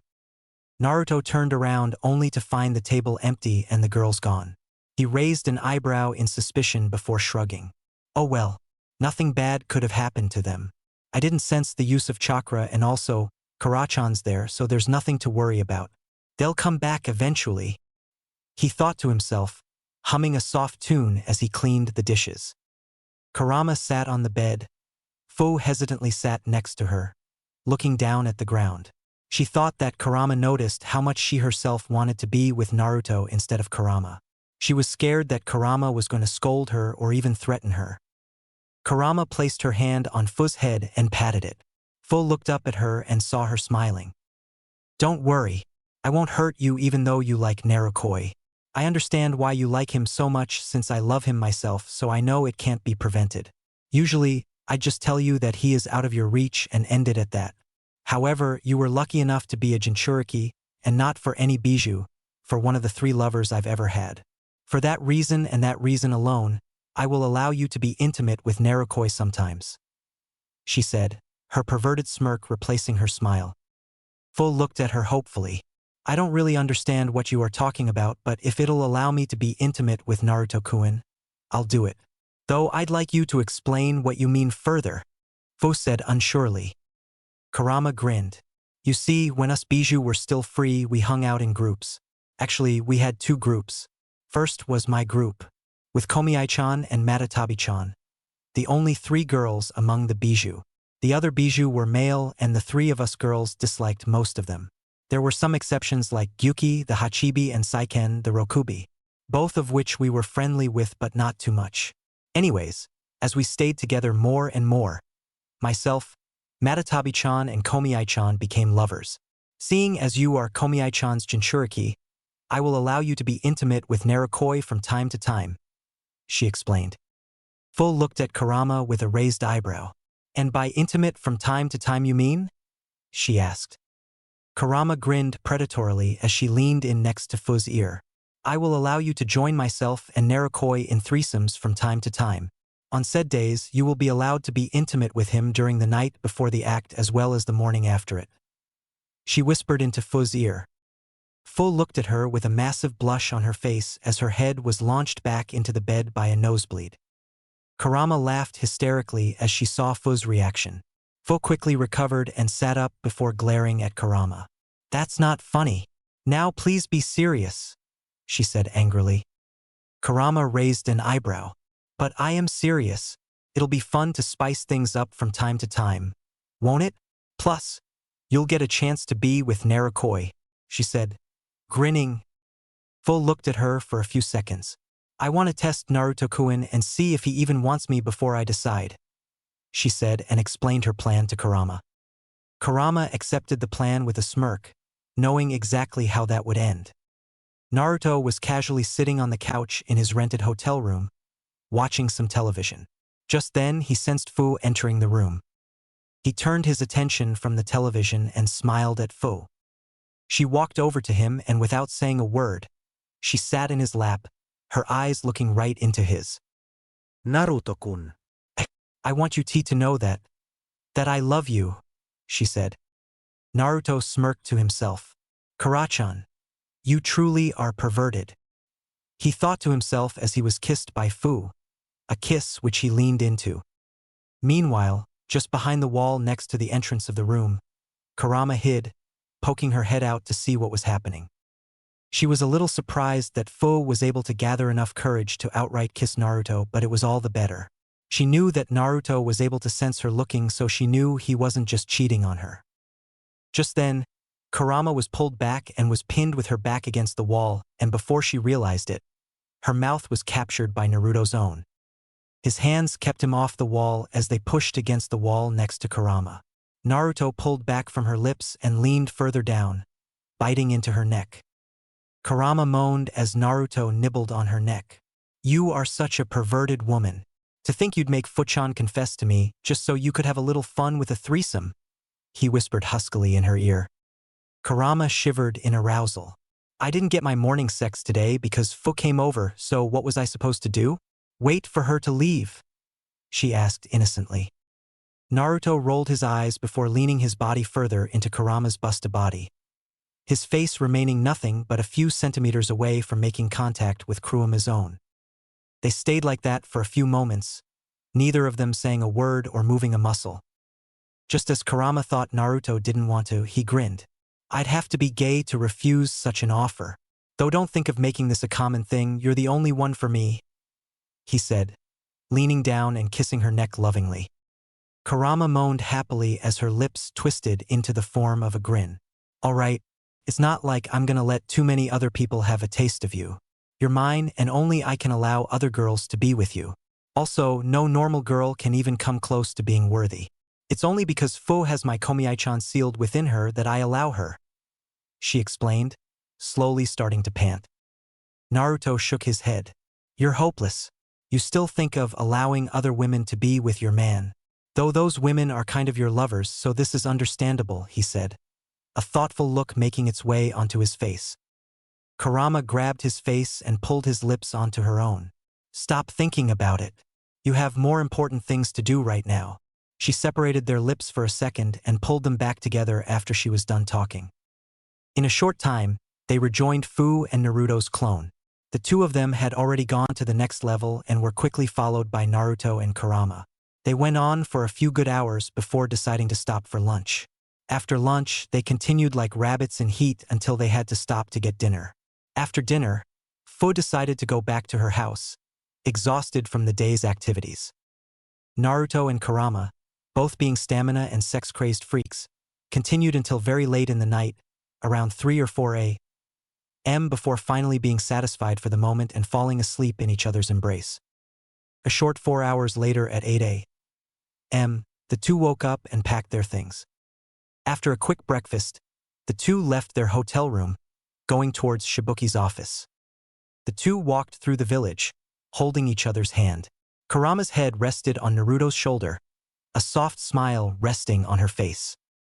They quickly made it in front of a massive tree, a door in front of them leading into the tree. The two entered through the door and found a large hall with a desk at the very back of the hall, to both its sides entrances to 2 flights of stairs. The two of them walked straight forward in front of the desk.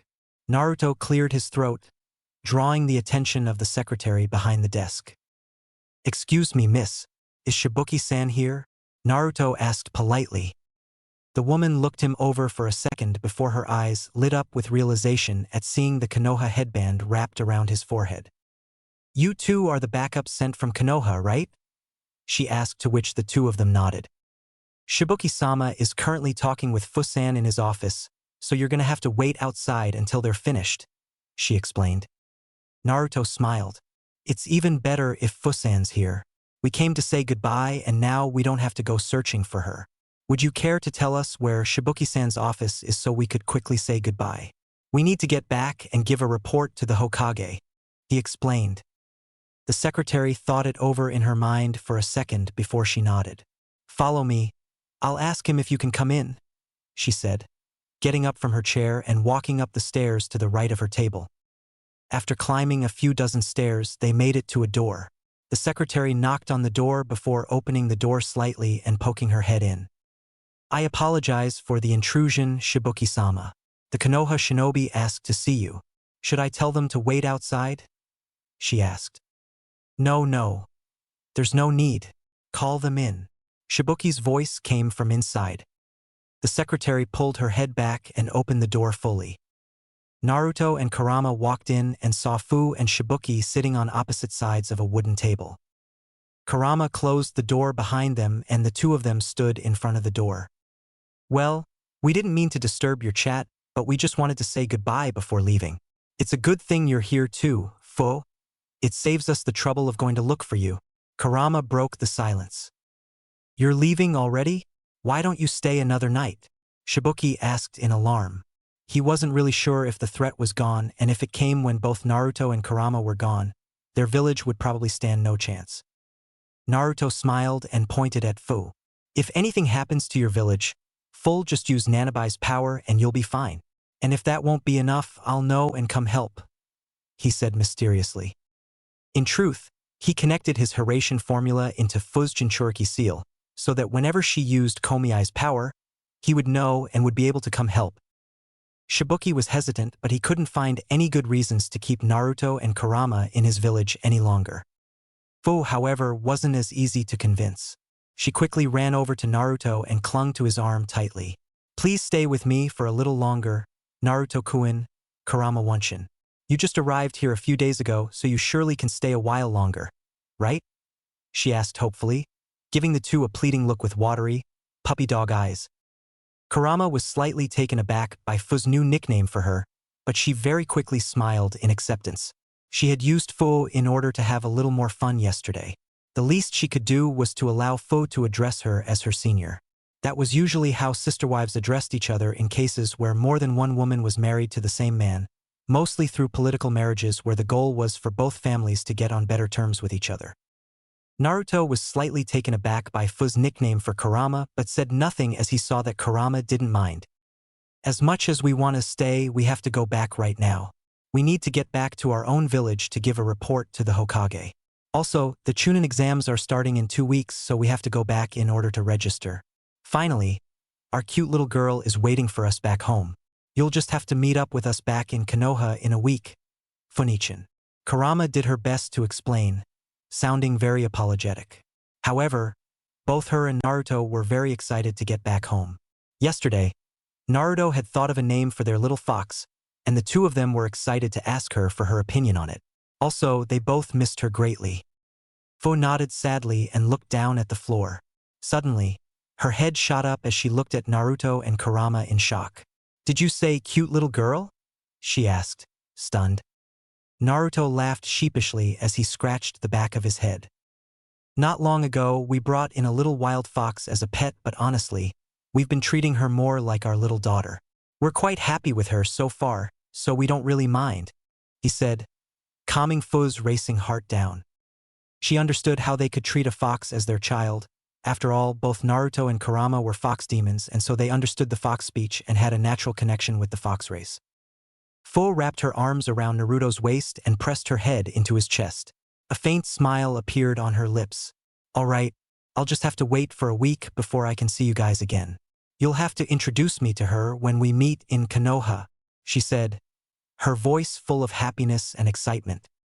Naruto patted her head, and after a few short seconds, Fu let go of him and rushed over into Kurama's arms, her head practically disappearing into the massive pillows on Kurama's chest. Naruto walked over to Shibuki and shook his hand. The two spoke for a few seconds before Naruto returned to Kurama's side, and the two left the room, waving goodbye to their local friends as they did so. The couple quickly made their way out of the village, and once securely out of sight of people, they teleported into the Hokage's office using Naruto's Hiraishin. Nothing more than a second later, Naruto and Kurama appeared in the middle of the Hokage's office out of a yellow flash. The two appeared out of nowhere and without any warning, and if it wasn't for the yellow flash that accompanied them, they would have been mistaken to be ghosts. However, the elderly Hokage was far too used to this act to be surprised. He calmly inhaled from his pipe before taking it out of his mouth and smiling at the two. He blew out smoke from his mouth before greeting the two. "So, how was your experience in Takigakure?"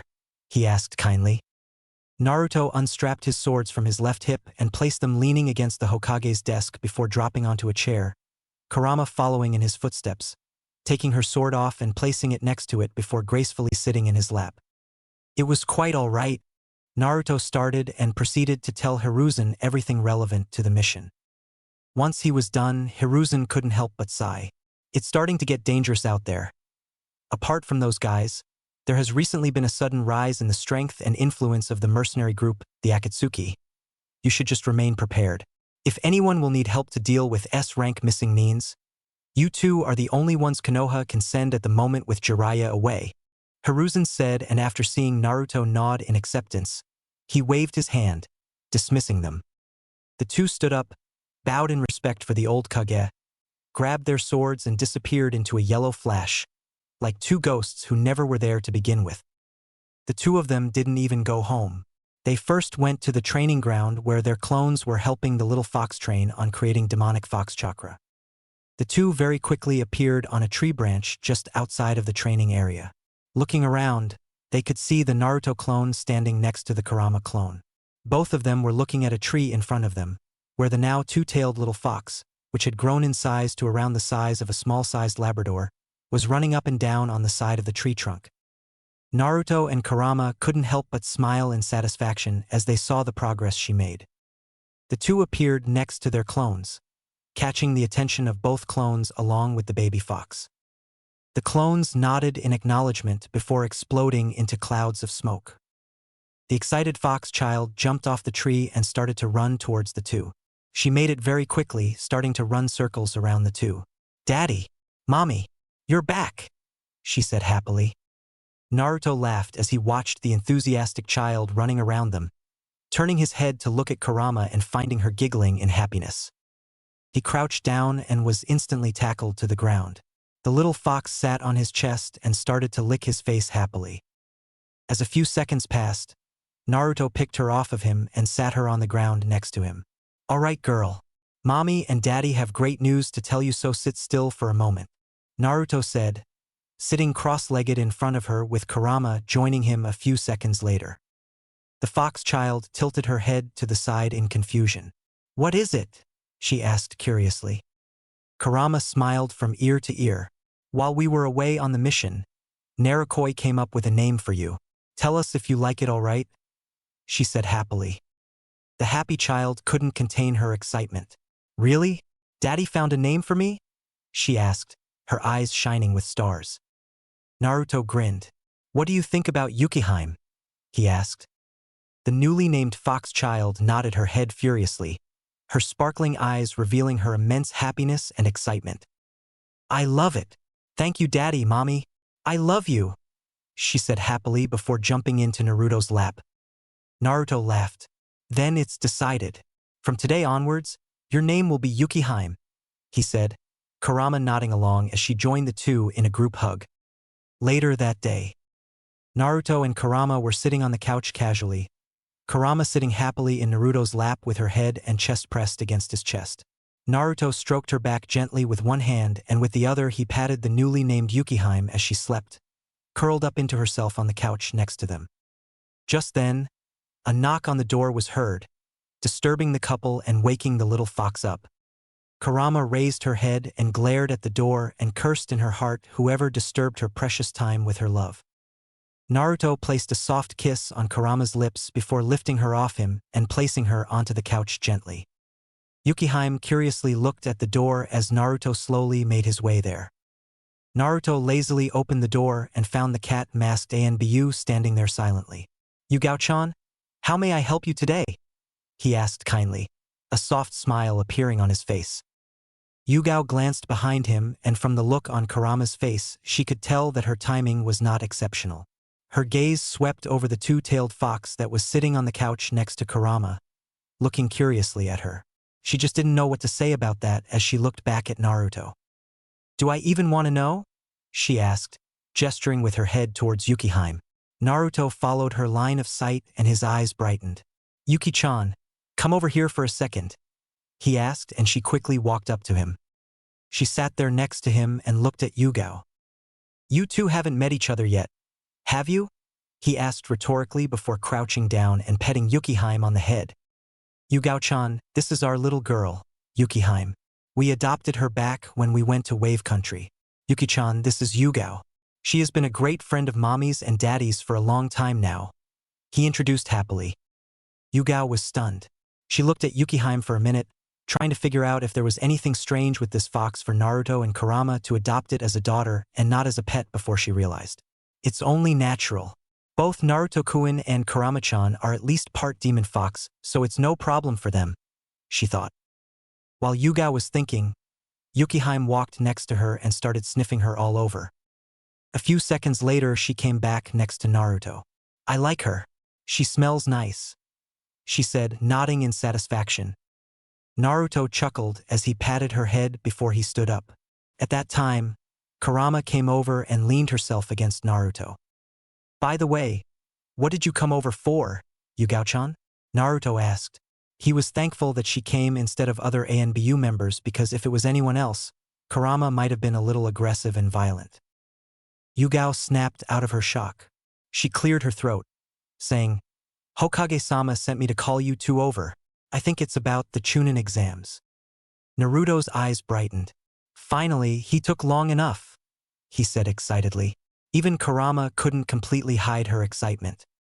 "Tell him that we'll be there in a moment," she told Yugao before running into the room she shared with Naruto to get clothes to change into. Yugao nodded her head and disappeared in a swirl of leaves. Naruto smiled down at Yukiheim. "All right, Yuki-chan. Mommy and Daddy are gonna go talk with the old man.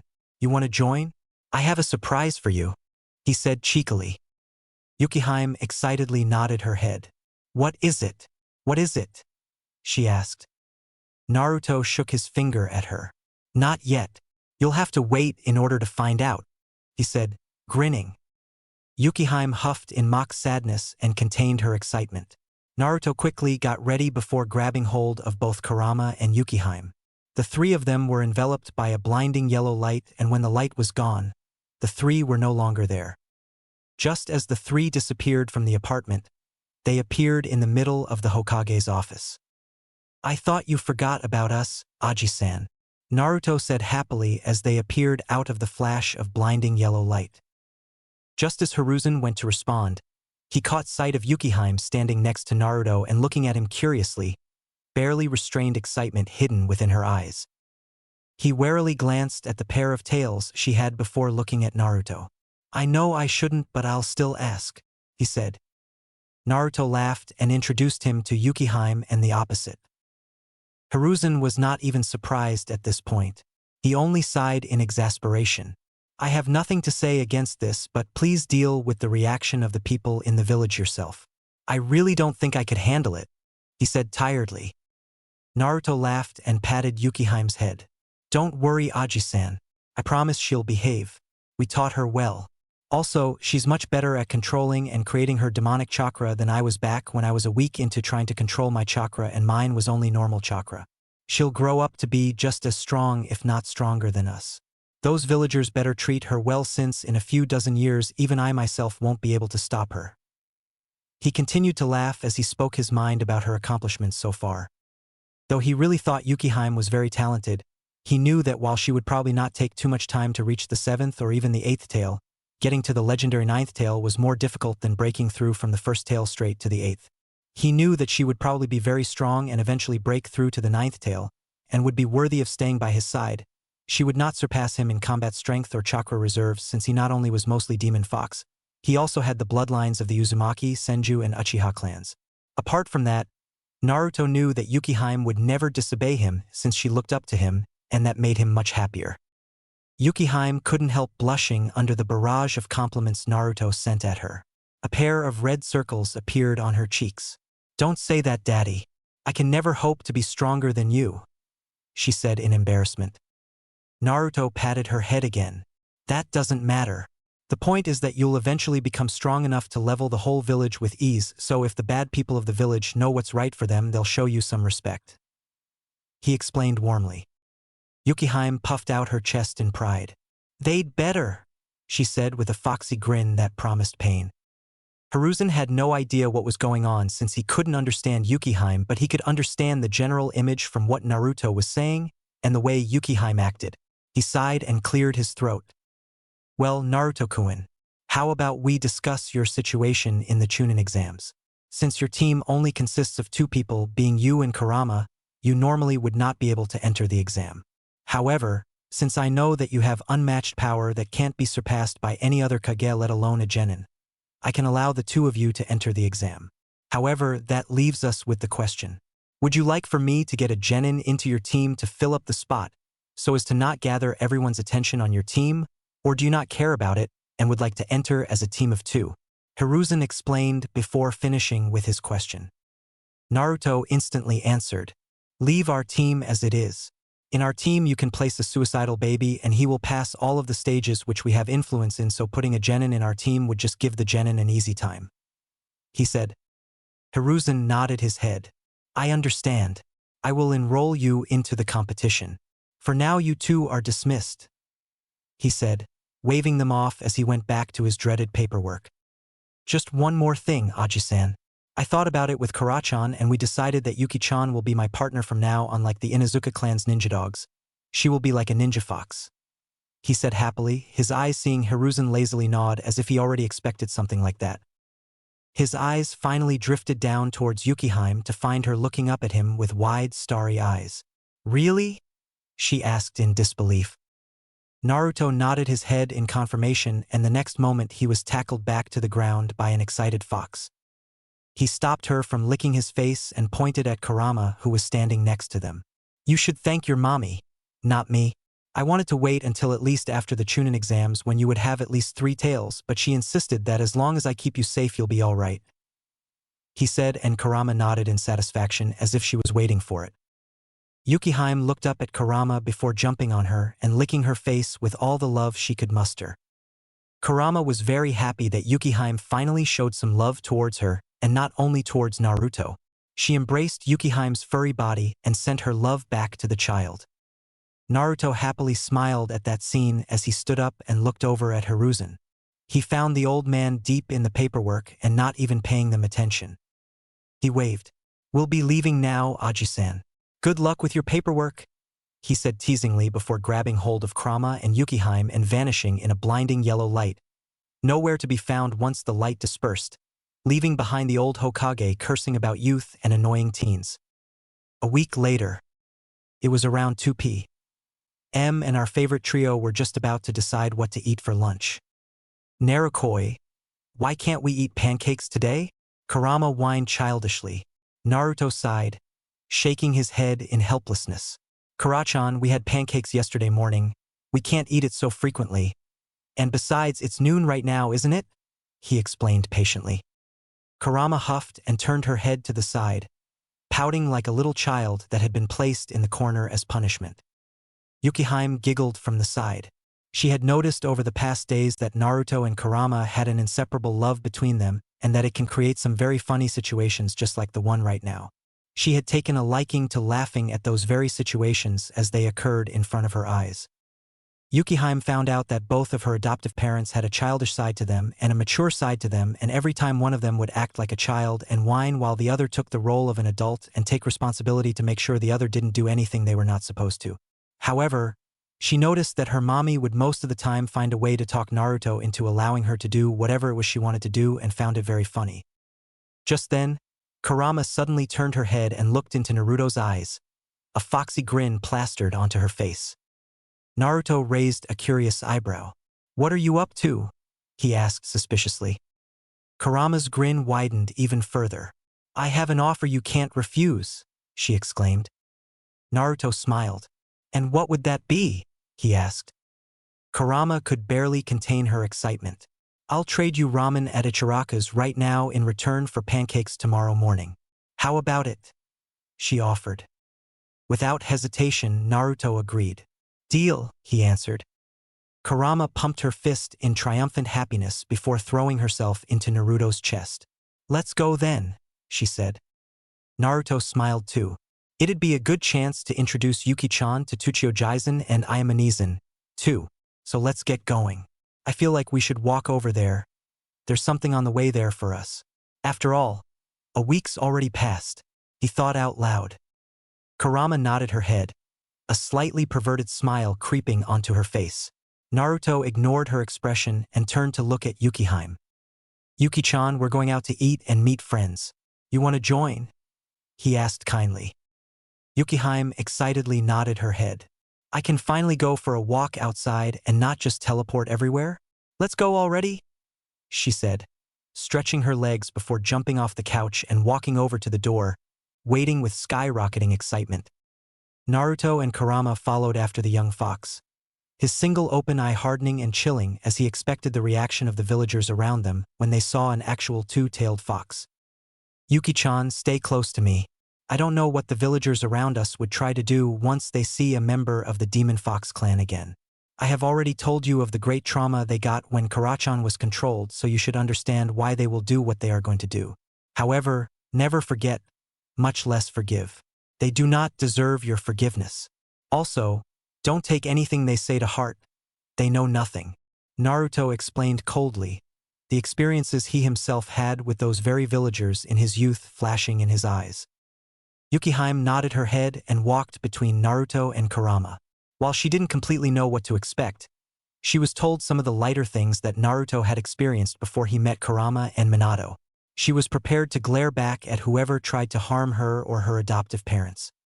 Of course, any attempt to hurt any of them would end in a very painful experience to whoever tried by the hands of the 10-tailed Naruto, who was sick of the treatment he got in the village.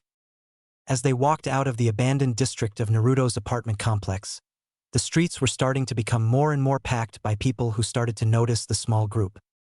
Once people noticed Naruto, they were already filled with their unjust hatred. However, when they caught sight of the small two-tailed fox walking between Naruto and Kurama, the hatred in their hearts was bubbling, threatening to explode at any moment. Finally, a minute after people started to notice them, someone finally gathered up his courage.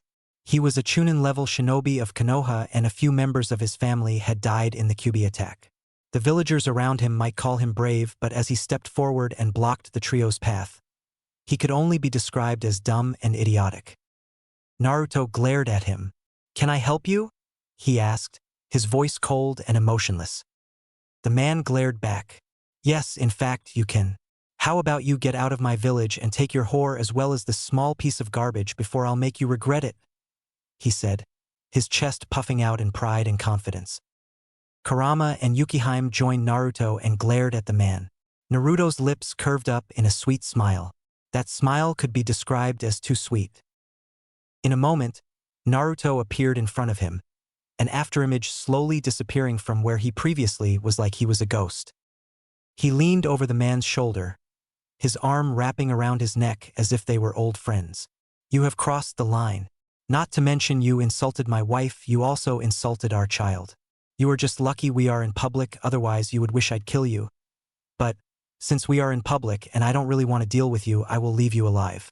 However, I have to leave you with a parting gift." Naruto finished, his tone stone cold throughout the whole time. When he was done, he looked deeply into the man's eyes with his single blue slitted eye. Suddenly, the eye mutated and his Sharingan activated, placing the man in a genjutsu. Naruto walked back, his eye back to its usual blue color. He made it back and patted Yukihime's head before the three continued their walk.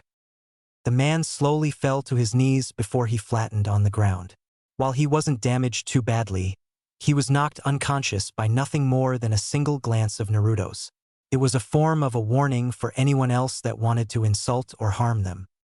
No one but the man himself noticed Naruto's Sharingan, and he would soon forget because of the illusion, so the secret of Naruto's Uchiha blood was still kept as such. As they walked, they deliberately walked a little bit of a longer way. First, so that Yukihime could get a feel of how it is to walk around in the village, and also because they were waiting for someone to arrive. However, the three soon met three people which they knew rather well. Or at least Naruto and Kurama knew rather well. The people were walking right towards them, and once they noticed the trio, they approached them. The three of them were Hiruzen's grandson and his little group within the Shinobi Academy. The teen himself, Konohamaru Sarutobi, was a short young man, standing at the height of 4'6", 141.1 centimeters. He was around 12 years old, and he had black eyes with brown spiky hair. He wore a pale green shirt with brown pants, a bandage strapped onto his right thigh. He wore dark blue ninja sandals, a light blue long scarf, and a ninja pouch on the back of his left thigh. One of his two friends was a girl, and the other one was a boy. The girl was around 4'5", 139 centimeters, with orange hair and two very large pigtails that were standing up to the sides, black eyes. On her cheeks were two circular blushes, and she appeared around 12 years old. She wore a pink short-sleeved shirt with a violet sleeveless overshirt. She wore a layered skirt with mid-thigh boots.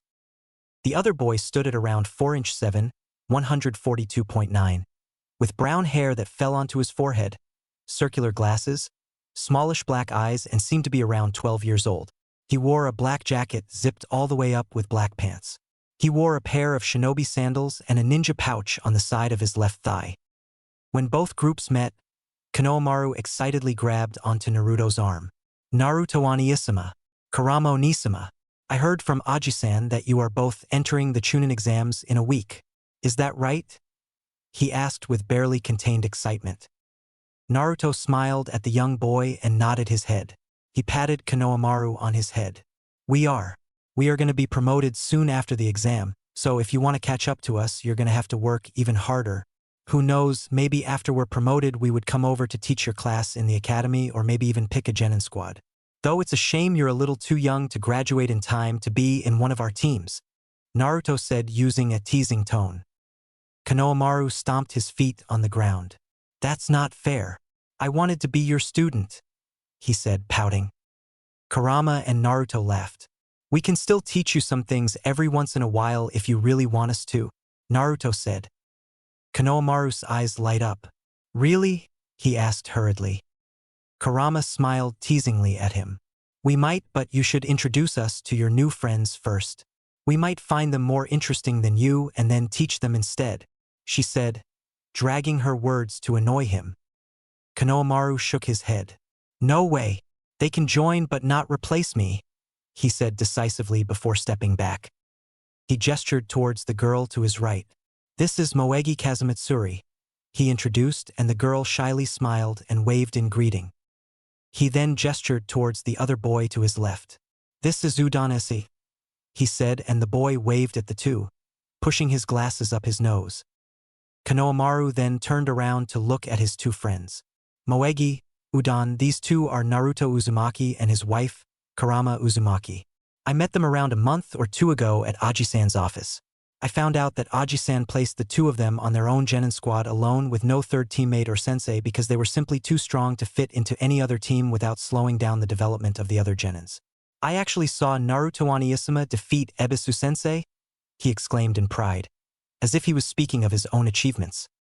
The truth was that Konohamaru had barged into the Hokage's office just when Hiruzen was talking with Naruto and Kurama about their team arrangements, and afterwards followed them, so that he could see just how worthy they were of his grandfather's acknowledgement. After they noticed him following them and confronted him, he asked them to teach him something. Naruto taught Konohamaru the tree-walking exercise as a favor for Hiruzen, and then Konohamaru's original trainer, Ebisu, came over and confronted Naruto. He was another one of the Kyuubi haters and insisted that Konohamaru would leave with him at that instant. After seeing that Konohamaru was against going with Ebisu, Naruto simply knocked Ebisu out with a simply chop to the back of his head and left Konohamaru with one of his clones to monitor his progress while he took Ebisu to Hiruzen to report what happened. Ever since then, Konohamaru saw Naruto and Kurama as his elder brother and sister and looked up to them very much, saying that he wanted to catch up to them. Over time, Konohamaru kept going back to the two for advice with his training, and they quickly became closer and closer until they saw each other as siblings. Now, Konohamaru had run into the two of them with a fox with them and wanted to use the chance to have Naruto send one of his clones to help him train. Konohamaru's proud grin expanded in size as he saw the amazed expressions on his friends' faces. Naruto sent him a teasing grin. "Brat, don't use my achievements to brag. he said before he crossed his fingers and 3 clones appeared. Each of you gets 1 clone to yourself. Use it well, he said as he waved them off. Konohamaru's eyes lit up. Thanks, Naruto Oniyama. I'll train as hard as I can, he shouted excitedly. Just as he was about to run off with his friends, a light bolt lit up in his head and he pointed at Yukihime. By the way, who is this? He asked. Naruto glanced at Yukihime, who had silently been listening to the conversation with interest. He smiled and looked back at Konohamaru. She's my partner. Think of it like one of the ninja dogs of the Inuzuka clan, he explained. Konohamaru didn't even know about Naruto being the Kyuubi Jinchuriki, so naturally, he didn't know who Kurama was, and that Naruto was mostly a fox demon.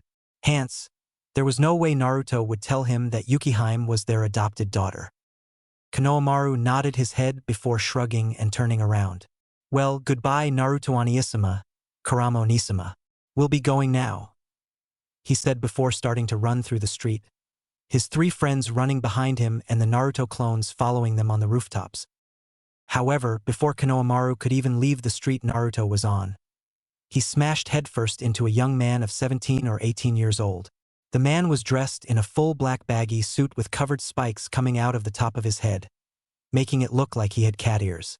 On his face was what looked to be paint or makeup, and on his back was a package wrapped up in bandages. After Konohamaru's head hit his chest, the young boy fell back onto his ass while the man glared at him. Brat, did no one teach you manners? He asked rhetorically before he reached out and grabbed Konohamaru's shirt collar before lifting him up from the ground. Konohamaru tried to kick him, but it was for naught as it did absolutely nothing. Seeing as harming the young man was not going to work, Konohamaru started shouting for help. It was lucky for him that he didn't leave Naruto Street quit yet, because it meant that he still had a chance for Naruto to hear him and come over. The black-clothed man cocked a fist back and went to punch him only for a feminine voice from behind him to interrupt him. Kankuro, put the kid down. Stop causing trouble. The feminine voice sounded bored, as if the person speaking was used to things like this happening. The black-clothed youth called Kankuro turned around to see a blonde girl with a massive fan on her back looking back at him indifferently. She had green eyes with her hair done up in 4 consecutive pigtails and a headband tied around her neck. She wore a black kimono that reached down to her legs, with slits along the side and V-cut, revealing more of her chest. Her kimono was tied around her waist with a red sash, and she wore black shinobi sandals with fishnet stockings. Kankuro scoffed as he saw the way the young woman of around 20 years old was looking at him. Shut up, Temari. Don't tell me what to do. I'll just teach this punk to respect his elders, he said to her before turning his head back towards Konohamaru. The young woman called Temari shrugged her shoulders. I don't really care what you do, but if someone shows up to save this kid or he arrives, I'm not helping, she said indifferently. Kankuro shivered for a moment. Fine. He shouldn't arrive anytime soon, and as for any Konoha shinobi coming to save the brat, I'll just teach them a lesson as well, he said before preparing to throw his fist at Konohamaru. Temari sighed and shook her head. She honestly wished for a Konoha shinobi to come stop Kankuro at that moment. It would just save her the trouble of explaining what happened to her sensei and would keep everything between her village and Konoha as they are right now. Just then, her wish was fulfilled. Naruto slowly walked in front of Kankuro with Kurama to his right and Yukihime between them. As Temari saw this incomparably handsome and muscular man approaching, her heart began to thump faster and faster, and the closer he came, the more she could feel the domineering aura around him, causing her to become lost as she stared at him, her cheeks growing redder, her heart beating fast in her chest and her mouth salivating. Naruto paid her no mind. Instead, he focused on Kankuro and glared. Oi, clown! Release him, because if I'll come over there to make you release him, it won't be pleasant, Naruto coldly said. Kankuro scoffed and threw his punch at Konohamaru. Just as the punch was about to hit, Naruto casually appeared between the two like a ghost, leaving several afterimages in his path. He blocked the punch rather easily and at the same time pushed Kankuro away with a palm strike to the stomach. Kankuro flew back, his hand releasing Konohamaru's shirt collar. He landed on his ass a few feet away with a groan. The black-clad youth glared at Naruto as he rubbed his stomach where he was hit by Naruto's palm, clearly feeling the pain there. Kankuro realized already that he was no match for Naruto, at least while not revealing too much of his trump cards for the upcoming Chunin exams. He looked at Temari for help only to find out that she was blushing and salivating as she looked at the blonde teen with her eyes wide and her pupils dilated. To Temari, Naruto was sparkling as he gracefully moved. She was glad she told Kankuro earlier that she wouldn't help him in case he was confronted by anyone because she truly wanted with all of her heart to be on Naruto's good side. With that thought in her mind, her loving and pleasant expression disappeared and she sneered at Kankuro. Don't look at me for help. I already told you that I wouldn't help in case anyone confronted you. Plus, you deserve that. The poor kid just ran into you by accident and yet you, as a fully grown genin, decided to pick on him and make it a big deal. Now you deal with the consequences of your actions, she said before walking over to Naruto and Konohamaru. She stood in front of the two and looked at Konohamaru. Are you all right, kid? Please forgive my brother. He thinks with his muscles, so we usually end up in this situation, she explained, and Konohamaru laughed. He flexed his right bicep and held onto it with his left hand. I'm all right. It was nothing, he said. Naruto laughed at his reaction. All right, Konohamaru, get out of here. Just continue with what you were about to do and give it your all with your training, he said, patting the young teen's head. The young teen in question nodded his head enthusiastically before running off, his two friends following behind and the Naruto clones following them from the rooftops. Naruto then looked at the young woman in front of him, looking her over once before settling onto her face and locking eyes with her, making her heart pound fast. Thank you for showing concern for Konohamaru. If you didn't hold your brother off for long enough for me to come see what was happening, this could have ended way differently, he said, smiling charmingly. Temari looked at his smile in a daze. She was totally infatuated by his charm. It took her a few moments to register what he had said, but once she did, she couldn't help blushing heavily under his praise and scratching her head in embarrassment. It's nothing special. My brother was just being stupid again, so I had to at least try to stop him, as useless as it may be, she said, blushing. Naruto smiled at her honestly and held his hand out to her. I'm Naruto Uzumaki. How about you? He asked. She slowly took his hand, and once she did, she was amazed at the warmth of his hand and the pleasant feeling to it. I am Temari from the Sand Village. My brother over there is Kankuro, by the way, she said, introducing herself and her brother. Naruto nodded and released her hand, getting her to sigh in disappointment. Naruto pointed at a tree behind him. Say, Temari, is Shikaku over there your friend as well? He asked, and on a tree branch landed a red-haired teen around 15 years old. He had fair skin, green eyes, and short spiky red hair. He had no eyebrows, his eyes were surrounded by black rings, and he had the kanji for love on the left side of his forehead. He looked to be around 15 or 16 years old and stood at the height of 5 feet 4 inches, 166.1 centimeters. He wore a long-sleeved crimson coat and full-length dark trousers. Over the coat, he wears 2 buckled belts, a gray vest held in place by a single strap over his left shoulder, and 2 buckled belts which he also uses to carry a large gourd made out of hardened sand. At first, Temari only followed his hand and looked at the tree. However, when she saw the person standing on the branch there, and the way Naruto addressed him registered in her mind, she froze. And Naruto-kun, what did you call him? She asked in disbelief. Naruto turned to look at her. I called him Shikaku after the bijou he is carrying. Is that surprising to you? He asked curiously, as if what he did was perfectly normal. Temari started to sweat. Well, this is my little brother, Gaara. He is indeed the Ichibi Jinchuriki, but how did you know that? She asked, regaining her previous loving expression and tone of voice as she spoke. Naruto looked at her for a moment before something clicked in his mind. Oh right, you wouldn't know since you are not from this village, he said before he sprouted one of his fox tails. I'm the Kyuubi Jinchuriki, so naturally I am more sensitive to demonic chakra, and so I was able to sense Shikaku's chakra, he explained. He already decided to use his own tails as the supposed Kyuubi's own whenever he wanted to prove that he was the Kyuubi Jinchuriki, or whenever he just wanted to prove that Kurama was still in the seal while she was not. He simply decided on using nothing but 9 of his 10 tails until he absolutely had to use the 10th tail. Temari stared in absolute shock as Naruto's tail waved back and forth behind him. After proving his point, Naruto returned his tail and looked back at Gaara. "Shikaku, are you planning to take the Chunin exams or are you scared?" he asked teasingly. Gaara nodded his head. "Mother saying that I will join and that I will have your blood," he said in a monotone voice. Naruto raised an eyebrow in amusement. "Mother? Is Shikaku cross-dressing now?" he asked, looking back behind him to see Kurama giggling as she walked over to them. Gaara was about to comment on that, probably something that Shikaku told him to say, but he was cut off. "Shikaku, it's been quite a bit of time since I last saw you. How about you come and give your big sister a hug?" Kurama asked teasingly as she walked next to Naruto. She wrapped her arms around him and leaned on his side as she grinned at Gaara. "You like my new mate? I think he suits me very well," she said, sending him a wink. Gaara clutched his head in pain. A few seconds later, his head stopped hurting and he glanced at Kurama with fear in his eyes. "Mother is afraid of her.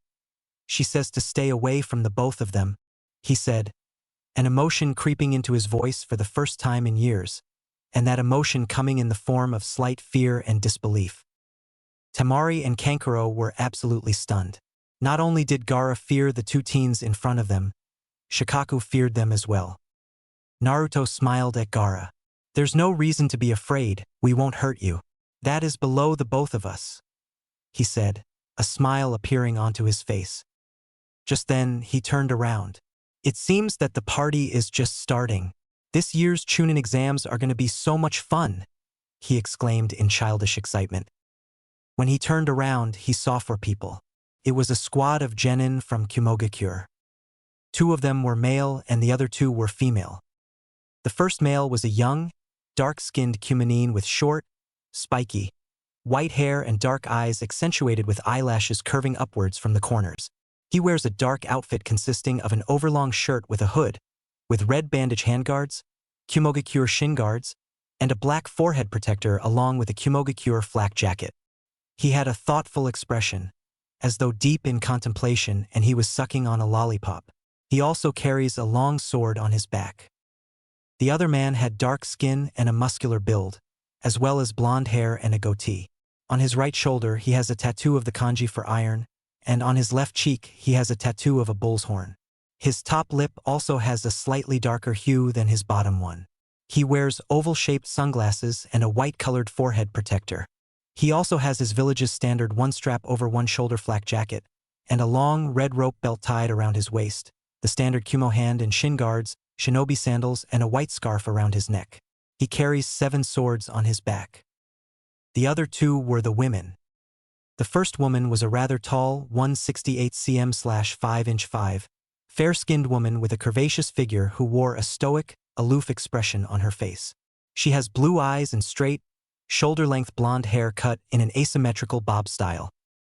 She wears a very low-cut outfit which displays a lot of her massive G-cup breasts, with mesh armor underneath, a short skirt and red handguards, high boots, and what appears to be a modified Kumogakure flak jacket that covers her stomach only. She also carries a tanto strapped horizontally to her lower back. The last woman was the one who caught Naruto's eyes. She was beautiful, with long, straight, blonde hair bound by taut bandages, dark eyes, and she wore red lipstick. She wore a short-sleeved black and purple blouse that struggled to keep her borderline E-cup breasts in check and black pants that also strained against her large ass, both of which had a design similar to clouds on them, purple fingerless gloves, and a chain of blue beads wound around her left hand. She also wore the standard Kumogakure forehead protector, sandals, and a kunai holster, which was strapped to her right thigh. Finally, she also wore bandages around her arms and legs as well as a red belt around her waist. Naruto felt that her clothes did her dirty and took away from her beautiful appearance, but those were thoughts that he only kept to himself. Though, while he acknowledged that she was very beautiful, he couldn't even put her on the same scale as Kurama, so his thoughts didn't really bother him. Chapter 6. The First Exam. Seeing the team of Kumo Shinobi walk in on his little run-in with the Suna team, Naruto smiled at them in greeting. "Hello to you as well, Matatabi and Gyuki. It seems like we really have a gathering this year," Is there anything I could do for you, or are you simply passing by? He asked, his voice calm, gentle and kind. The group of Kumo shinobi looked at Naruto in surprise, the larger of the two men smiling back at Naruto. So it's Mr. Nine, isn't it? He asked, having been told by Gyuki that Kurama was standing right next to Naruto and deciding not to expose him as a favor to his fellow Jinchuriki.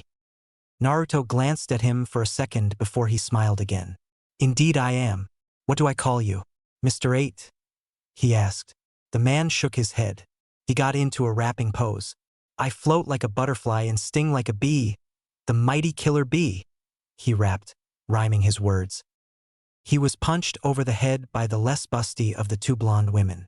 Shut up, bee, your rap sucks, she shouted at him before turning and smiling pleasantly at Naruto. Sorry for that. He is just always rapping and it's super annoying, she said, scratching the back of her head. Naruto laughed.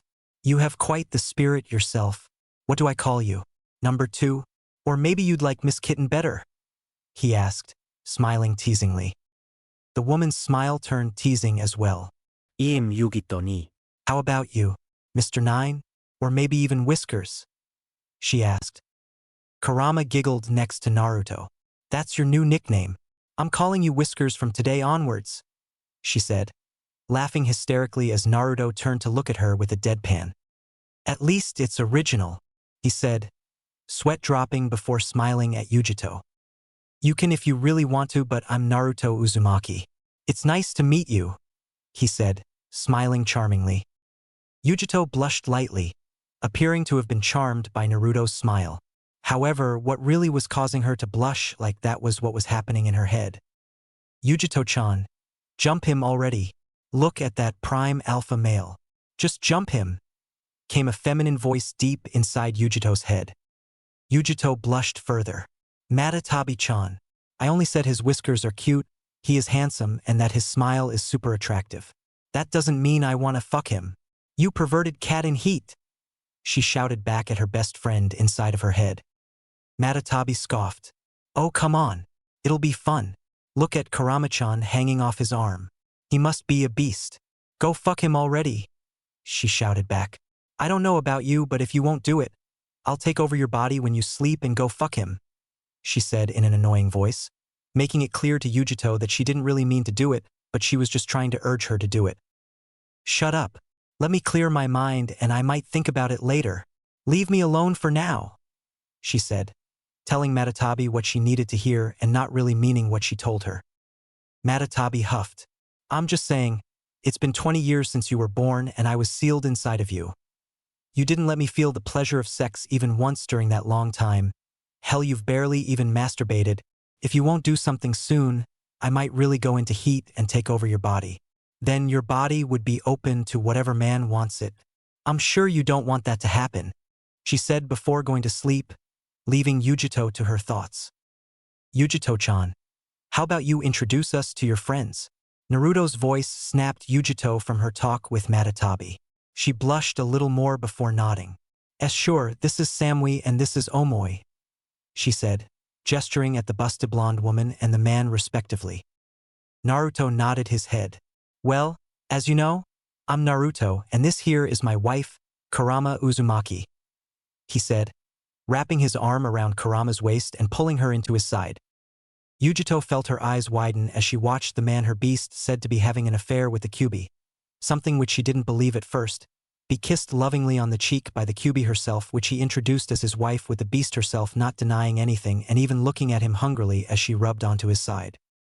She would never have been able to believe that any human could sexually satisfy one of the 9 bijou, but not only that, this handsome blonde had not only satisfied the strongest bijou of them all, he subdued her and made her into his wife.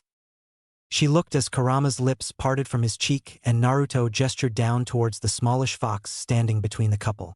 This is our little girl, Yukiheim. Yuki-chan, say. She waved her tails at the group of 4 in greeting, getting her head patted by Naruto. Well, it's been nice meeting you all. Yujito-chan, Samui-chan, Omoi-san, B-san, and you guys too, Temari-chan, Gara-chan. But now I'm super hungry and we were on our way to eat. You are all welcome to join us at the ramen stand if you want. Naruto said with a pleasant smile before he started to walk. He didn't take 5 steps before he was tackled a few steps back by a green blur. Naruto-kun. I missed you so much, Fu whined as she hugged him tightly. Naruto laughed as he patted her head. It's only been a week since we last saw you, Fu-chan. Calm down. He laughed even harder as he saw Fu pouting up at him. You're so mean, Naruto-kun. You didn't even miss me, she cried as she pouted at him. Kurama laughed at her too as she took her out Naruto's chest and patted her head. Don't worry, we did miss you. Narukoi's not so mean, she said and gave Fu a short hug. Come on, Fu-chan, would you like to join us for ramen? I'm super hungry, Naruto said very childishly, making everyone around him sweat drop at his attitude change. Fu eagerly nodded her head. You're paying, she shouted. Naruto laughed, almost hysterically. Sure. How could I let a lady pay for the food I'm inviting her to? He asked, starting to walk quickly towards Ichiraku's ramen shop. A week later, early morning.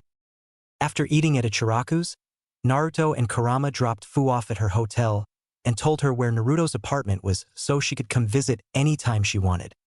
Now, Naruto and Kurama were getting ready for the first exam like they were getting ready for everything.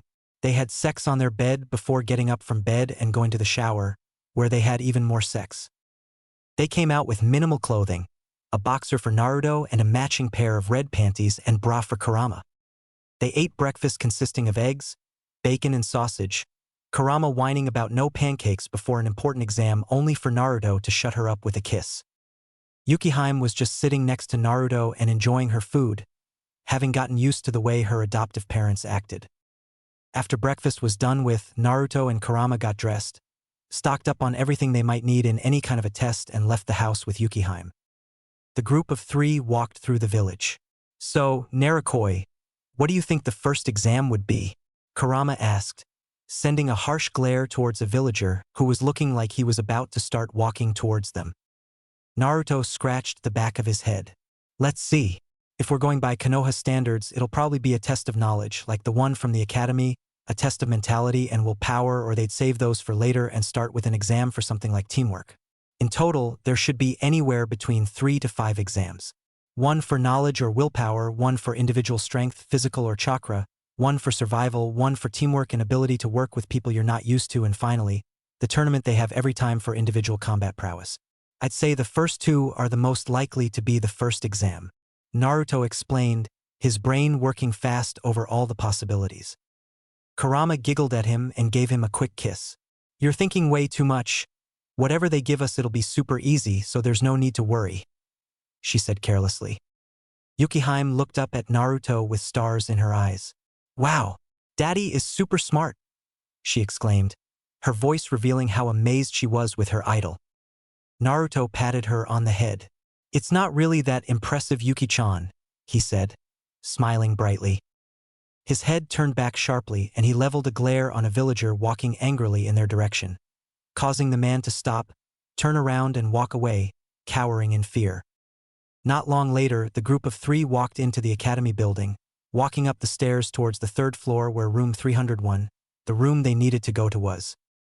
On the 2nd floor, in front of room 201, there was a big gathering of teens, the sign of the room showing 301, because of an illusion placed on it. As the group of 3 walked closer towards the gathering, having easily seen through the genjutsu cast on the sign, they saw 2 Chunins disguised as ordinary genin blocking the door of the room. The group of 3 fox demons simply ignored them all, walking past them and towards the stairs going to the next floor. Just before they reached the stairs, they heard a not-so-pleasantly familiar voice. I demand you release the genjutsu, was heard, followed by, yeah, Sasuke-kun is so amazing. You could never trick him with such a simple trick. Naruto sweat dropped. Why am I not surprised that Sasuke and Sakura told them about the illusion? He asked. Kurama sweat dropped as well.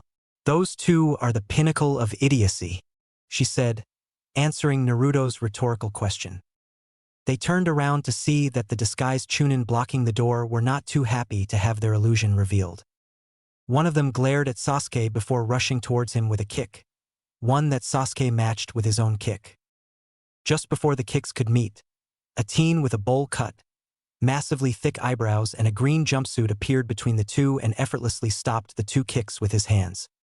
Lee, we agreed to appear weak. What the hell are you doing? A feminine voice from the gathering of teens shouted at him, two people coming out of the crowd. The first one of the two was male. He had long brown hair, white pupilless eyes, a feature giving away his status as a member of the Hyuga clan.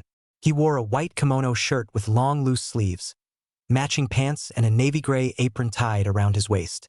He wore a black forehead protector and had black shinobi sandals. The other one was a young woman. She had dark brown hair kept in two Chinese-style buns on her head with matching eyes. She wore a long-sleeved, high-collared white blouse with maroon edges, black fingerless gloves, low-heeled sandals, and a black forehead protector. She wears maroon, puffy hakama-style pants with the exposed parts covered in bandages and the shuriken holster removed.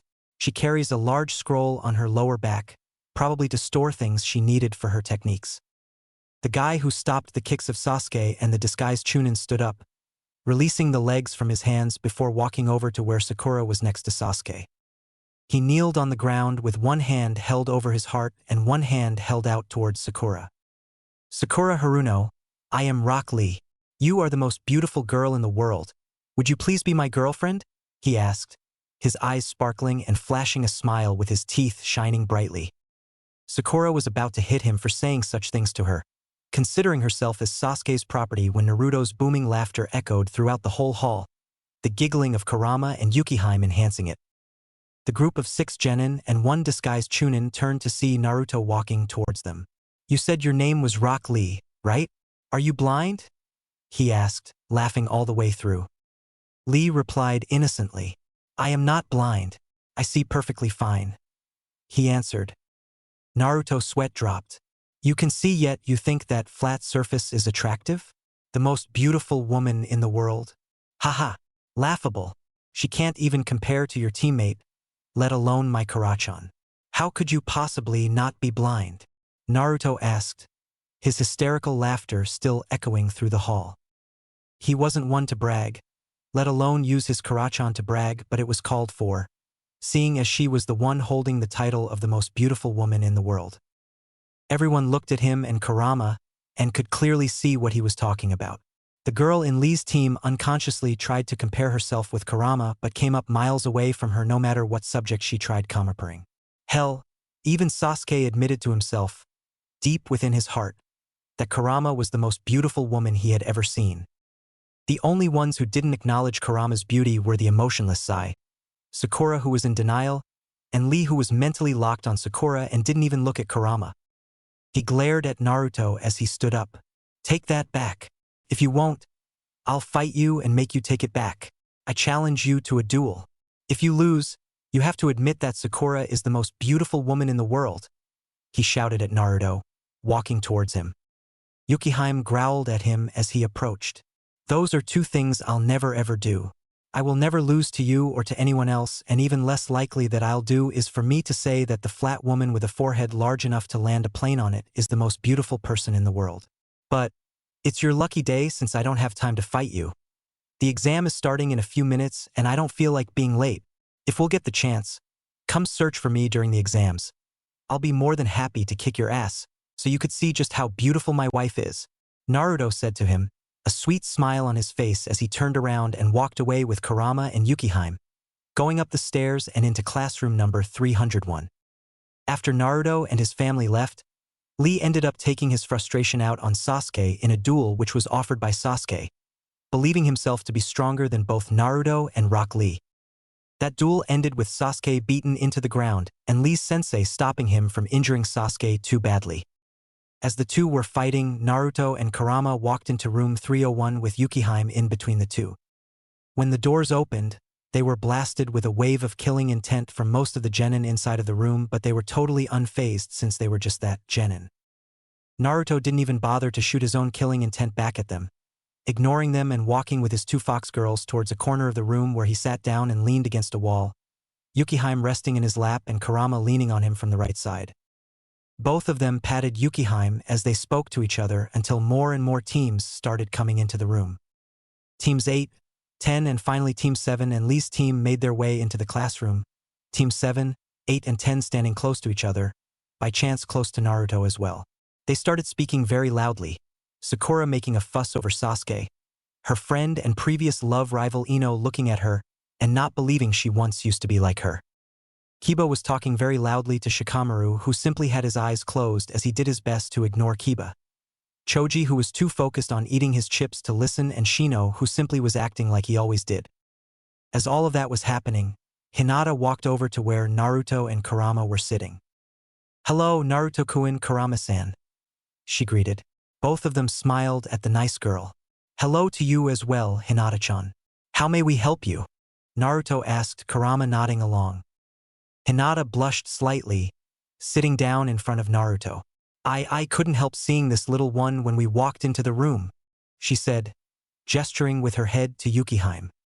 I thought it was really cute. Would you mind if I pet it?" she asked very quietly and shyly. Naruto chuckled lightly. "Go ahead. Her name is Yukiheim. Yuki-chan, this is Hinata-chan. Be nice to her, all right?" he asked, and the fox sniffed the hand of the shy Hyuga as the hand patted her head. "I like her, daddy. She has a sweet scent. It's almost like cinnamon rolls," she said, remembering the delicious treat Naruto gave her a few days ago. Naruto laughed. "She likes you, Hinata-chan. She says you smell sweet, like cinnamon rolls," he said, and Hinata blushed. "I didn't eat any today," she replied on instinct, blushing further when she realized what she said and watched Naruto laugh. Hinata patted Yukiheim silently for a few seconds. "You rookies are making too much noise. Do you really want to die that badly?" A male voice came from where most of the rookies were. Naruto didn't even bother looking at first, having no interest in what was going on over there. "Who the hell are you?" Sasuke demanded, glaring at the white-haired young adult that approached them. "I am Kabuto Yakushi, but you are a bunch of loud rookies that are getting on the nerves of everyone around. Look around you. Everyone just wants to kill you," the man answered calmly. Sasuke scoffed. "So what? Let them try. There's no one here stronger than I am. How does that have anything to do with you anyways?" he asked, his nose lifted up arrogantly. Kabuto chuckled. "I am here as a fellow Konoha shinobi to assist the rookies of our village. I have info on every single one of the genin participating in the exam, so I thought the rookies of this year could use the information," he said, pulling a deck of cards from his pocket. "Just pick whoever you want me to give you information on and I'll tell you," he said, a proud smirk appearing on his face. Sasuke smirked. "Give me everything you know about Naruto Uzumaki, Kurama Uzumaki, and Rock Lee," he ordered. "I want everything you have about the girl from Kumo with the cloud designs on her clothes and the red-haired Tsunagai. They smell weird," Kiba added. Naruto looked at him with an eyebrow raised. "Does the Kumo girl happen to smell like a cat and the Tsunagai like a raccoon?" he asked, curious to know if Kiba smelled what he could smell from them or just had instincts that told him to stay away from them because of their bijou. Kiba looked at him. "How do you know?" he asked in surprise. Naruto just smiled mysteriously. "A hunch," he said. Kabuto cleared his throat. "Well, let's start. Naruto Uzumaki. That's weird. It says here that he is in a team only with his wife, Kurama Uzumaki, with no third teammate or a sensei. They did 546 D-ranked missions, 63 C-ranked missions, 31 B-ranked missions, and 14 A-ranked missions. Not much is known about Naruto Uzumaki, but what is known about him is that he is a very powerful sensor, an unmatched sealing master, and that he has incredible amounts of chakra. There is no known element, and here on a side note, it says that there was an incident in Naruto's youth in which 3 trained jonin of Konoha ended up dead," he said, absolutely shocked by Naruto's info. Naruto narrowed his eyes at him for a second before smiling as he heard people all around starting to whisper to each other in fear, believing Naruto to be the one who killed the 3 jonin. "That is classified information only known to Ero Onizen and Aji-san," he thought to himself. He gently placed Yukihime on Kurama's lap. "Relax. I didn't kill any shinobi from my own village. I was 10 at the time, even I couldn't kill a jonin when I was 10. My teacher at the time was the one to kill them, 3 jonin who were hired to kill a 10-year-old child," he said in a bored tone, making everyone calm down. He sent Kabuto a glare, but it was unnoticed by the white-haired man. Anyways, Kurama Uzumaki, same team, same amount of missions, and even less info about her than Naruto. The only thing known about her is that she has massive chakra reserves. Kabuto explained before pulling out another card. Rock Lee. In a team with Niji Hyuga and Tenten under the teacher Mike Guy. They did 58 D-ranked missions, 13 C-ranked missions, and 2 B-ranked missions. Rock Lee is incapable of using any kind of ninjutsu or jinjutsu, but is nearly incomparably good at taijutsu.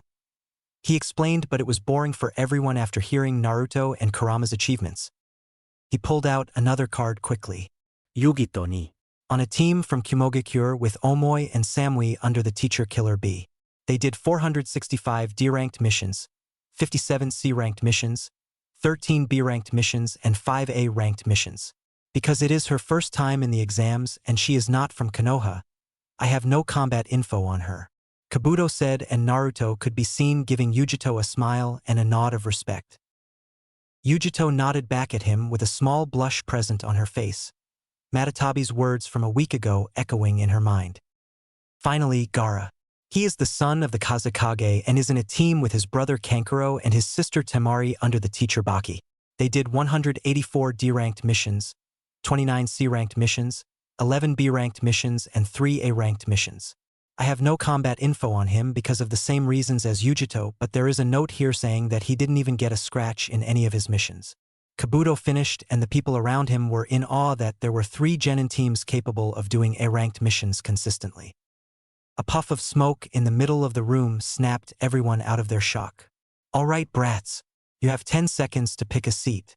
Whoever isn't seated 10 seconds from now will be disqualified. A voice shouted from inside the smoke. Everyone quickly rushed to find themselves a seat, Naruto, Kurama, and Hinata calmly sitting down on the last row. Naruto in between the two girls, Kurama to his right, Hinata to his left, and Yukihime curled up into a ball in his lap, barely fitting there with her decently large size. The proctors started handing out papers to everyone as the first man spoke. I am Ibiki Marino, and I am the proctor of the first exam. The first exam is a test with 10 questions, the first 9 given to you all right now, and after 45 minutes the last question would be given to you. The score of the exam is for a whole team. A team to get under 10 points total is disqualified, and anyone who gets 0 points on their personal exam has their whole team disqualified. Anyone caught cheating loses 2 points to their personal exam, which means that if you are caught cheating 5 times, you and your team are disqualified. Before we start, does anyone have any questions? Ibiki explained in a booming voice, his killing intent overflowing in the room. Naruto raised his hand. 2 questions. First, I know for a fact that this isn't everyone competing in the exams this year, so where are the others? Also, I know that usually there are only 3 exams to the Chunin exams, but this year's Chunin exams are the biggest in history. Does that affect the number of exams? He asked, his voice calm as he looked directly into Ibiki's eyes, discarding his killing intent. Ibiki nodded to himself. Good questions. The rest of the competitors are scattered across the academy classes, taking the same exam over there. Because of the bigger amount of genin entering the exams, we will be doing 5 instead of 3 exams just to make sure only the best of the best make it to the final part. He said, answering Naruto's questions. Naruto nodded his head and said nothing more. If there are no more questions, begin the test. Ibiki shouted, everyone quickly flipping the paper given to them and reading the first question. 5 seconds later, a collective groan could be heard from the room as everyone read the question. Naruto took a look at the first question before he smirked at Ibiki and started quickly writing down the answers. These aren't questions for any normal genin. We are meant to cheat only to make sure that our cheating isn't too obvious for the Chunin observers to notice. He thought to himself as he answered the questions, easily knowing the answers. He was done in no more than 5 minutes and filed the test to one of the Chunin observers, Kurama, handing over the test a few seconds after him. The both of them patted Yukihime in Naruto's lap as they rested, having nothing to do after finishing. Naruto noticed Hinata struggling to find answers. Impressed enough that she was able to answer the first question without cheating like everyone else, he cast a genjutsu on her test, revealing the answers. Hinata snuck a look towards him and saw him smiling at her. Hinata smiled gratefully at him. She mouthed a silent thank you before she started filling the test with the answers she had. Quickly, Hinata finished as well and handed the test over to one of the Chunin observers. petting Yukihime on Naruto's lap as well. Ibiki discreetly checked what the two girls were doing in the middle of the classroom with their hands stroking in Naruto's lap and sighed in relief to find a fox they're being petted by all three of them. Quickly, 45 minutes passed and the first 9 questions of the exam were over with. All right, brats, listen up. The first 45 minutes of the exam are over and now you'll get the 10th question. However, before you get the question, there are new rules for this. You can choose if you want to take it or not. If you do take it and you either get it wrong or don't answer, you won't be able to participate in the Tunin exam ever again. If you choose not to take the question, you are disqualified and are able to come back next year for the exam. Ibiki said with a smirk, releasing his killing intent. The whole room broke into an uproar. What? You can't do that, came a shout. Yeah, there are people here who have taken the exam before, came another shout. Ibiki just grinned sadistically. Too bad for you. I am the proctor this year and I set the rules, he said coldly and uncaringly. I'll give you 5 minutes to decide whether or not you want to take the 10th question. Anyone who doesn't want to take it, raise your hand and I'll dismiss you along with your team, he continued. A few minutes passed and Naruto was still not paying attention to anything. However, when he saw Hinata about to raise her hand, he quickly grabbed her wrist. Don't do that, he said simply. She looked at him before looking over at where her two teammates sat next to each other. Shino has a chance of getting the answers correct, but Kiba has absolutely no chance of getting the question correctly. He has too much pride to admit that he is stupid, so I'll tap out for him, she answered. Naruto smiled brightly at her. Don't worry, you won't need to, he said, not adding anything. His reassuring smile slowly made Hinata lower her hand and sit quietly until the time was over. All right, brats. Time's up. Last chance to leave is now, Ibiki shouted, pushing his killing intent to the limit, trying to make the room as uncomfortable as possible. After a few moments of no one leaving, he released his killing intent. Everyone who stayed in this room passed the first exam, he shouted, surprising everyone present. The voices of the people quickly died down when Ibiki pointed at Naruto. Uzumaki, you seem to have figured out the purpose of the test with the confidence you showed, stopping the Hyuga from leaving and all, he said, asking Naruto indirectly what he understood of the meaning of the test. Naruto shrugged his shoulders. Of course I understood. It was pretty obvious. The first part of the exam had absolutely no meaning for passing the exam, but the purpose of that was to test our information gathering skills. Next was the so-called 10th question, which was a test for one's willpower and to see if people would give up if things got a little dangerous. He explained, picking his ear. Ibiki was beyond shocked as he watched Naruto uncaringly flick the earwax he pulled out of his ear. He cleared his throat to hide his surprise. Well, everyone present in the room passed. Now wait here for the next proctor to arrive, he said, leaving the room with the Chunin observes. Naruto sighed as he picked Yukihime into his arms and walked back to the wall he was leaning on before, placing her back in his lap with Kurama sitting to his right and Hinata to his left. If the next proctor doesn't arrive within the next 15 minutes, it's gonna be Ero and Aizen, so we'd better get comfortable, Naruto mumbled to himself, sighing. And Naruto-kun, why did you help me back then? Both with the test answers and when I wanted to leave? She asked, looking at him curiously. Naruto smiled at her. Well, you're a friend who needed help, so I helped. Also, you just look like the cute little sister I never had, so I just couldn't see you failing because of such a simple trick, Naruto said, grinning cheekily as he scratched the back of his head. Hinata was slightly taken aback, but she eventually smiled. All right, if that is what you want, I'll call you Naruto Nyakin, she said, giggling as she saw Naruto choke on his own saliva for a few seconds. Kurama laughed hysterically. I like her Narukoi. She's funny, she said, slapping her thigh in laughter. Naruto recovered quickly and laughed as well. I agree. From now on you are my Amudo, my little sister, he said, patting Hinata on her head.